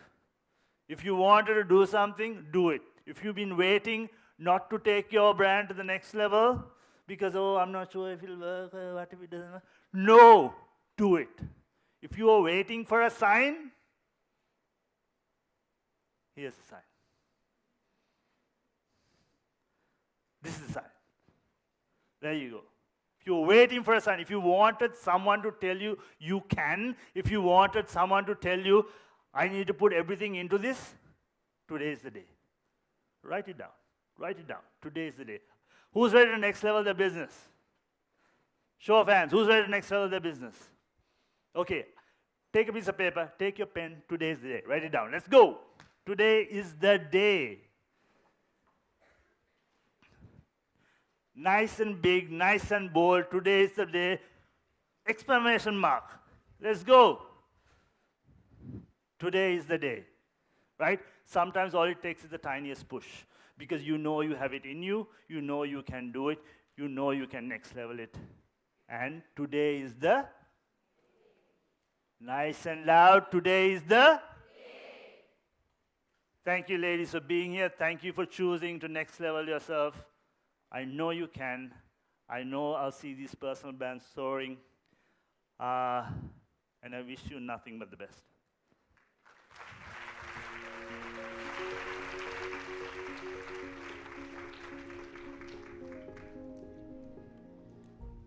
Thank you so much, Charlene, and I believe all the ladies got that upliftment and the motivation that they really want to have to kickstart, and I believe that cue will give you the strength to start on building your personal brand from today. Now, shifting from personal branding, we are now directing our focus on strong financial foundations and proper compliance. I believe just as much as everything that we discussed in the morning sessions, this is something that is of utmost importance as well. Our next session focuses exactly on this aspect where we build businesses with a great financial foundation. To conduct this session, let me invite Diniti Devindi, Senior Tax Manager at Simple Books Tax Private Limited.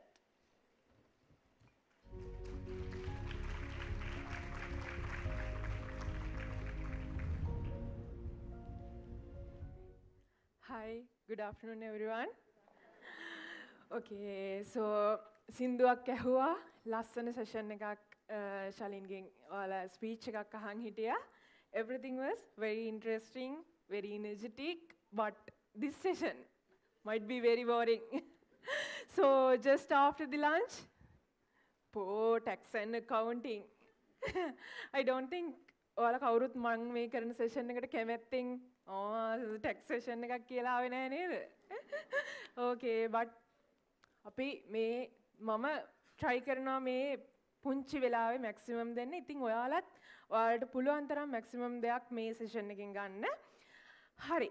මං එහෙනම් කියන්නම්. ඇයි ඔයාලා even ඔයාලට මේ දැන් මේ වෙලාවේ sleepy වුණාත් මහන්සි වුණාත් ඇයි මේක අහන් ඉන්න? Why this is important for you? So, first of all, can I know, do you guys have a TIN number, even personal TIN or company TIN number? Can you raise your hand? Okay. Okay. So, then, if you have a TIN number, then this session, you have to keep your head in here. So, you have to give your full comment in here. Okay, so, ඔයාලගේ අවධානය සම්පූර්ණයෙන් මෙතෙන්ට දෙන්න. මොකද ඔයාට TIN number එකක් තියෙනවා නම් then you have to know everything what I'm going to tell you today. Okay, so මම එහෙනම් දැන් session එක start කරන්නම්. මේ මම අද session එකේ කතා කරන්නේ accounting and taxation. එතකොට entrepreneursලා විදිහට ඔයාලා හැම කෙනෙක්ම අපි අර දැන් උදේ sessions වල දැන් කතා වුණා වගේ ඔයාලගේ business එක start කරන්න ඔයාලට ස්පෙસિෆික් වෙච්ච මොකක්ම හරි රීසන් එකක් තියෙන්න පුළුවන්. එක්කෝ ඔයාලගේ පැෂන් එක, එහෙම නැත්නම් සමහර කෙනෙක්ට තියෙන්න පුළුවන් මොකක් හරි ෆයිනෑන්ෂල් ඩිෆිකල්ටි එකක්. එහෙම නැත්නම් ඒක තමයි ඔයාලගේ ජීවිතේ තිබිච්ච අල්ටිමේට් ගෝල් එක. මේ මොකක් වුණත් බිස්නස් එකක් කරගෙන යන්න නම් අපිට අපේ ෆයිනෑන්ෂල් මැනේජ්මන්ට් එක තියෙන්න ඕන. ඉතින් මෙතනදී මේන්ලි ඔයාලට තියෙන්න ඕනම දේ තමයි ඔයාලගේ income and expenses manage කරන විදිය. Can we move to the next slide?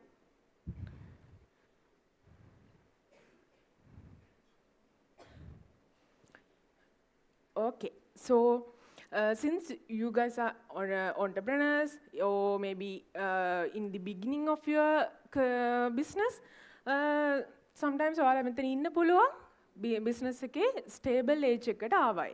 ඔයාලා මොන ඒජ් එකේ හිටියත් බිස්නස් එකේ ඔයාලට monthly profit එක දැන් නැත්තම් ඒක ඔයා බිස්නස් ඕන කෙනෙක් විදිහට කරගන්න ලොකු වැරද්දක් ඔයාටත් ඔයාගේ බිස්නස් එකට. ඒතර මේ බිස්නස් එකේ monthly profit එක දැනගන්න නම් මුලින්ම කරන්න ඕන මොකක්ද? ඔයා දැනගන්න ඕන ඔයාගේ බිස්නස් එකේ income and expenses identify කරගන්න විදිහ.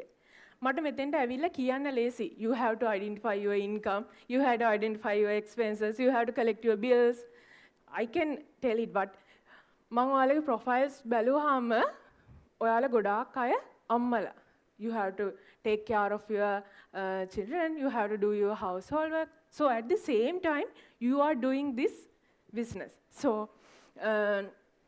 මෙතන මේ invoices collect කරන එක, receipts collect කරන එක කොච්චර අමාරු වුණත් we have to do this. මම ඔයාලට ඉස්සරහදී කියන ඇයි මේක මෙච්චර කරන්න ඕන කියලා කොහොමද ඒක ලේසියෙන් කරන්න පුළුවන් කියන දේ. ඉතින් initial stage එකේදී ඔයාලා weekly සතියට එක දවසක් එක පැයක් රැට තියාගන්න මේ invoices and receipts ටික ඔක්කොම collect කරලා ඔයාලගේ weekly income and expense එක හදාගන්න. එතකොට හරිම සරලව පටන් ගන්න income and expenses විතරක් record කරලා income වලින් expenses deduct කරලා business profit එක හදන්න.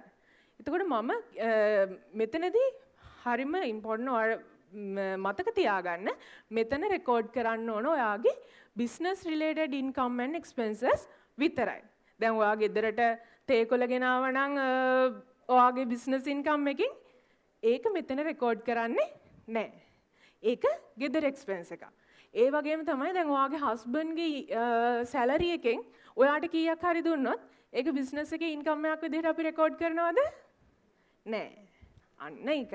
එතකොට ඒ විදිහටම ඒ විදිහට අපි business එකේ sales වලින් business related expenses deduct කරාට පස්සේ we can get the pure business profit.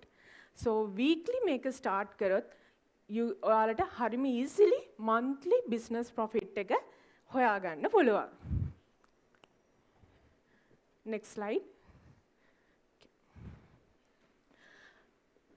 ඇයි දැන් මේ විදිහට මම කියන්නේ business profit එක හොයාගන්න කියලා. මේ business profit එක හොයාගත්තොත් තමයි you can find your product price correctly. Otherwise ඔයාලා cost එක හරියට calculate කරලා තිබ්බේ නැත්තම් business එකේ product price එක ඔයාලා අඩුවෙන් price කරලා තියෙන්න පුළුවන්. එහෙම නැත්තම් over price කරලා තියෙන්න පුළුවන්. over price කරත් මොකද වෙන්නේ? market එකේ අනිත් competitorsලත් එක්ක බලද්දී ඔයාලා fail වෙනවා. මොකද දැන් අපිට ඉන්න consumersලා හරිම intelligent. එයාලගේ own research කරනවා. ඔයාලගෙන් product එකක් ගන්න කලින් අනිත් අයගේ prices, අනිත් අයගේ බඩු quality ද නැද්ද කියලා through reviews හරි නැත්තම් feedback එකක් අරන් හරි check කරනවා. ඉතින් ඒ වගේ වෙලාවක main point එකක් තමයි product එකේ price එක. ඉතින් product එකේ price එක අපි හරි විදිහට අපේ cost එකත් එක්ක check කරලා නෙවෙයි නම් price කරන්නේ. එතනින්ම ඔයා fail වෙනවා. second point එක තමයි ඔයා ඔයාගේ cost එක manage කරගන්න ඕන. දැන් අපේ ගොඩාක් මෙතන ඉන්න අය ඔයාලගේ business කරන්නේ ගෙදර ඉඳන්නේ. ඒතර ගෙදර ඉඳන් කරන business කරන entrepreneursලාට වෙන ලොකු වැරද්දක් තමයි ඔයාලා ඔයාලගේ ගෙදර utility bills, ඒ කියන්නේ electricity bill, water bill එක ඔයාගේ business එකේ expenses නුත් පටල ගන්න. මේ දැන් ගෙදරට එන electricity bill එක totally use කරන්නේ ඔයාගේ business එකටද? නෑ. ගෙදර අයත් consume කරනවා. ඒතර water bill, electricity bill මේ හැම දෙයක්ම proportionate කරලා හරියට cost එක calculate කරගන්න ඕන. එහෙම නැත්නම් ඔයාලගේ cost එක අඩුවෙන් තමයි calculate වෙන්නේ. එතකොට cost එක අඩුවෙන් calculate වුණාම අපිට price කරන්න වැරදෙනවා. එතකොට third point එක තමයි අපි business එකක් කරන්නේ මොකටද? අර මම කලින් කිව්වා වගේ profit එක grow කරලා business එක අද ඉන්න මේ stage එකේ නම් ඊළඟ stage එකට අරන් යන එක තමයි අපි හැම කෙනෙක්ගෙම target එක වෙන්නේ. ඉතින් ප්‍රශ්න අඩුවේ business එක දියුණු කරලා cost එක manage කරලා හරියට profit එක calculate කරන්න නම් මොකද්ද කරන්න ඕන? financial discipline එක තියාගන්න ඕනේ. ඒ කියන්නේ ලොකු දෙයක් නෙවෙයි මේකට degree එකක් තියෙන්න ඕනේ නැහැ. ඔයාලට ලොකු knowledge එකක් ඕනේ නැහැ. just කරන්න තියෙන්නේ business related income ඔක්කොම එක තැනක දාන්න. තව box එකක් කරන් business related expenses ඔක්කොම එතෙන්ට gather කරන්න. then සතියේ එක දවසක් තියාගන්න income and expenses ඔක්කොම ඔයාලා refer කරලා review කරලා ඔයාලගේ එක starting age එකේදී පොතක් තියාගන්න නැත්නම් excel sheet එකක් maintain කරන්න weekly profit එක calculate කරන්න. Then month end එකේ business profit එක calculate කරන්න. Next slide. හරි. දැන් මේ විදිහට ඔයාලා income and expenses insert කරලා ඔයාලගේ monthly profit statement හදාගෙන එනවා. ওই විදිහට හදාගෙන එද්දි ගොඩක් entrepreneursලා අතින් වෙන main mistake තුනක් තියෙනවා. ඉතින් එතනින් පළවෙනි mistake එක තමයි අර මම කලින් කිව්වා වගේ ඔයාලගේ personal expenses and business expenses mix වෙන එක. දැන් අපි simple books එකේ start කරලා තියෙන්නෙම ඔයාලා වගේ stage වල ඉන්න entrepreneursලාට උදව් කරන්න. හරිම simply උදව් කරන්න. ඉතින් එතනදී මට මේ ප්‍රශ්න තුන මම mainly identify කරන් තියෙනවා ගොඩාක් අයත් එක්ක කතා කරද්දි. මොකද එයාලා අපි ගාවට එන්නේ අවුරුදු ටිකක් තනියෙන් කරලා. එතකොට මෙන්න මේ වැරද්ද ගොඩාක් අය අතින් වෙනවා. ඉතින් ඔයාලට starting age එකේදී වැරද්ද නොවෙන්න තමයි මම කියන්නේ. personal expenses එක personal moneyත් එක්ක business එකේ සල්ලි පටලව ගන්න එපා. දෙවෙනි වැරද්ද තමයි අර මම කියපු ඔයාලට IRD එකේ notices දැනටත් සමහරට ගොඩාක් අයට ඇවිල්ලා ඇති red notices IRD එකෙන් එහෙම නැත්තම් කියනවා penalties and interest add වෙනවා කියලා. එහෙම නැත්නම් අපේ clients ලට දැන් අලුතෙන් IRD එකෙන් letters ඇවිල්ලා තියෙනවා bank account hold කරනවා කියලා. මේ panel IRD එකට එක්ක return එක submit කරනකම් bank account hold කරනවා. එහෙම නැත්නම් tax liability එක settle කරනකම් bank account hold කරනවා. ඔන්න ඔය වෙලාවේදී panic වෙලා accounts හදලා tax එක submit කරන්න හදනවා. එනකොට ඒ වෙලාවේදී ඔයාලා panic වෙලා ඒ දේ කරනකොට income expenses හරියට gather කරගන්න බැරි වෙලා සමහර ලාවට ලොකු tax එකක් pay කරන්න වෙනවා. ඉතින් ඕකත් ලොකුවට අපේ entrepreneursලා අතින් වෙන වැරද්දක්. තුන්වෙනි දේ තමයි මේ අර මං කියපු accounting සහ tax ගැන ඔයාලට තියෙන responsibility එක ignore කරලා ඉන්නවා කට්ටිය. එකක් බයයි, එකක් හිතනවා මේක හරිම complex process එකක්. ඒක නිසා මේක මේ දැම්ම ඕනේ නැහැ. මම පොඩ්ඩක් business එක stable වුණාම මම accounts හදලා profit එක calculate කරලා tax එක pay කරනවා කියලා. ඒ වුණාට ඒක වැරදි. මම දැන් ඔයාලට කියවනේ we can start in very simple way. එතකොට ඔයාලට තේරෙනවා සමහර වෙලාවට අපි accounts හැදුවහම ඇත්තටම business එක loss එකක නම් තියෙන්නේ no need to pay taxes. taxes pay කරන්න ඕනේ නැහැ.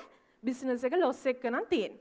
ඒත් business profit ද loss ද කියලා දැනගන්න නම් අපි මොකද්ද කරන්න ඕන? weekly or monthly profit එක calculate කරලා බලන්න ඕන.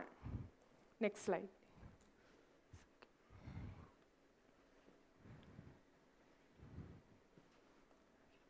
next slide please. මේ slides වල තියෙන මම ඔයාලට කලින් පැහැදිලි කරපු issues තුන. next slide please. හරි. මම ඔයාලට කියවනේ starting age එකේදීම මම මේ speech එක start කරද්දී මම කියවනේ ඔයාලා business එකේ starting age එකේදී කොහොමද මේ accounts and taxation හරිම simply කරගන්නේ කියලා මම කියන්නම් කියලා. මෙන්න මේක තමයි විදිය. register කියන ඔයා මුලින් හිතන්න ඔයා මේක කරන්නේ sole proprietorship එකක්ද නැත්නම් partnership එකක්ද? ඒ කියන්නේ යාළුවෙක් එක්ක හරි husband and wife එකතු වෙලා හරි මේක partnership එකක්ද? එහෙම නැත්නම් private limited category එකක්ද? මුලින්ම තමන්ගේ business type එක business nature එක දැන් දන්නවනේ ඔයාලා මොකද්ද මම කරන්නේ කියලා ඒක figured. ඊළඟට business type එක හිතා ගන්න. මොකද එතනින් තමයි මේ taxes and bookkeeping හැමදේම start වෙන්නේ. So the first point you have to decide your business type. Okay? Then the second thing, as I explained, you have to prepare your monthly financial statement. No need to go further process. You can start it from preparing profit and loss statement. අපිට එතකොට business එක grow වෙනකොට අනිත් steps වලට යන්න පුළුවන්. starting age එකේදී income and expenses identify කරලා එතනින් weekly or monthly profit එක identify කරගත්තාම ඇති. එතකොට third point එක තමයි ඔයාලට තියෙන taxes identify කරගන්න ඕන. දැන් මෙතනදිත් ඔයාලා private limited company එකක් විදිහට ඔයාලා company එක register කරා නම් එතනදී company එකට වෙනම tin number එකක් එනවා. ඔයාට වෙනම tin number එකක් තියෙනවා. එතකොට IRD එකෙන් ඔයාගේ නමට මොනවා හරි notice එකක් එනවා නම් ඒ තියෙන ඔයාගේ personal tin number එකට අදාළ tax issues. company එකට නම් company එකේ නමට වෙනම tin number එකක් issue වෙනවා. ඒකට අදාළ details තමයි IRD එකෙන් separately send කරන්නේ. හැබැයි private limited නැතුව ඔයාලා මෙතන බහුතරයක් ඉන්නවා ඇති sole proprietorship or partnership අය. එතකොට ඔයාලට තියෙන්නේ එකම tin number එකකින් තමයි IRD එකට ඔයාලගේ income and expenses කියන්න තියෙන IRD return එක through. මට පොඩ්ඩක් කියන්න බලන්න private limited registered කී දෙනෙක් වගේ ඉන්නවද කියලා? good. එහෙනම් ඔයාලට ලේසි. ඔයාලට තියෙන separately through your personal tin number ඔයාලගේ personal income and expenses declare කරන්න through the company tin number ඔයාලට පුළුවන් company එකේ income and expenses declare කරන්න. ඒක easy.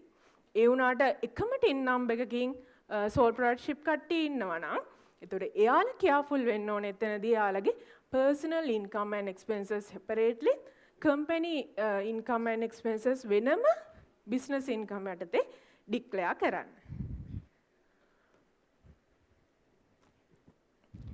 okay. මේක තමයි ඔයාලා ඔළුවේ තියෙන්න ඕන numbers තුන. හැමතිස්සෙම entrepreneur කෙනෙක් විදිහට company එක අර මං කිව්වා වගේ එක step එකක් හරි උඩට ගේන්න නම් financial controller කෙනෙක් විදිහට accounts and tax වලදී මෙන්න මේ numbers තුන ඔළුවේ තියෙන්න ඕන. එතකොට තමයි company එකේ ඕනට තියෙන accountability එක. එයාට තියෙන ඔළුවේ වගකීම. හරි මම මේ ආවට ගියාට මේ business එකේ income and expenses control කරලා බෑ. මං ඒක හරි සිහිබුද්ධියෙන් කරන්න ඕන. ඒතර එහෙම mindful විදිහට මේ cash එක control කරන්න. ඔයාගේ ඔළුවේ තියෙන්න ඕන මෙන්න මේ දේවල් තුන. monthly income එක, monthly expense එක, monthly profit එක. ඔයාලට මේක හරි වැදගත් වෙනවා මම මේ කියපු විදිහට මේ දෙක කර loan එකකට apply කරද්දී උනත්, ඔයාගේ investor කෙනෙක් හොයාගනිද්දී උනත් මේ හැම දෙෙදිම ඔයාලා අනිවාර්යෙන් ඔයාගේ business profit එක දැනගෙන ඉන්න ඕන.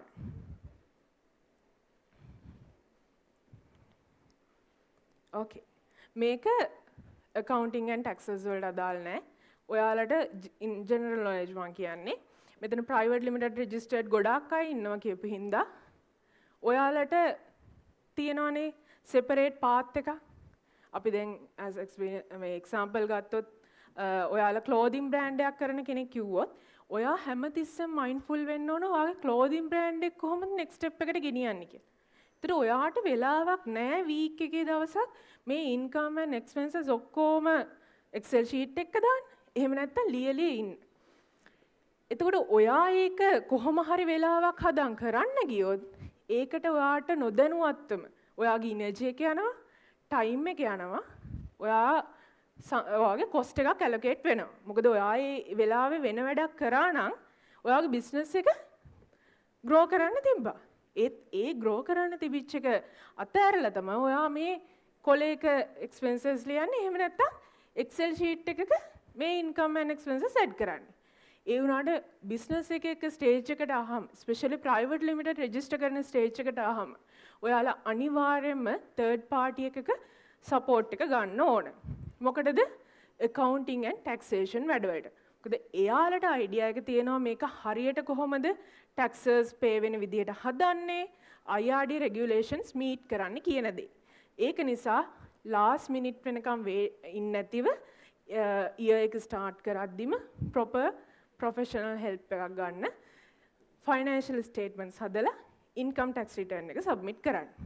ඔයාලගේ reference එකට මම කියන්නම් 30th September තමයි අපි tax payment එක pay කරන්න ඕන final date එක 30th November තමයි අපි income tax return එක submit කරන්න ඕන final date එක.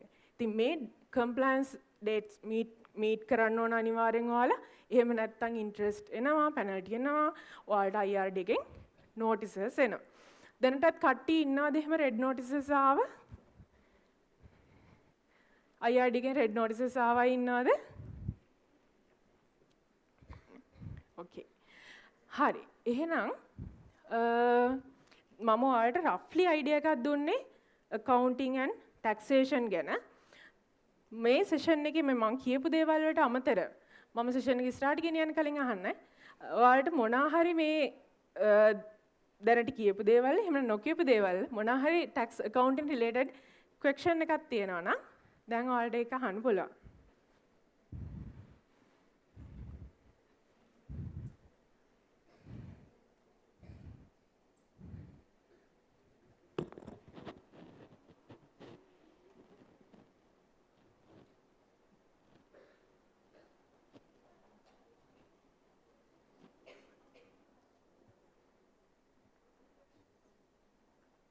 Yeah.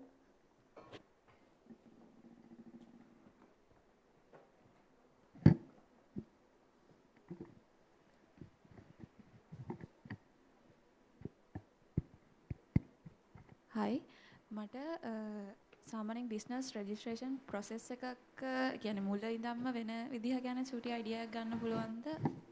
ඔව් private limited විදිහට register කරන්නද? හරි. ඒක ඇත්තටම complex process එකක්. ROC එකත් එක්ක register කරන්න ඕන.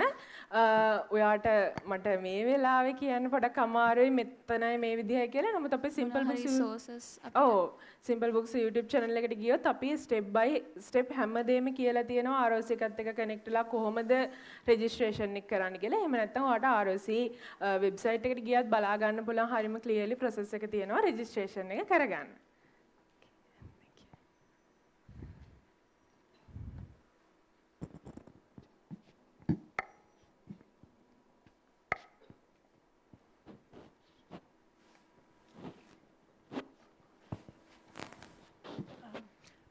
private limited එකටයි එතකොට sole proprietorship එකටයි තියෙන difference එක මොකක්ද?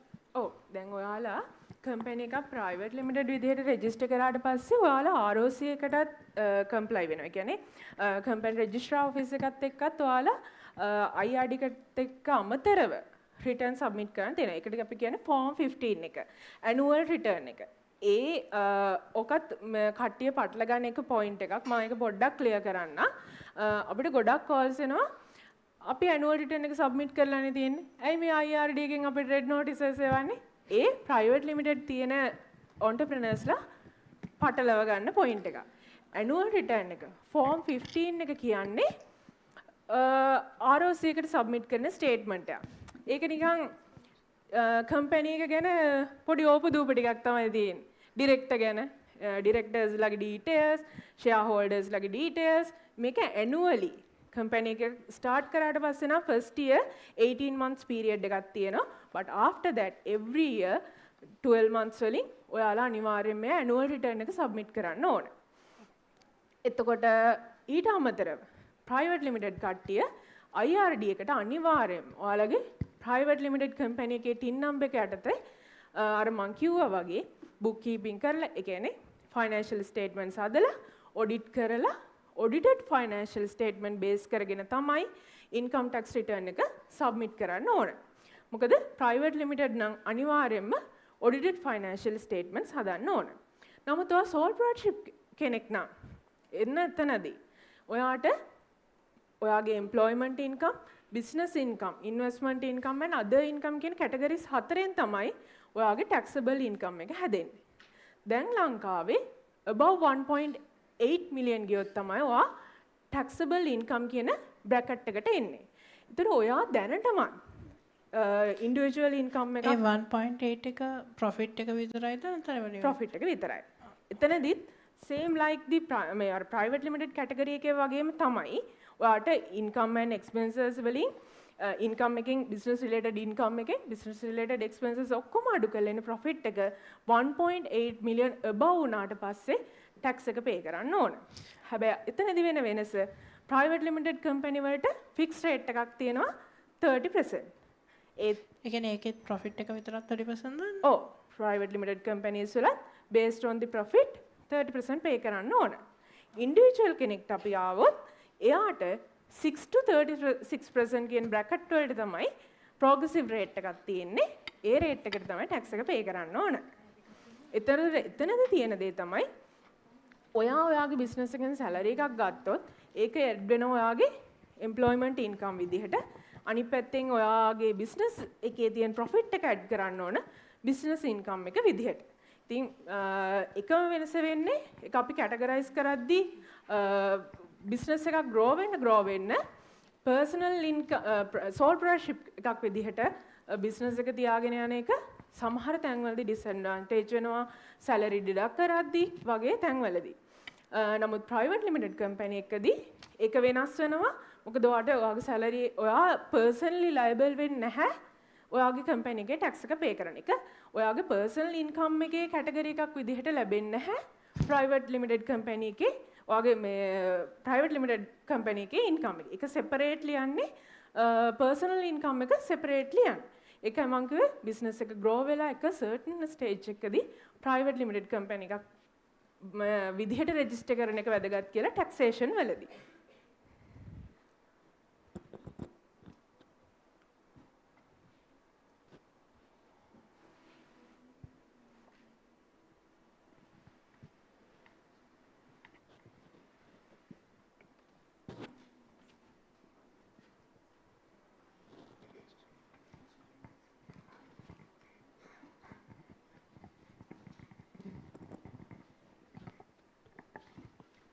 මට benefit එක දැනගන්න පුළුවන්ද? Let's say private limited company director ට salary එකක් ගෙවන්න, can you declare that as an expense? private limited as an expense අපිට director salary එක deduct කරන්න පුළුවන්. Definitely ඒක issue එකක් නෑ. personal expense එකට මං personal expense එකක් හැටියට ඒකට tax ගෙවනවා. your personal income tax. personal income එකක් විදිහට ඔයා personally liable වෙනවා ඒ component එක tax pay කරන්න. Thank you.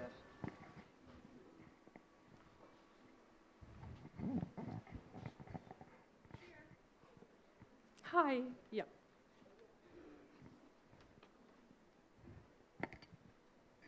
So we are, as you know, we are very small businesses. So if we it's okay. If we register as a private limited company, how long? Because we are not going to make 1.8 million at this point. So how long before we? I mean, from day one, do we have to register assets, or how does that work? Yeah. So once you register your company as a private limited company, you have to pay taxes once after you earning a profit. So if there's any loss, no need to pay tax, and also there's no any limit like 1.8, which is relating to the personal taxes. For the company, once you earning any profit, you have to pay taxes. But yeah, that's only. But it's relating to the tax payment, no? But from the return submission end, once after you register your company as a private limited company, every year end you have to submit your income tax return. Either it's in the loss or profit, or even you didn't anything, you have to submit a return with mentioning your company status. Okay, my company is in the loss or profit. You have to prepare an audited financial statement and then you have to submit the return.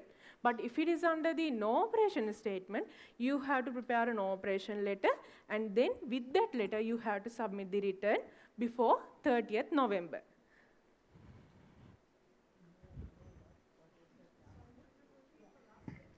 Sorry?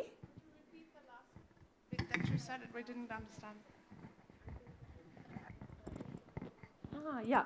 So financial year, for the accounting term, financial year starting from the 1st April. So if, as an example, if we take 25-26 year of assessment, the starting date is 1st April 2025. And ending date is 31st March 2026. So for that year of assessment, 25-26, return submission deadline is on 30th November 2026.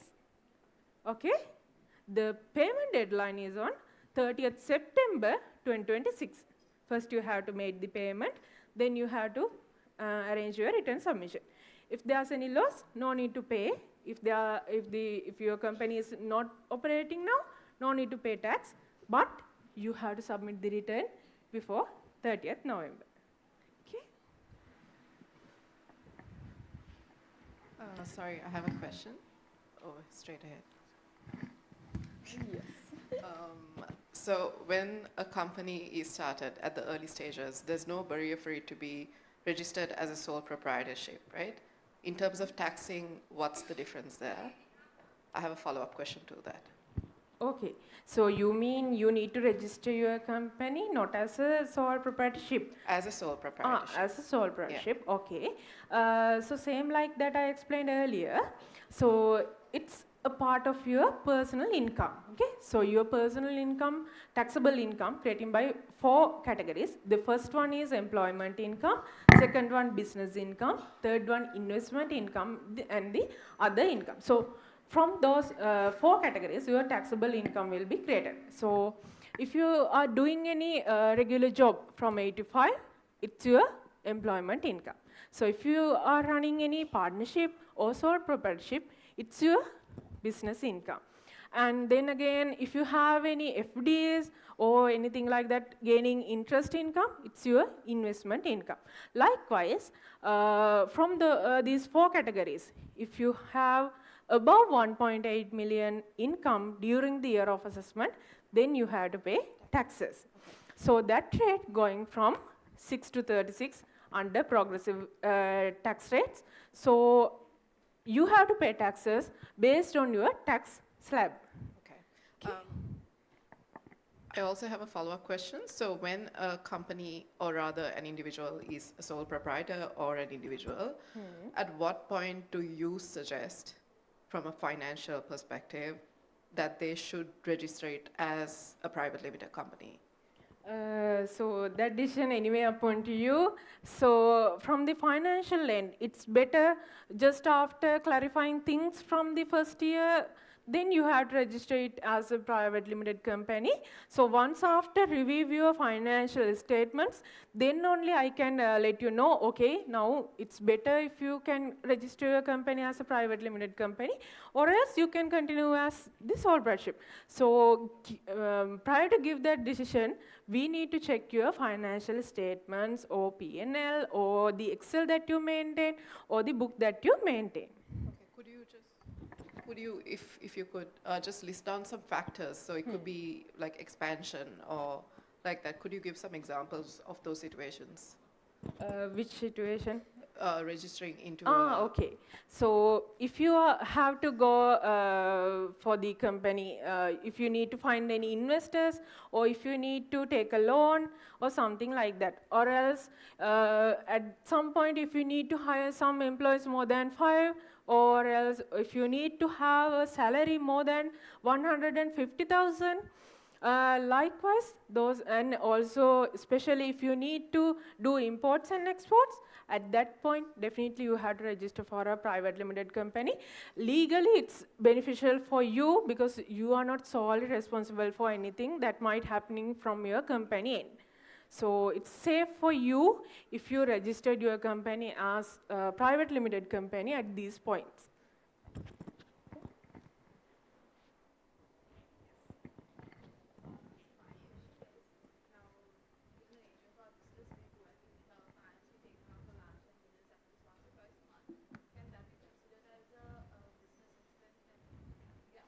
Yes, you can, obviously you can categorize this. The only thing you have to mention it in the mindful way. Likewise, you have to justify. If IRD commissioner asks at any point, you have to clarify it in the proper way.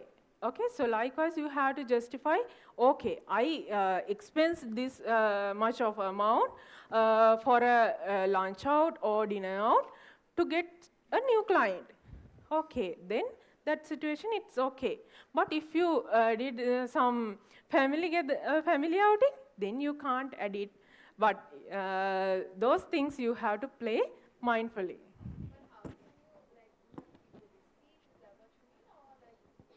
Yes, every time that, as I explained earlier, you have to keep records with you whenever you are doing any expenses, income, or purchasing any asset. You have to keep those agreements, receipts, invoice with you. No need to keep hard copies. If you can maintain soft copies, that's also fine.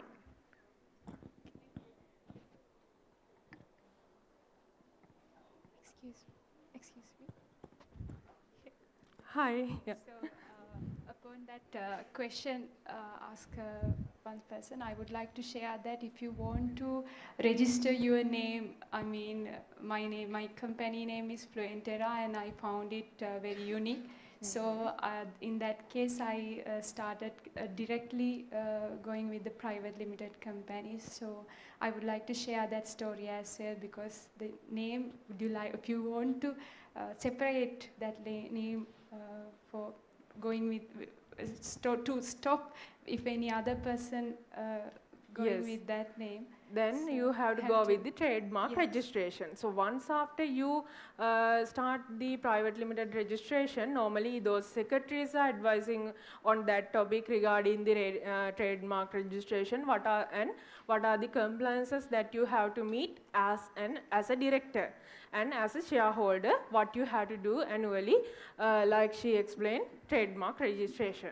Yeah, actually, I registered via Simple Books. Okay. So I know that if there is any other company having my name, I cannot get that private limited as well. So that's the story I wanted to share. Okay.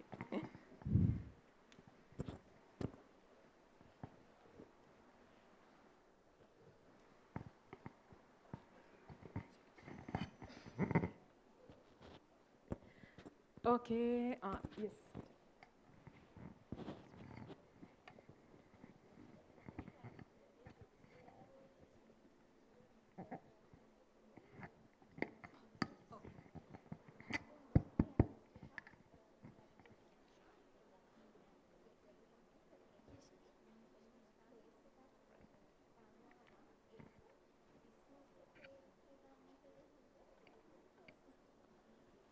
අනිවාර්යෙන් එතනදී ඔය asset එක ගන්න ඕන company එකේ නමට invoice එක වුණත් agreement එක වුණත් අනිවාර්යෙන් කම්පැනි එකේ නමට ගන්න. එහෙම වුණාම විතරයි අපිට කම්පැනි එකේ expense එකක් විදියට ඒ දේවල් deduct කරන්න පුළුවන්. අනික අනිවාර්යෙන් ඒ payments හැම දෙයක්ම bank account එක through කරන්න. මොකද cash වලින් කරොත් above 500,000 මොනම හරි expense එකක් ඔයාලා cash වලින් කරොත් going forward ඔයාලට ඒ expenses අඩු කරන්න දෙන්නේ නැහැ through your P&L. Again, as a business expense, ඔයාලට ඒක අඩු කරන්න දෙන්නේ නැහැ ඔයාලා cash වලින් කරොත්. ඒක නිසා අනිවාර්යෙන් bank transfer එකක් කරන්න, ඒ වගේම තමයි ගන්න asset එකක් වුණත් property එකක් වුණත් business එකේ නමට අනිවාර්යෙන් ගන්න ඕන. benefit එක තමයි ඉතින් ඔයාට ඒ expense එක business එකේ income එකෙන් අඩු කර ගන්න පුළුවන්. එහෙම අඩු කරගත්තට පස්සේ business එකේ අපි හදන අර අයාඩිකට පෙන්වන්න හදන statement එකේ profit එක අඩු වෙනවා. profit එක අඩු වුණාට පස්සේ pay කරන්න තියෙන tax amount එක අඩු වෙනවා. ඒක නිසා තමයි කියන්නේ හැමදෙස්සම පුළුවන් තරම් business related expenses add කරන්න කියලා profit and loss statement එකට.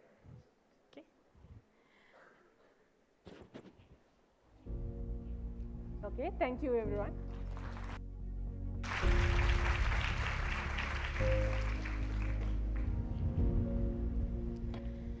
Thank you so much, Diniti, for that very insightful session. And we are moving on to our next segment. I believe businesses do have ideas, but then again, the potential to grow also comes with the right investment and the strategic support. So our next session focuses exactly on that as to how to pitch to investors. This session will be conducted by Priyangvada Chandraratna, Group Chief Financial Officer of Short Circuit, the company behind Surge and Kase. Please join me in welcoming Priyangvada on stage.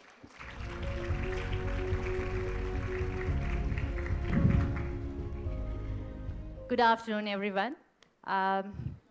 I'm thankful to Diniti for giving a heads up to my conversation today. I believe most of you are involved in startups. You have been working on your own ideas, would have started it from your home. So the next level would be to understand how we are going to expand it beyond your home and what sort of support you would need to get there. So when we hear about the term investor, does it sound scary? Does it sound complex? How does you feel? Let me take a step back. When you have to put some money to your business, what does it come to your mind first? Yeah, you would think of borrowing some money from your relatives, your parents, or you would think of borrowing some money from a bank. Have any of you have borrowed a loan, gotten a loan, a personal loan, vehicle loan? Any one of you? Yeah, and you might know how difficult that process would be. The bank officers would ask thousands of questions. You have to submit set of documents and you have to prove that you are not going to get bankrupt even after they give you the money, right? And then the most interesting fact is, after they give you the loan, immediately after, from the next month onwards, you would have to pay the interest and a portion of that loan as well. Is it possible for you to grow a business within a month? Is that timeline enough? It is not. So let's look at who an investor is. Investor is a person who has a lot of money. හුඟක් සල්ලි තියෙන කෙනෙක්. හැබැයි මේ සල්ලි තියෙන පුද්ගලයාට invest කරන්න පුළුවන් අවස්ථා ගොඩක් තියෙනවා. දැන් හිතන්න අපිට යම් කිසි කැෂ් ප්‍රමාණයක් තියෙනවා නම් අපි කොහෙද මුලින්ම ඉන්වෙස්ට් කරන්නේ? ෆික්ස් ඩිපොසිට් එකක. ඒක තමයි අපිට ලේසිම කරන්නේ. හැබැයි ඉන්වෙස්ටර් කෙනෙක්ට ෆික්ස්ඩ් ඩිපොසිට් එකකට අමතරව එයාට ලොකු පරාසයක ඉන්වෙස්ට් කරන්න පුළුවන්. එයාගේ රිස්ක් ඇපටයිට් එක අනුව ෂෙයා මාකට් එකේ ඉන්වෙස්ට් කරන්න පුළුවන්. තමන්ගේම ඕන් බිස්නස් එකේ ඉන්වෙස්ට් කරන්න පුළුවන්. Why does it make an investor to go and invest in someone else's business? What does it take? You have to understand what an investor expects from you. This is a relationship. An investor would bring his money, he would fund it in your project or your company with the intention of expanding, helping to expand that business, and then at the same time, he would expect a return. This is a long-term relationship. Make a ganu denuak. Remember, this is not a gift. This is not a donation. But you get time to work on it. You have more time to expand your operations day by day and work through that. We'll get on with the slides so that it would be helpful. So when the person gives you the money, you have to pay it back, and the investment would be made as a capital. Are there anyone who has investors at the moment? Who is even thinking of working with an investor? Anyone? Interesting. How was your experience? Was it like a one-time discussion? Haven't started yet. Well, I have worked with multiple organizations that are startups that have been in this process. And this discussion is never a one-time. You have to continuously speak to the investor. You have to convince the investor. So can you please change the slides so that I can take through?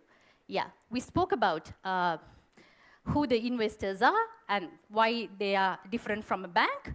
And then the most important thing, do you think an investor gives you only money? No, they bring much more than that. They would bring their years of expertise, years of skills. And more than anything, they have presence in the society. They can introduce you to people whom you can't reach out to easily. They bring the connections. They would help you to pave the path towards your success. Let's go to the next. What do you think that makes an investor say yes to your business? We have pretty ladies here, but can we convince them with our beauty? Can we convince them with our ideas? Not really. They would think of the idea, they would consider the idea, they would like how we present ourselves, definitely. We have to be convincing. But more than that, they would look at the founder's personality, how strong the founder is, how do you manage your business in a convincing way. I mean, right now we are living in a very difficult political environment. The war has a direct impact on the economy. And I have had multiple discussions with multiple organizations who are struggling right now. The founder needs to have that strength to navigate through these challenges you face every day.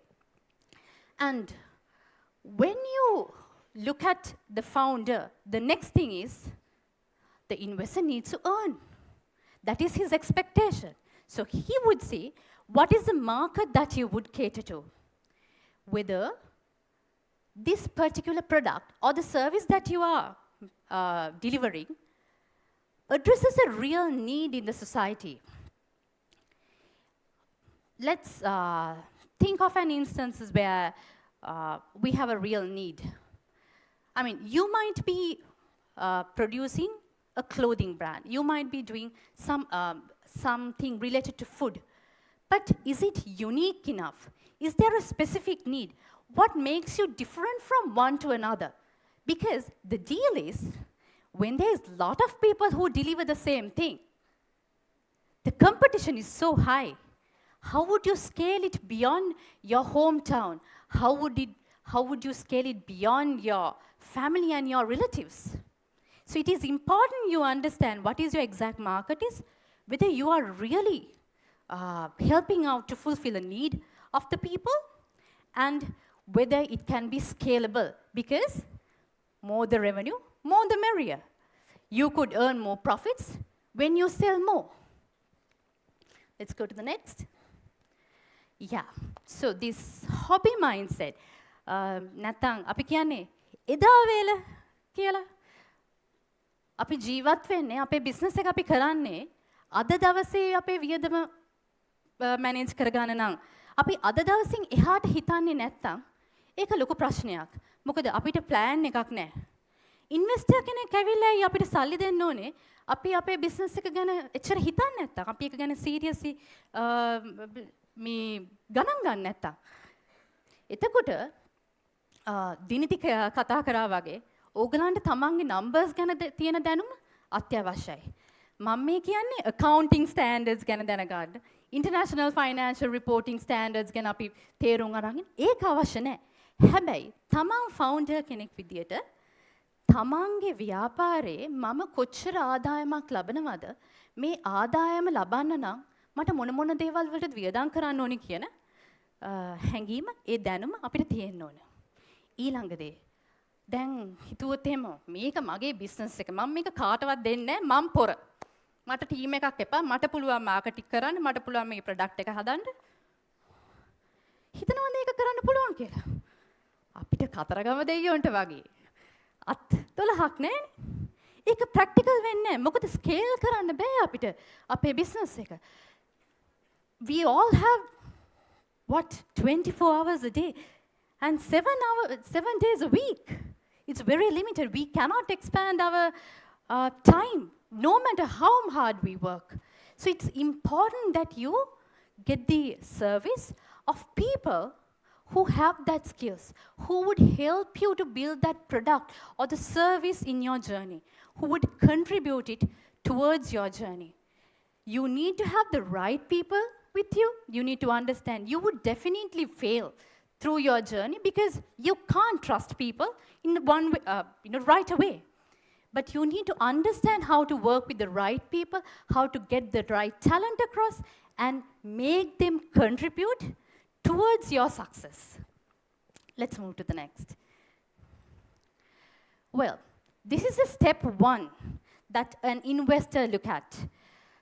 Whether this particular product or service serves a specific need. Now, let's think of me. I have to present this within a couple of minutes, a few hours ago, and I had a headache. How would I manage the situation? Can I just go away, get away with it, and then, just leave with it? No, I won't be able to deliver this speech to you all if I was suffering. And I would definitely have to have a paracetamol. And it's a need, it's a real need. It's a quick fix, and it's a real need. But on the other hand, what if I have missed my vitamin? Yes, You would use a vitamin for different reasons. But is it an essential? Because the deal here is we have products that serves a real need, an essential. We also have peripheral products. I would refer to that in my other slide. But it is important you understand to which market you are catering to. Let me get a very practical example. Now, if you see in Colombo, there are so many apartments out there. And in most of these apartments, both the husband, the wife, they are all working. And the kids go to school. It's a very busy, chaotic lifestyle. And this apartment space is very small, and they wouldn't have adequate space to do the laundry. Now think of a laundry that provides a service, a door-to-door service, where they would schedule their pickup. They would collect your dirty clothes, wash it, dry it, even fold it if you want. They would even iron your kids' uniforms. I am a working mom, and I can speak for myself how much time it takes. And then, when you do that value-added service, your client is living, they are bound to work with you. You cannot even think of a day without them. Because they would save you from a rainy day, they would save you from a busy day. They are there to provide you that service. And the business can grow along with them. And it's about how well you provide your service in a value-added way. You can have this mobile pickup and delivery. And it's about how creatively you think about it and how you expand it across your market. Then, let's go to the next slide. We are here today discussing a very interesting product, Spa Salon. Let's see why it is unique. When we think of the traditional Ayurvedic balms or creams that we had, there is, you name it, there are thousands of cosmetic products, skincare products that we come across every day. What makes it unique? What makes Spa Salon unique? Think about it for a while. They are a luxury lifestyle brand. How have they branded themselves? They have branded in such a way that it's very creative, very attractive. Not just the branding and the packaging. How have they done their interior and exterior? You go, you just travel across, you see a Spa Salon outlet. It's out there. It's successfully out there. And the one big thing they did was they positioned themselves as an international brand. And that matters. They are going beyond this teeny tiny Sri Lanka to the international market. And as I am aware, Spa Salon have multiple branches in quite a lot of countries at the moment. So think about it, how you position yourself. It might be the same product that is out there, but what is important is how do you position yourself in a unique way, different to someone else, so that you would also be able to charge a premium figure. Let's go next. Okay, so I have very less to speak about this because Diniti took the time to explain you that. Now, when we speak about revenue models, scalability, and unit economics is I would say, the most simplest one. Unit economics is where you understand how much would it cost to produce your product. අමුද්‍රව්‍ය ටික ගන්න ඔයාට කොච්චර වියදමක් යනවද කියන එක තේරුම් ගන්න. මේ අමුද්‍රව්‍ය මේ ඔක්කොම ටික එකතු කරලා මම යුනිට්ස් 10ක් හදනවා නම් එහෙම නැත්නම් මම යුනිට් 100ක් හදනවා නම් අපිට යන වියදම වෙනස්. අපි දන්නවා අපිට බල්ක් පර්චේසස් කරද්දි නැත්නම් තොග විදියට පර්චේස් කරද්දි අපේ වියදම අපිට ගොඩක් අඩු කරගන්න පුළුවන්. අපිට නෙගෝෂියේට් කරන්න පුළුවන්. මොකද අපිට ගිහින් කියන්න පුළුවන් මම ලොකු ප්‍රමාණයක් ගන්නවා ඒ හින්දා මගේ වියදම අඩුයි. මට මේ ප්‍රමාණයට මට පොඩක් ඩිස්කවුන්ට් එකක් දෙන්න. අපිට ඒක කතා කරලා විසඳ ගන්න පුළුවන්. එහෙම අපි සාකච්ඡා කරගෙන වැඩ කරගෙන යද්දී we need to understand what is the balance between the revenue and the cost? අපි ව්‍යාපාරයක් පටන් ගත්ත පළවෙනි දවසේ ඉඳන් අපිට බැරි වෙයි ලාභ ලබන්න. That's given. I mean, it's really good if you can earn profit. Especially in the service industry, you can. But when it comes to scalability, when it comes to a product, there's a point where you have to, like you might earn losses. අපේ ලාභය ගොඩක් වෙලාවට අපි මේ උපයන අපිට ගෙවන්න තියෙන වියදම් වලට වැඩිය අඩු වෙන්න පුළුවන්. ඒතර අපිට ඉතුරු වෙන ප්‍රමාණය, සල්ලි ඉතුරු වෙන ප්‍රමාණය අඩුයි. So there are going to be always a deficit in cash, in terms of your profits, everything. But it's important you understand what would be the breaking point. මම units කීයක් විකුණුවොත්ද මට මේ ආදායම අර මේ වේදන් ටික ඔක්කොම cover කරලා profit එකක් ගන්න පුළුවන් වෙන එක. So that is unit economics. Based on that knowledge, you can come up with your revenue model. You need to understand how you are going to sell it across. Is it like, will you be selling it individually as an individual, or will you partner up with an outlet, or would you have your own outlet and sell it across? Or we have quite a lot of app these days. So am I going to have a subscription model?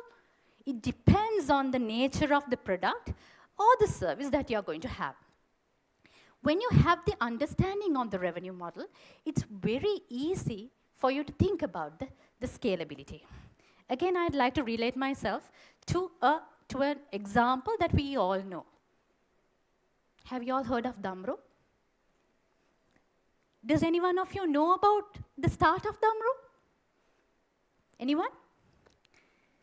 So, apparently, Damro was a very small furniture shop that was started at Nittamur as a very small furniture shop in a small city in Sri Lanka. What did the founder do differently? He continued to deliver a product that's with quality, that's durable. And he slowly expanded it across all the cities, all the towns in Sri Lanka. It needs not to be like a very developed city in Sri Lanka. It's there in all the towns. And what have they done? They have started it with අපි ගෙදරට ගන්න normal furniture. ඒ furniture වලින් පටන් ගත්ත දම්රු ආයතනය දැන් ඕගලන් බැලුවොත් එහෙම product catalog එකට ගිහිල්ලා ඒගොල්ලන් ගාව variety එකක් furniture තියෙනවා. ඒ furniture වලත් ඒගොල්ලන්ගේ categories ගොඩක් තියෙනවා. මේ categories වලින් ඒගොල්ලන් බොහොමයක් office furniture produce කරනවා. හිතන්න එතනදී ඒ scalability එක එයා පටන් ගත්ත තැන ගත්තොත් එහෙම පොඩි සිටි එකකින් පටන් අරන් ඊට පස්සේ පොඩි ටවුන් එකකින් පටන් අරන් ඒක එක්ස්පෑන්ඩ් කරලා ඒ එක්ස්පෑන්ඩ් කරද්දි ප්‍රොඩක්ට් එකේ variations උත් එක්ස්පෑන්ඩ් කරලා තියෙනවා. So it is about the thinking, it's about how you are going to position yourself in that particular market with the product you have. There's nothing complex about it, but you got to be creative with your idea. You got to be creative with your product. Let's go to the next. We spoke about the cost, revenue, and profits. Now, I am a through and through finance person. I've learned it, like the hard way. From the young age, I've learned it. But it's not something simple for all of you guys, and I'm not going to go into technicals. But why it is important is, just like Diniti said, දැන් හිතන්න සිල්ලර කඩයක විදියට නම් අපි අපේ manage කරන්නේ business එක. මම මගේ ගෙදර වියදම් ටික බලන්නේ, දරුවන්ගේ ක්ලාස් ෆීස් ගෙවන්නේ, ඊට පස්සේ මගේ සලාන් එකට මේවා කරන්නේ, ওই ටික ඔක්කොම මගේ ලාච්වෙන් හරි මගේ බැංක් account එකෙන් හරි නම්. You don't have any track on that. You have no idea how much you are earning. You have no idea how much you are spending. And how do you think that you can expand your product? And do you think an investor would be willing to work with it? Because what matters is when an investor is evaluating your product, as I said, they would evaluate the founder, you. They would evaluate the business because they want to see whether this business has a promising path, promising journey. And they would do their own due diligence. They would want to see not the history, but most importantly, the future. If you don't have the right knowledge, the knowledge about your current state of the business, how are you planning to expand it? Even when you prepare your due diligence, it has to be, you have to have control over your numbers. Let's move to the next. Pitch with confidence. When you gather all the information that I spoke to you today, you are overall. You have a good product, you have a good idea, you know how to scale your product, you know what your market is, you know who your audience is. You can confidently go and pitch to the investor. You know what an investor expects from you. And you are going to definitely get that support from an investor when you have clarity in your business. Because I have worked with investors, and they would ask you questions, because this is a long-term relationship. They want to understand what we are doing, with whom we are working, how we are working. So it's important we own the room. We become confident. We love our idea. We know our product well, and we presented it with confidence. Let's go to the next. This is the final slide that I'm going to discuss today with you all. Just as the investor get an opportunity to choose, because if you see, there are thousands of startups in Sri Lanka. An investor get to choose with whom they are going to work. But again, remember, you also have the opportunity, you also have the right to evaluate with whom you're going to work with. He is going to be a partner. This relationship is going to be long-term. You have to choose this partner wisely. Why is it important? You would have a vision towards your product. You know what you want to get there. And you would need someone who can support you in this journey, who would work along with you, who is ethical, and who has the same values that we carry. If not, there are going to be always issues, concerns, challenges, because the investor might not be ready to listen to you. And he might want to do the things the way he wants. Will that work? It's not going to be a cordial relationship, and it's not going to be a pleasant experience for you. So it's important you choose your investor wisely. You can always, just the same way the investor does due diligence on you, evaluate your investor, understand who he is, speak to people and understand if he has invested in other companies, other startups, get to know how he has been working with, what level of contribution he brings to you. When you have that clear understanding, you can have a better relationship and a long-lasting journey. He would help you to get you to the next level. Thank you.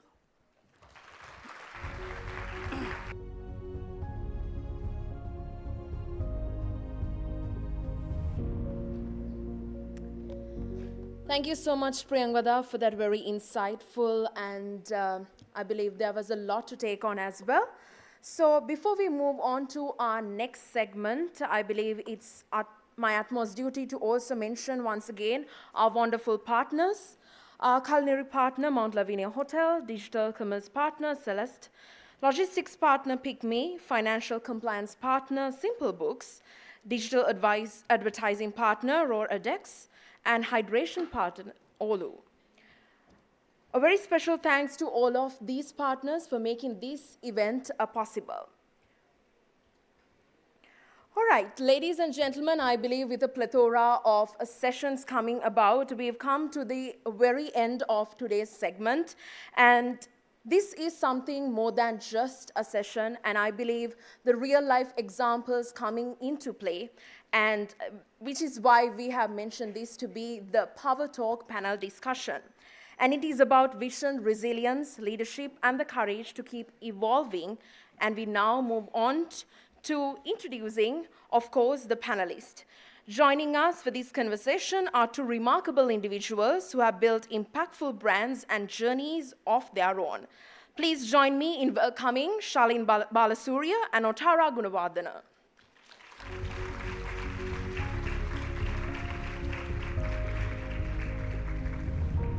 And ladies and gentlemen, obviously, to guide this discussion and bring out the insights from our panelists, we will be having our moderator for the session, the ever so vibrant Sasha Karnaratna.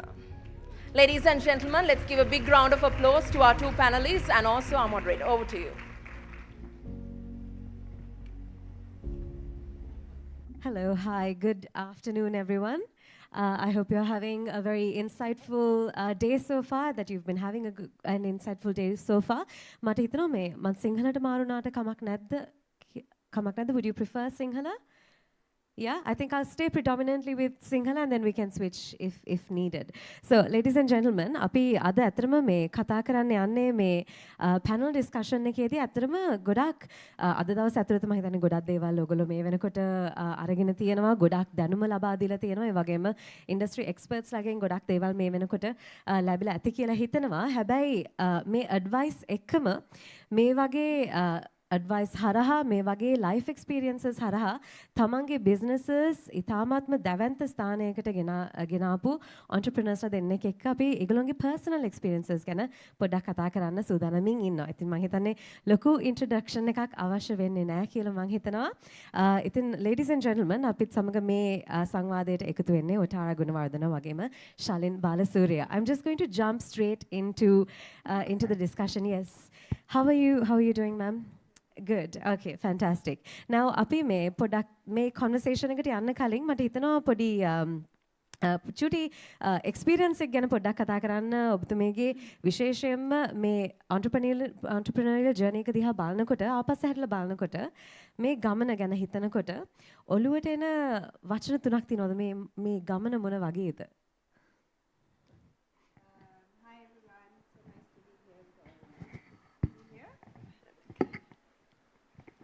මම සිංහලෙන් කතා කරන්න පුළුවන් නමුත් මම ඉංග්‍රීසියෙන් No worries. answer කරන්නම්. I would say that extremely exciting and adventurous and very satisfying over the years. It was 25 years for me of one, Odell, and then after that I did a couple other things. Also to do with retail and fashion and business. But yeah, it's a lot of challenges, a lot of pressure, a lot of work. But at the end of the day, I have the time now to look back, obviously, and it's I wouldn't change anything for the world. Yeah, absolutely. I think a lot of us, aspire to be someone like you, aspire to reach the heights that you have reached, and I think that's why it's really important to hear your personal experience through this panel discussion. Shalin, you've had a very interesting journey as well. අපි විශේෂයෙන්ම හිතන්නේ ඔබේ පොඩි කාලේ ඔබ දැක්කා female entrepreneur කෙනෙක්, ඔබේ අම්මා, ඔබේ මව මේ ගමන ආරම්භ කරලා මේ business එක ආරම්භ කරලා ඇයගේ ගමන දැකලා එතනින් එහාට තමයි අපි ඔබේ ගමන දකින්නේ. What was that like? What would you say is one of the most important lessons you learned from her? I think the big one is how she treated people. විශේෂයෙන්ම මේ beauty industry එක ගත්තම everyone looks at beauty as vanity, and something she used to always say is, I've been saying this all day and I'm going to say it again, it's about how it makes people feel. Because we had a salon connected to a house growing up when I was a little kid. And people used to come to that salon not just for their beauty treatments, but their conversations, just de-stressing, and they left feeling good. And it was far deeper than just a salon treatment or selling product or whatever. It made people feel good about themselves. And that was such an inspiring message and something we carry every day today as well. Absolutely. I think that reflects in your brand and your branding for all of these brands as well. In terms of, I think, when you look at a lot of these women who are here today, I can see a lot of them are just starting out their businesses. Some of them have spent a few years doing this. And one of the most important things for women is, how do I've now built this thing, I've decided I want to do this thing. How do I take it to the next step? Eka hari overwhelming feeling ekak, හැබැයි eka hari hopeful feeling ekak. මොකද අපිට ඕනේ තවත් දියුණු වෙන්න, we want to keep growing. But when it comes to the practicalities of it, I think a lot of people are kind of lost. There's a lot of advice out there. But how do you take those practical stages into moving into the next step? Do you remember a moment where you felt, okay, it's time for me to take the next step, but now what do I do? For me, I had, of course, several stages of that, several steps. And I can actually, if you want an example, I can actually relate it to the session earlier. Because I went through every one of those steps that she was talking about. I'll be fairly brief, but when I started with first just selling clothing with no money, no investment. I just went and borrowed stuff from factories and then sold it and started the cash flow from there. Then I paid the factories back, took more, sold more, and then started the first store with very little money. And at that time, I actually borrowed money from my mother and my brother, very little, like 20,000 rupees or 25,000 rupees. And that was the start of the first store. And then, of course, with the cash flow was the expansion. And then she spoke about a loan, and a few years later, I took a very small loan, maybe 150,000 from a bank, then, which may be about, I guess, 1.5 million or so in today's value. And then subsequently after that, one store into 5 stores, 6 stores, many stores, and then it was several years after that I decided I needed one really big store. And I started looking around Colombo and found the absolute perfect spot in Town Hall. And it was really badly deteriorated. And then we took it and I renovated it. And then it became sort of this amazing, fascinating store. And as Shalin said earlier, it was, it's a lot about the feeling as well. It's not, of course, the product and the service and everything is so important, but it's also how it makes people feel. And so people would come not just to shop, but just to be there as well. And then the next step was, of course, that I took a much bigger loan and then, expanded the store from like 12,000 square foot to about 50,000. And that was the very big hotel that you saw subsequently. And, as the years went on, then it was time to expand some more. And then, we wanted to do like more stores, to add on more stores. That's the time we did the IPO and listed on the stock exchange. And then that brought in, I think, about 250 to 300 million. And then we were able to open like 7, 8 other stores. And then some years later after that, to expand more and to do like a bigger expansion, we brought in a foreign investor from Malaysia, which was Parks and Retail, and they were like a $4-5 billion business in Malaysia. And they bought like 47% of the company and brought in the money. And so I became a smaller shareholder, obviously. And then, subsequently, a few years after that, I left. I exited. But like she said earlier, the investment and their interest was because, of course, the business, the revenue, and also the founder and the founder's passion and the founder's creativity and interest to grow the business. I mean, you spoke about a few moments where I would just really want to stop you and ask more details. When you said the company, when you put it into the stock market, and then before that you expanded with the town hall space. These are things that, we have women here who've started off with just their general knowledge of just, okay, I want to start this business. I know how the math works generally. Let me start this and see if it's profitable. And now you see, okay, this is a profitable business. I can expand. How does one go from being just someone working at just the ground level, at just common sense, to then learning about how I need to take the next step? How does business work? How does expanding work? Where did that knowledge come to you from? I don't know. Because I was a model and a biologist. So what I was doing was I was modeling, and I had a degree in biology, and I had a great interest and a passion to sell things and to make people happy. And then it kind of evolves, right? You sell to 10 people, then 20, then more ask, and you move on. But it's really important about the interest and the love and the passion for what you do.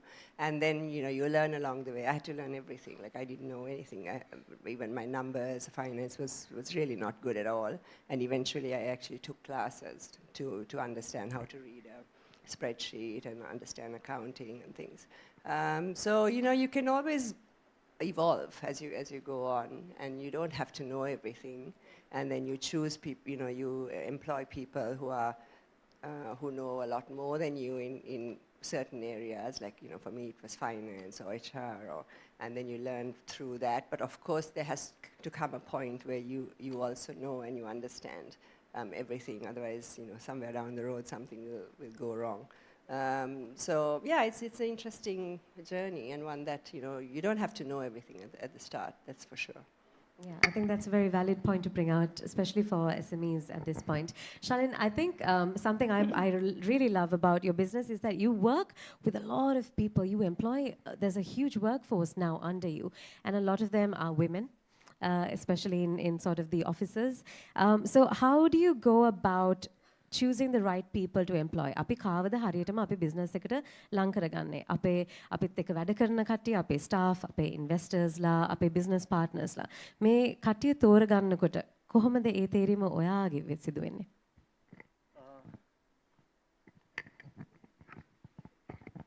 ඉස්සෙල්ලා මේ අර ඉස්සෙල්ලාට අර උත්තර දී ප්‍රශ්නටත් එක්ක ගන්නම්. So about bringing people into your business. The first round is when you scale, when you feel that there are areas when you're not knowledgeable in, you need to bring in people who are more knowledgeable than you in those other areas. ඒක අත්‍යවශ්‍ය දෙයක්. Either as partners or as staff. එතනදී අත්‍යවශ්‍ය දේ තමයි, as an entrepreneur, you need to know a lot of things, just enough to know that it's not going wrong. But you don't have to know it in depth, because you can bring people in to do that. A key thing when you're scaling, though, when you go from a small business to getting larger and larger, is to ensure that you're not spending a bulk of your time handling the operations of the business at the cost of not bringing the magic that you brought to the business that made it successful anyway.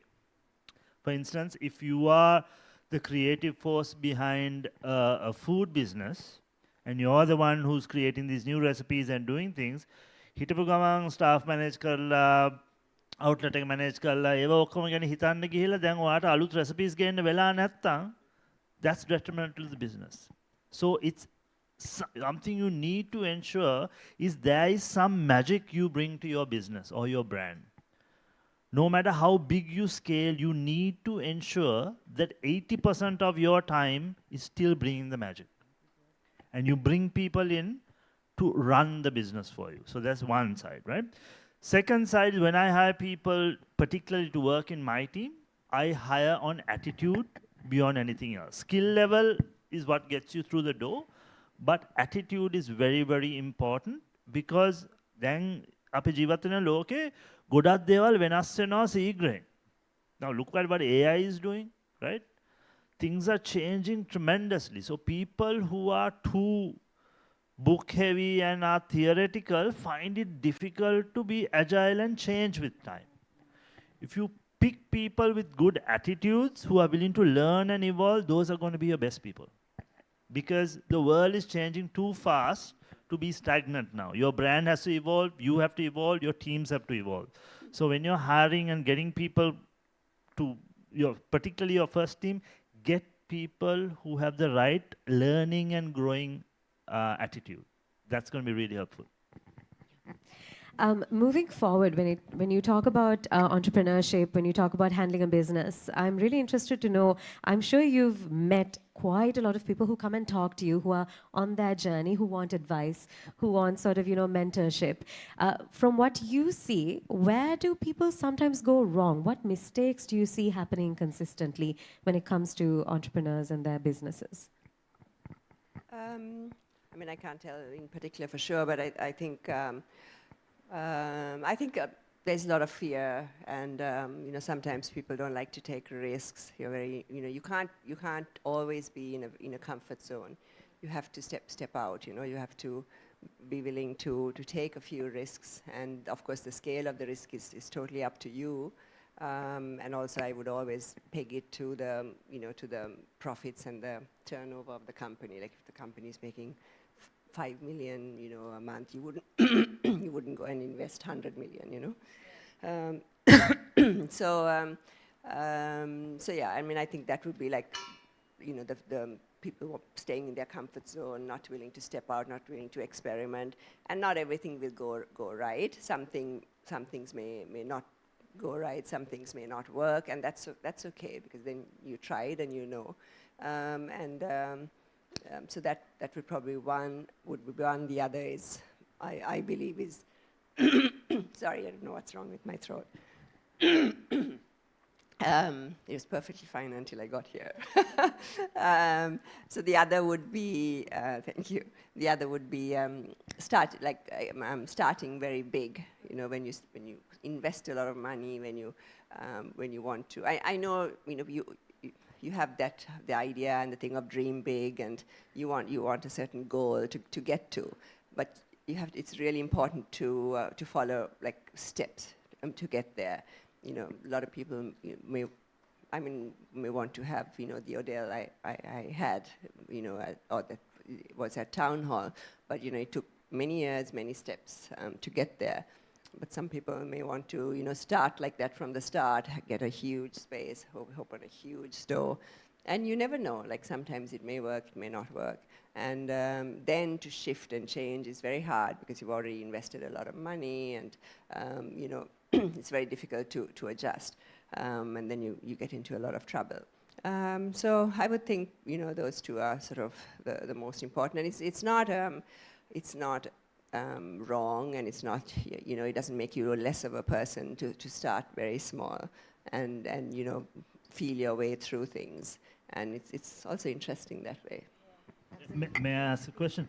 I've been talking to a lot of these guys about their personal brands, and you can't think of Odell without Otara, even like today. So many years after you actually left the brand as well, and it was such a strong link to the brand. Even today, we see you building personal brand on social, and it's quite brave. And a lot of the problems is ladies have been telling me is, but I'm shy, and so on and so forth. What would you say to them? Yeah, you have to be willing to step out, and Charlene is right. Like I do it today in a different way. Like with my crazy TikToks, and even I did one yesterday as well, me dancing, and and really, to a lot of people, it'd be like, what is she doing? Like, but it's just, you have to get rid of all the in society, in the way we're taught, the way we're brought up, where a lot of sort of restrictions are put on us. We're put in a box, don't speak like this, don't act like that. You can't go and do this sort of crazy dance stuff. Like, what are you doing? You're an entrepreneur, you're a businesswoman, what are you doing? But it's fine. Like, you have to be able to be yourself and just let whatever's inside, come out. And it's what I also did with Embark. And I started Embark when I was in Odell, because my greatest passion was always, more than fashion and retail, was always animals. And it was like, how do I bring that out while I'm running this big empire, fashion and retail empire? And that's why then I chose Embark, and then I'm out on the road, like petting dogs and this, and like to many people, it will be like something you just don't. It's not normal, to do. So the boundaries of how we've taught to think of being normal and behaving, you really have to shake it. And I think it's really important to be, especially when it's your business and you're the brand, you have to be willing to be visible, to be out there. And it doesn't really matter what people say, as long as you know you enjoy it, you love it, you think it's fun. I think it's really important to shake the barriers and the boundaries that we are taught from childhood to live within. I'll just add to that. Friends of mine used to make fun of me about social media. So, he's on social media again. Oh, he's posting a video again, right? You've seen this thing going around, say it's cringe till you make it, right? And that's absolutely true. When you guys go and start your stuff, people will make fun of you. People will say shit. But keep going, because once you make it, that's it. No one's going to go back and say, it's not funny anymore. It's like, wow. So if you're scared about what people will say, I shared it earlier as well, don't worry about it, because you're going to make it. Actually, I'll add to that, because it was the same for me with Embark initially. I used to see lots of people, when I post stuff saying what, like dog woman and this and balloonona, various stuff, right? And it doesn't matter to me. I know I'm doing the right thing. And of course, on the other side, you get so many other people who are very appreciative and understand it. And eventually, look at today, everybody's helping street dogs. Everybody understands. So if I wasn't willing to take that step, and it's the same with the social media, which is I don't know why I do it now.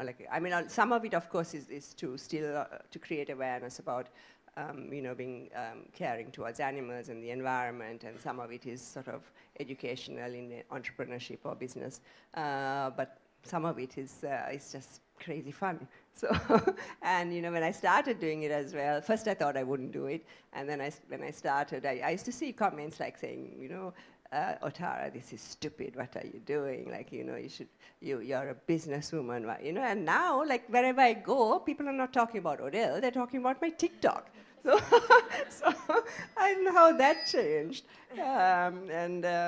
So yeah, it's and I don't know why I'm doing it. I just do it because I love it and I enjoy it. But yeah, so it's anyway, the end of the story is that you have to just remove not that all of you have to get on TikTok, but you have to, but for a brand, as you can see with Shalin's, it's amazing platform to create awareness for your brand and to create interest. And that's how it is today. So when you're selling something and you have a product, you can't, you have to be visible. Visibility is so important.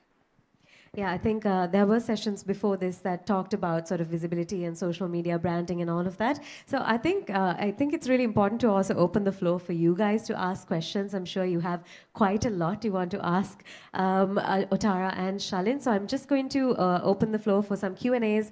Prashnak Tinawanang Ahanna, now is your opportunity. You have Otara here, you have Shalin here. So any final questions or anything of the sort that can help your business? I see someone raising their hand there. We can pass the mic there.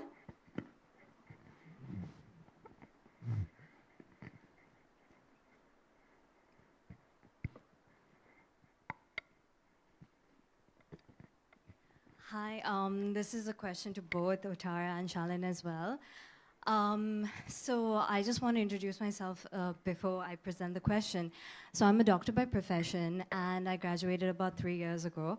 But I'm putting my healthcare career on pause to start an art cafe in Sri Lanka, which is a very crazy idea and obviously comes with a lot of criticism as well, especially given that, as a medical person, I don't know anything about art.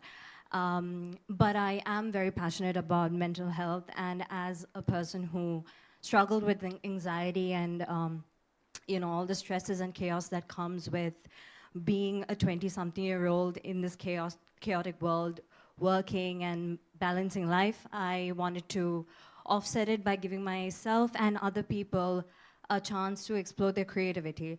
So with that, we have now opened an art cafe, and it's a creative space for all people who want to express everything through art, from casual to professionals. But the question is, as we are, currently in a very unprecedented moment, economically and politically, how does a business like that, that's just starting off, that's kind of a different concept, thrive, or how do we sustain ourselves in an environment like this, given where things are going? Okay, shall I start? Look, I think in an environment like this, your de-stress style art cafe will do really well if you get it out there. People will want spaces that are peaceful. People will want spaces that you can break from the clutter. Particularly in an overstimulated digital era we live in, a space like that I think could be really, really cool. It might be fun if you said no phones allowed. Yes, there's no laptops allowed. That's what I wanted. Great, and I think it's a very interesting concept. Also, don't forget how resilient this world is and how resilient Sri Lanka is. Things will happen, but we'll continue. I don't know if you're old enough to remember this. We went through 30 years of war and we still got things done, right? We've started businesses, got all those things done. So these things will come up, these things will go away. Start your businesses, get things going, believe in what you're doing. New concepts in particular sometimes have the possibility of really taking off in times like this, because the fit in terms of mind space is really good, I think. So go for it. Okay, no, because I think the scary part of it all is because we have rented a space, and obviously we are having to pay the rent, and and now this is just coming at a junction where things are starting to take off for us as well. So how do we, like, even on a financial aspect, manage that, which is, the scary bit? So, when I started Odell, it was the height of the war, right? Nobody was doing anything because everyone was afraid to start something new. But I started anyway, and it obviously was a huge success story. And during the at least 10, 15 years of Odell was different stages of war. So, there's sometimes it's a good time to start because, it gives you sort of space to experiment and, progress step by step. So yeah, and I think it's a good thing that you're doing, because I think in the future there's a lot more of this sort of creative spaces, and that's going to get really popular, I think. And funnily enough, I read an article yesterday. I can't quote you from where because I can't remember, but it did say one of the job areas that will drop tremendously is nursing care, doctors, and hospitals. So maybe your timing is perfect. I don't know.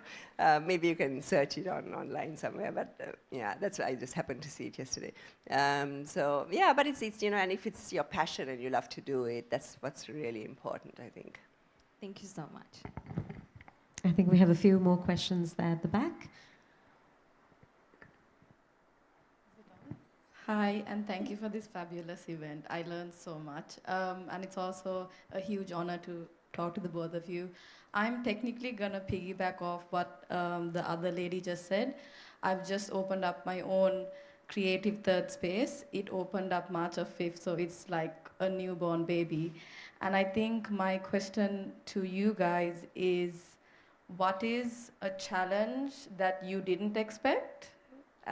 And as calculated as you are, and the team that you had, what is a challenge that came, and how did you sort of get off that hurdle? If I was clear.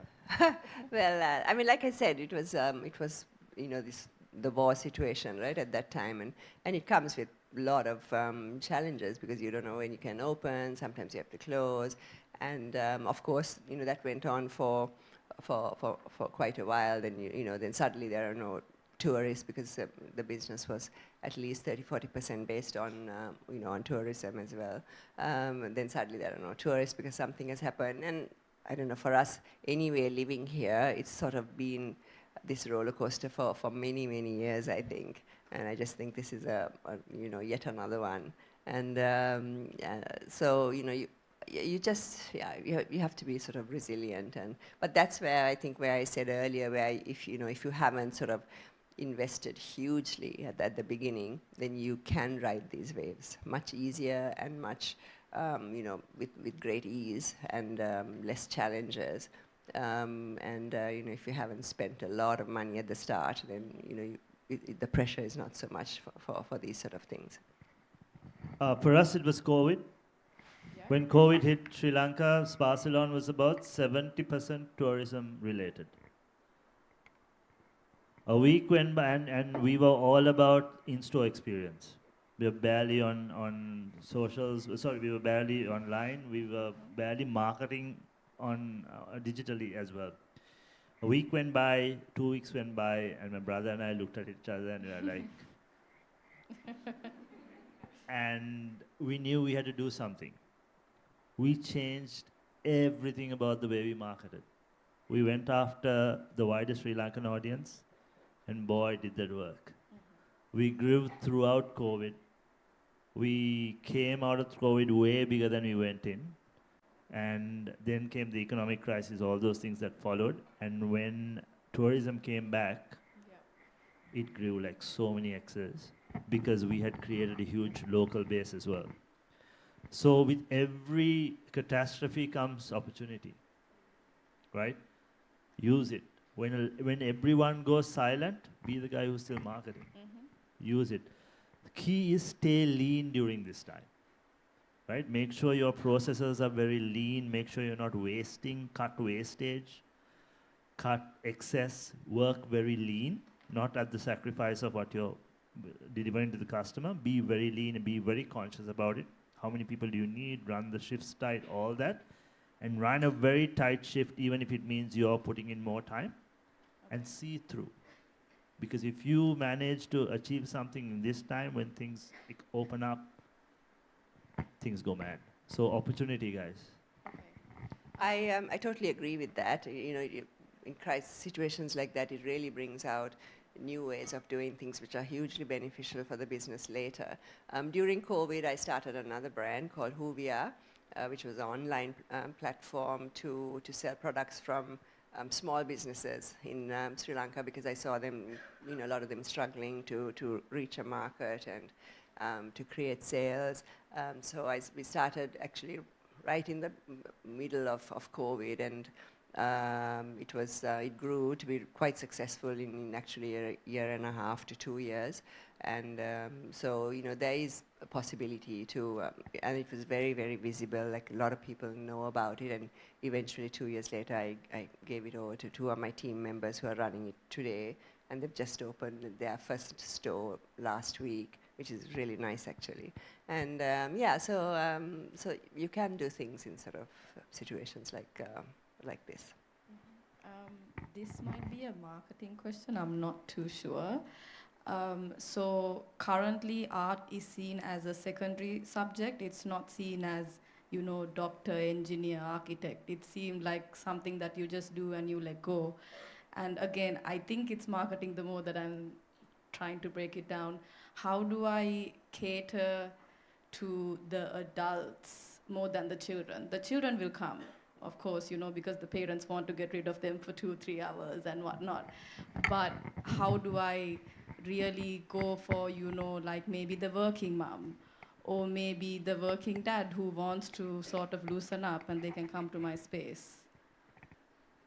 It is a marketing question, Yeah. but I want you to understand this. The way the world works is in cycles, right? I'll explain. Before, let's say, when the first industrial revolution hit, things went machine-made, suddenly from handmade to machine-made. When it went to machine-made, then machine-made things became expensive. Oh, it's machine-made and not handmade. A long period of machine-made, and everyone was making machines. Now suddenly handmade became the more sought-after thing, right? So there are cycles like that. Now, tech is going to become that thing. The heavily tech-oriented things are going to become so common and everywhere because it's so accessible through AI that the softer skills like art, poetry, watching stage plays. All those things are going to become sought after now because people are going to want connection. So you're in a perfect space because AI can't replicate a hand-drawn thing with all its... No, it can't. Exactly, Can right? never. Yeah. So the poetry, art, human singing, watching a play in a theater, those things are going to become sought after. And people are going to need these things as almost digital detox because there's so much digital. So you're in the right space. Just start communicating it. Okay, Yeah, I totally agree. I think that's going to be a huge shift towards more sort of creativity and spaces like that. And you just have to visit Kalapola this year to see how amazingly it's evolved from a year or two ago with so much art and so much creativity. It's it's a huge shift. So it'll only grow, I think. I think we're almost out of time, so I think we'll make space for one more. Yeah. So as women entrepreneurs, as women, we're always very emotionally connected to our business. And when it comes to decisions, when we are making about businesses, sometimes we have to lack the emotional skills. Sometimes the decisions that we are making emotionally will not contribute best to the business financially. So how would you help us to overcome that? Like when we are women, we are making emotional decisions. So how should we be very much more practical when it comes to business? I think whoever is running a business should be emotionally connected. Yes. Doesn't matter the gender, because it's so important. And and also you have to have a little bit of your heart involved. No matter who it is, you have to have a little bit of your heart, not a little bit, a lot of your heart involved to to bring the changes, to make the decisions, to create new spaces, new things. But you have to, a business is a entity, right? So you have to look at all of it in the space of how you're going to take decisions to benefit your business. Not if it may. I mean, I wouldn't have sold Odell otherwise. Because it was a business decision to sell it, as well as I wanted to do other things in my life. But if I was someone who could have remained very, very connected and very emotionally attached to it, because it's something I started from the beginning. So actually, it was someone very close to me told me, like, it's a business decision you have to make. You have to cut off. Because I was like that initially, but how can I sell it? What will happen? A lot of things you just have to take like business decisions, and you don't have to be sort of sad about it or whatever. But if it's what's going to benefit your business and benefit your brand or whatever it is your services, then you just have to make that call. Can I give you a small trick? To ensure you're not making emotional decisions at difficult times? Put it on paper. Yeah. When you take it out of your mind and put it on paper, you're almost removing yourself from it, and you're looking at it from outside. Do pros and cons lists, do financial analysis, all that, put it on paper and look at it like you're looking at something from the outside. It sometimes helps pull away a little bit. Yeah, so I have had my business for 6 years now. I have 2 branches of my salon, and I'm planning on transitioning into beauty products. So when I'm transitioning, it's almost like giving up on my own child. I feel like even though I'm planning on franchising my salon, I feel like I'm giving up on my own child in order to have another child. That's how it feels like for me. That's why I asked, like, is it okay to make emotional decisions? Even when I'm franchising, I'm planning on like holding 50% of the shares because I want to make sure I am involved, which I know that I am micromanaging as well. I know a lot of women make that mistake. Sometimes we micromanage because we want to make sure everything is perfect from our side. That's the emotional aspect of it. So yeah. Can I tell you this? Money aside, what will make you happy? I think the salon, because that's where I started. Then do the salon. Yes. At the end of the day, yeah, you need to be happy, right? it's the first child. So if giving that up is going to take from that, don't. Yes, true. Thank you. Thank you. I'm just going to make some space for just one more question maybe on this side. Yeah, I think her hand shot right up over there. Up to the mic, yeah.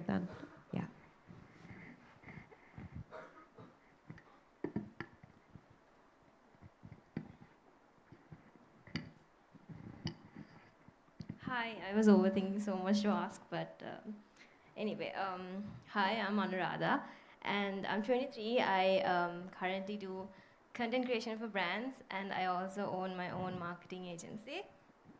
I've seen you on Yeah, I've met socials. you. Yeah, that's good job. So I've been doing this for like 5 years now, but I don't talk about it on my socials, even though I do content for other brands, because like deep down I feel like I'm not still confident enough to talk about it. So I just want to ask, currently I have two platforms, so my brand page and my content creation, like my personal account. So I wanted to know any tips on how I could combine both platforms, as in build a personal brand, but also make sure I get clients through it, but at the same time not lose out on the brand work I get. Any tips on that? Why would you combine them? Run both. It's a bit too stressful to think about creating a lot of content for two accounts, like since I manage pretty much a whole team and all the clients I work with. But you suggest me to just go on as I am, as two accounts. Look, if you are getting traction on two accounts, don't drop it. That's fantastic. If what you need to run the second account is some help, you're running a small agency as well, piggyback on that and get a staff who does something else, plus help you run one more account. If two accounts are both running well, and there are two different angles of you, let it go. Don't give it up. What about the personal brand aspect of it? So that, does it go in my personal account as an influencer, but also someone who's running a business, or do you suggest just being an influencer on that page only without sharing the work I do? Here's the deal. If you came to me and say, hey, I run a small agency, would you give me work? I'll say, show me your page. And if you showed me your page and it was doing well, I'd trust to give you content, right? Because you're showing that you can do something and make something happen. So why drop that? Leave that. Then you have your business page where multiple people can be involved. You have your page that you're running. I think it's perfect. But being the face of the agency is still all right? Absolutely. Okay, that's what I've been thinking, if I should share more about it on that account. Because right now what I do is I show the work as in without... Let's ask Sasha, right? Tell us, what do you think? Yeah, I think you can, like you said, first child and second child, it can be a thing, right? Like for me, my personal brand is, as an influencer, is very, stable. But then alongside it, I have a social media marketing agency, and yes, I am involved, and a lot of the work that comes our way are from people who know me personally, because they know, oh, Sasha has an agency, let me give her the work. It's not coming through other avenues of people looking for just any agency. My agency gets work because people know me and how I work. So I think you can utilize that and double down on that and have more people involved who can help you keep, like Shalin said, you shouldn't have to be the only person creating content for your influencer platform and the agency. You need other people involved. You need a team. So if you have the right team, I think it can be two things that you run parallelly. Thank you. I'd like to do something really quick because there are people who need assistance. Anyone running small agencies, can you stand up?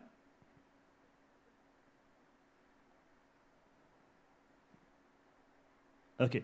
So guys, if you all need help with content or need small agency support, all these guys run small agencies, which is a perfect way of getting them on board to run content for you for a while, or learning something, or if you don't have the bandwidth, speak to guys like this before you spend tons of money on larger agencies and so on. So help each other out. Part of being here is networking. Remember the faces and say hi to them after we finish. Thank you so much.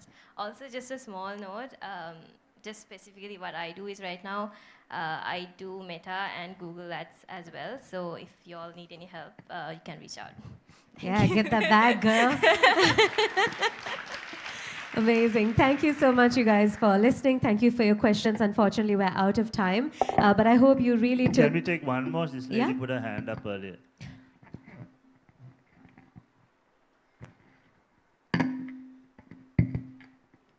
Thank you so much, Helene, for the chance. Actually, I want to share my story is something different. ඒ කියන්නේ මම පටන් ගත්තේ fashion designer කෙනෙක් විදියට මගේ story එක.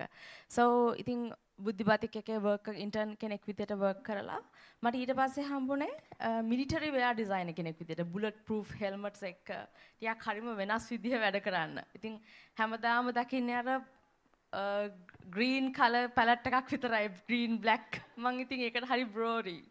ඉතින් ඒ නිසා මං හිතුවා මං මගේ ස්ට්‍රෙස් එක රිලීස් කරගන්න try කරේ හැම වෙලාවෙම කුරුටු බලි ඇඳලා මගේ ඩයරි එකේ. ඉතින් කුරුටු බලි කියන්නේ මට කවුරු හරි එක්ක මට පොඩි against එකක් આવොත් මං එයාව කැතට කුරුටු විදියට. So මම කාට හරි පොඩි ඒ කියන්නේ ලව් මට ආදරේ පෙන්වන්න ඕනේ නම් මං කරන්නේ එයාව ලස්සනට cute විදියට ඇඳලා දෙන එක. So ඒකට ටිකක් හැමෝම ඉන්ට්‍රෙස්ට් මගේ ඔෆිස් එකේ යාළුවෝ හැමෝම. ඉතින් මං ඒකෙන් මං දවසක තීරණය කරා මං ඔෆිස් එකෙන් අයින් වෙලා එළියට එනවා කියලා. හැබැයි මම ආයේ ස්ටාර්ට් අප් උනේ මගේ කුරුටු බලි බිස්නස් එකේ. ඒක නම සාජි ඩිසයින් ස්ටුඩියෝ. ඒකේ තනිකරම තියෙන ඩූඩල් ආර්ට්ස්. ඒතර ඩූඩල් ආර්ට්ස් සෙල් කරන්න මම පටන් ගත්තා. ඒක නියමෙට වැඩ කරා. So ඉතින් මං ඒකෙන් සෑහෙන දුරට ගිහිල්ලා මං ස්ටුඩියෝ එකක් හැදුවා Bandarawela.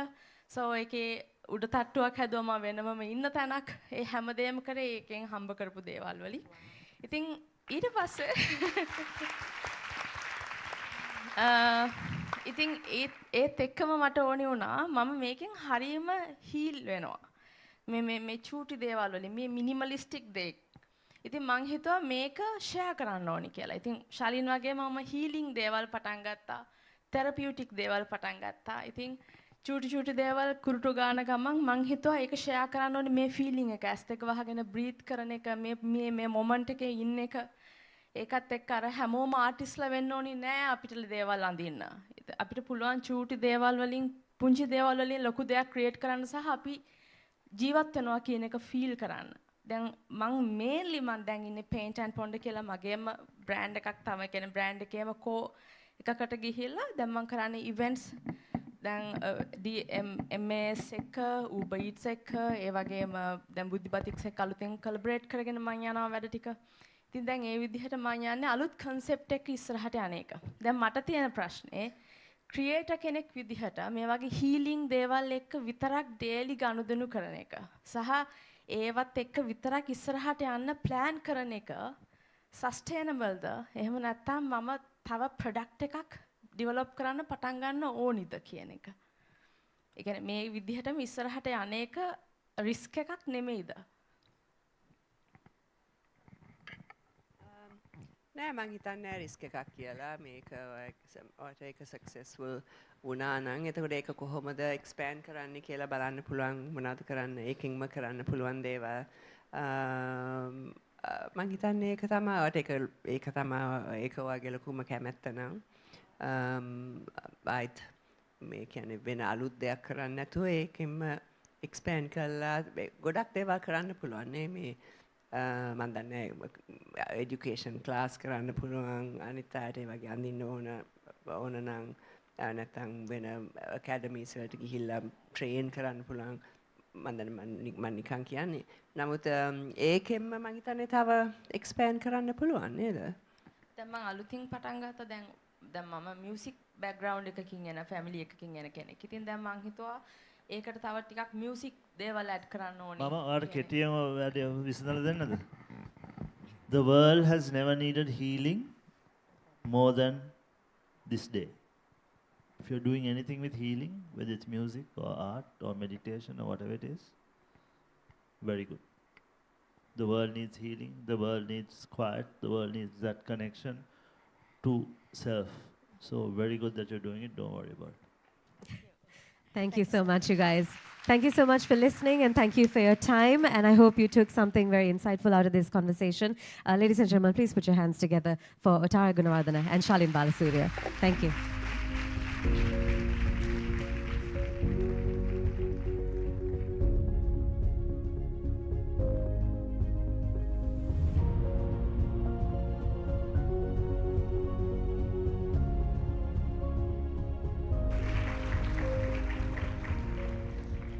Thank you so much once again to Otara, Charlene, and also Sasha for having this wonderful and insightful panel discussion. I believe that was a wonderful closing for today's workshop as well, with a lot to take on and be inspired whereon. I believe all of y'all made sure to complete your forms and try your luck with the previously mentioned scholarship that is being provided by Slim, I believe. So in that context, I think it is time to guess who the lucky winners are. And I believe the Sparsilon team will bring about the box, and we would love to have Charlene on stage to choose the 5 lucky winners.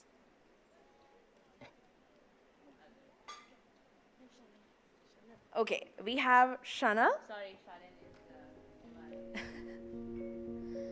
All right. We do have 5 lucky winners, and I'll be announcing the names.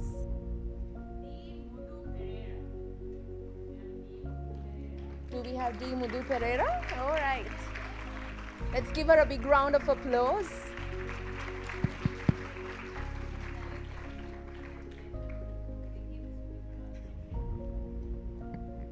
Aruni Jayawardena? Aruni? Ah, nice.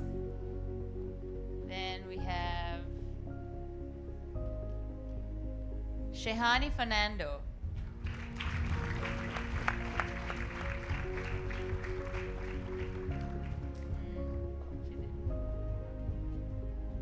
Pavani De Silva.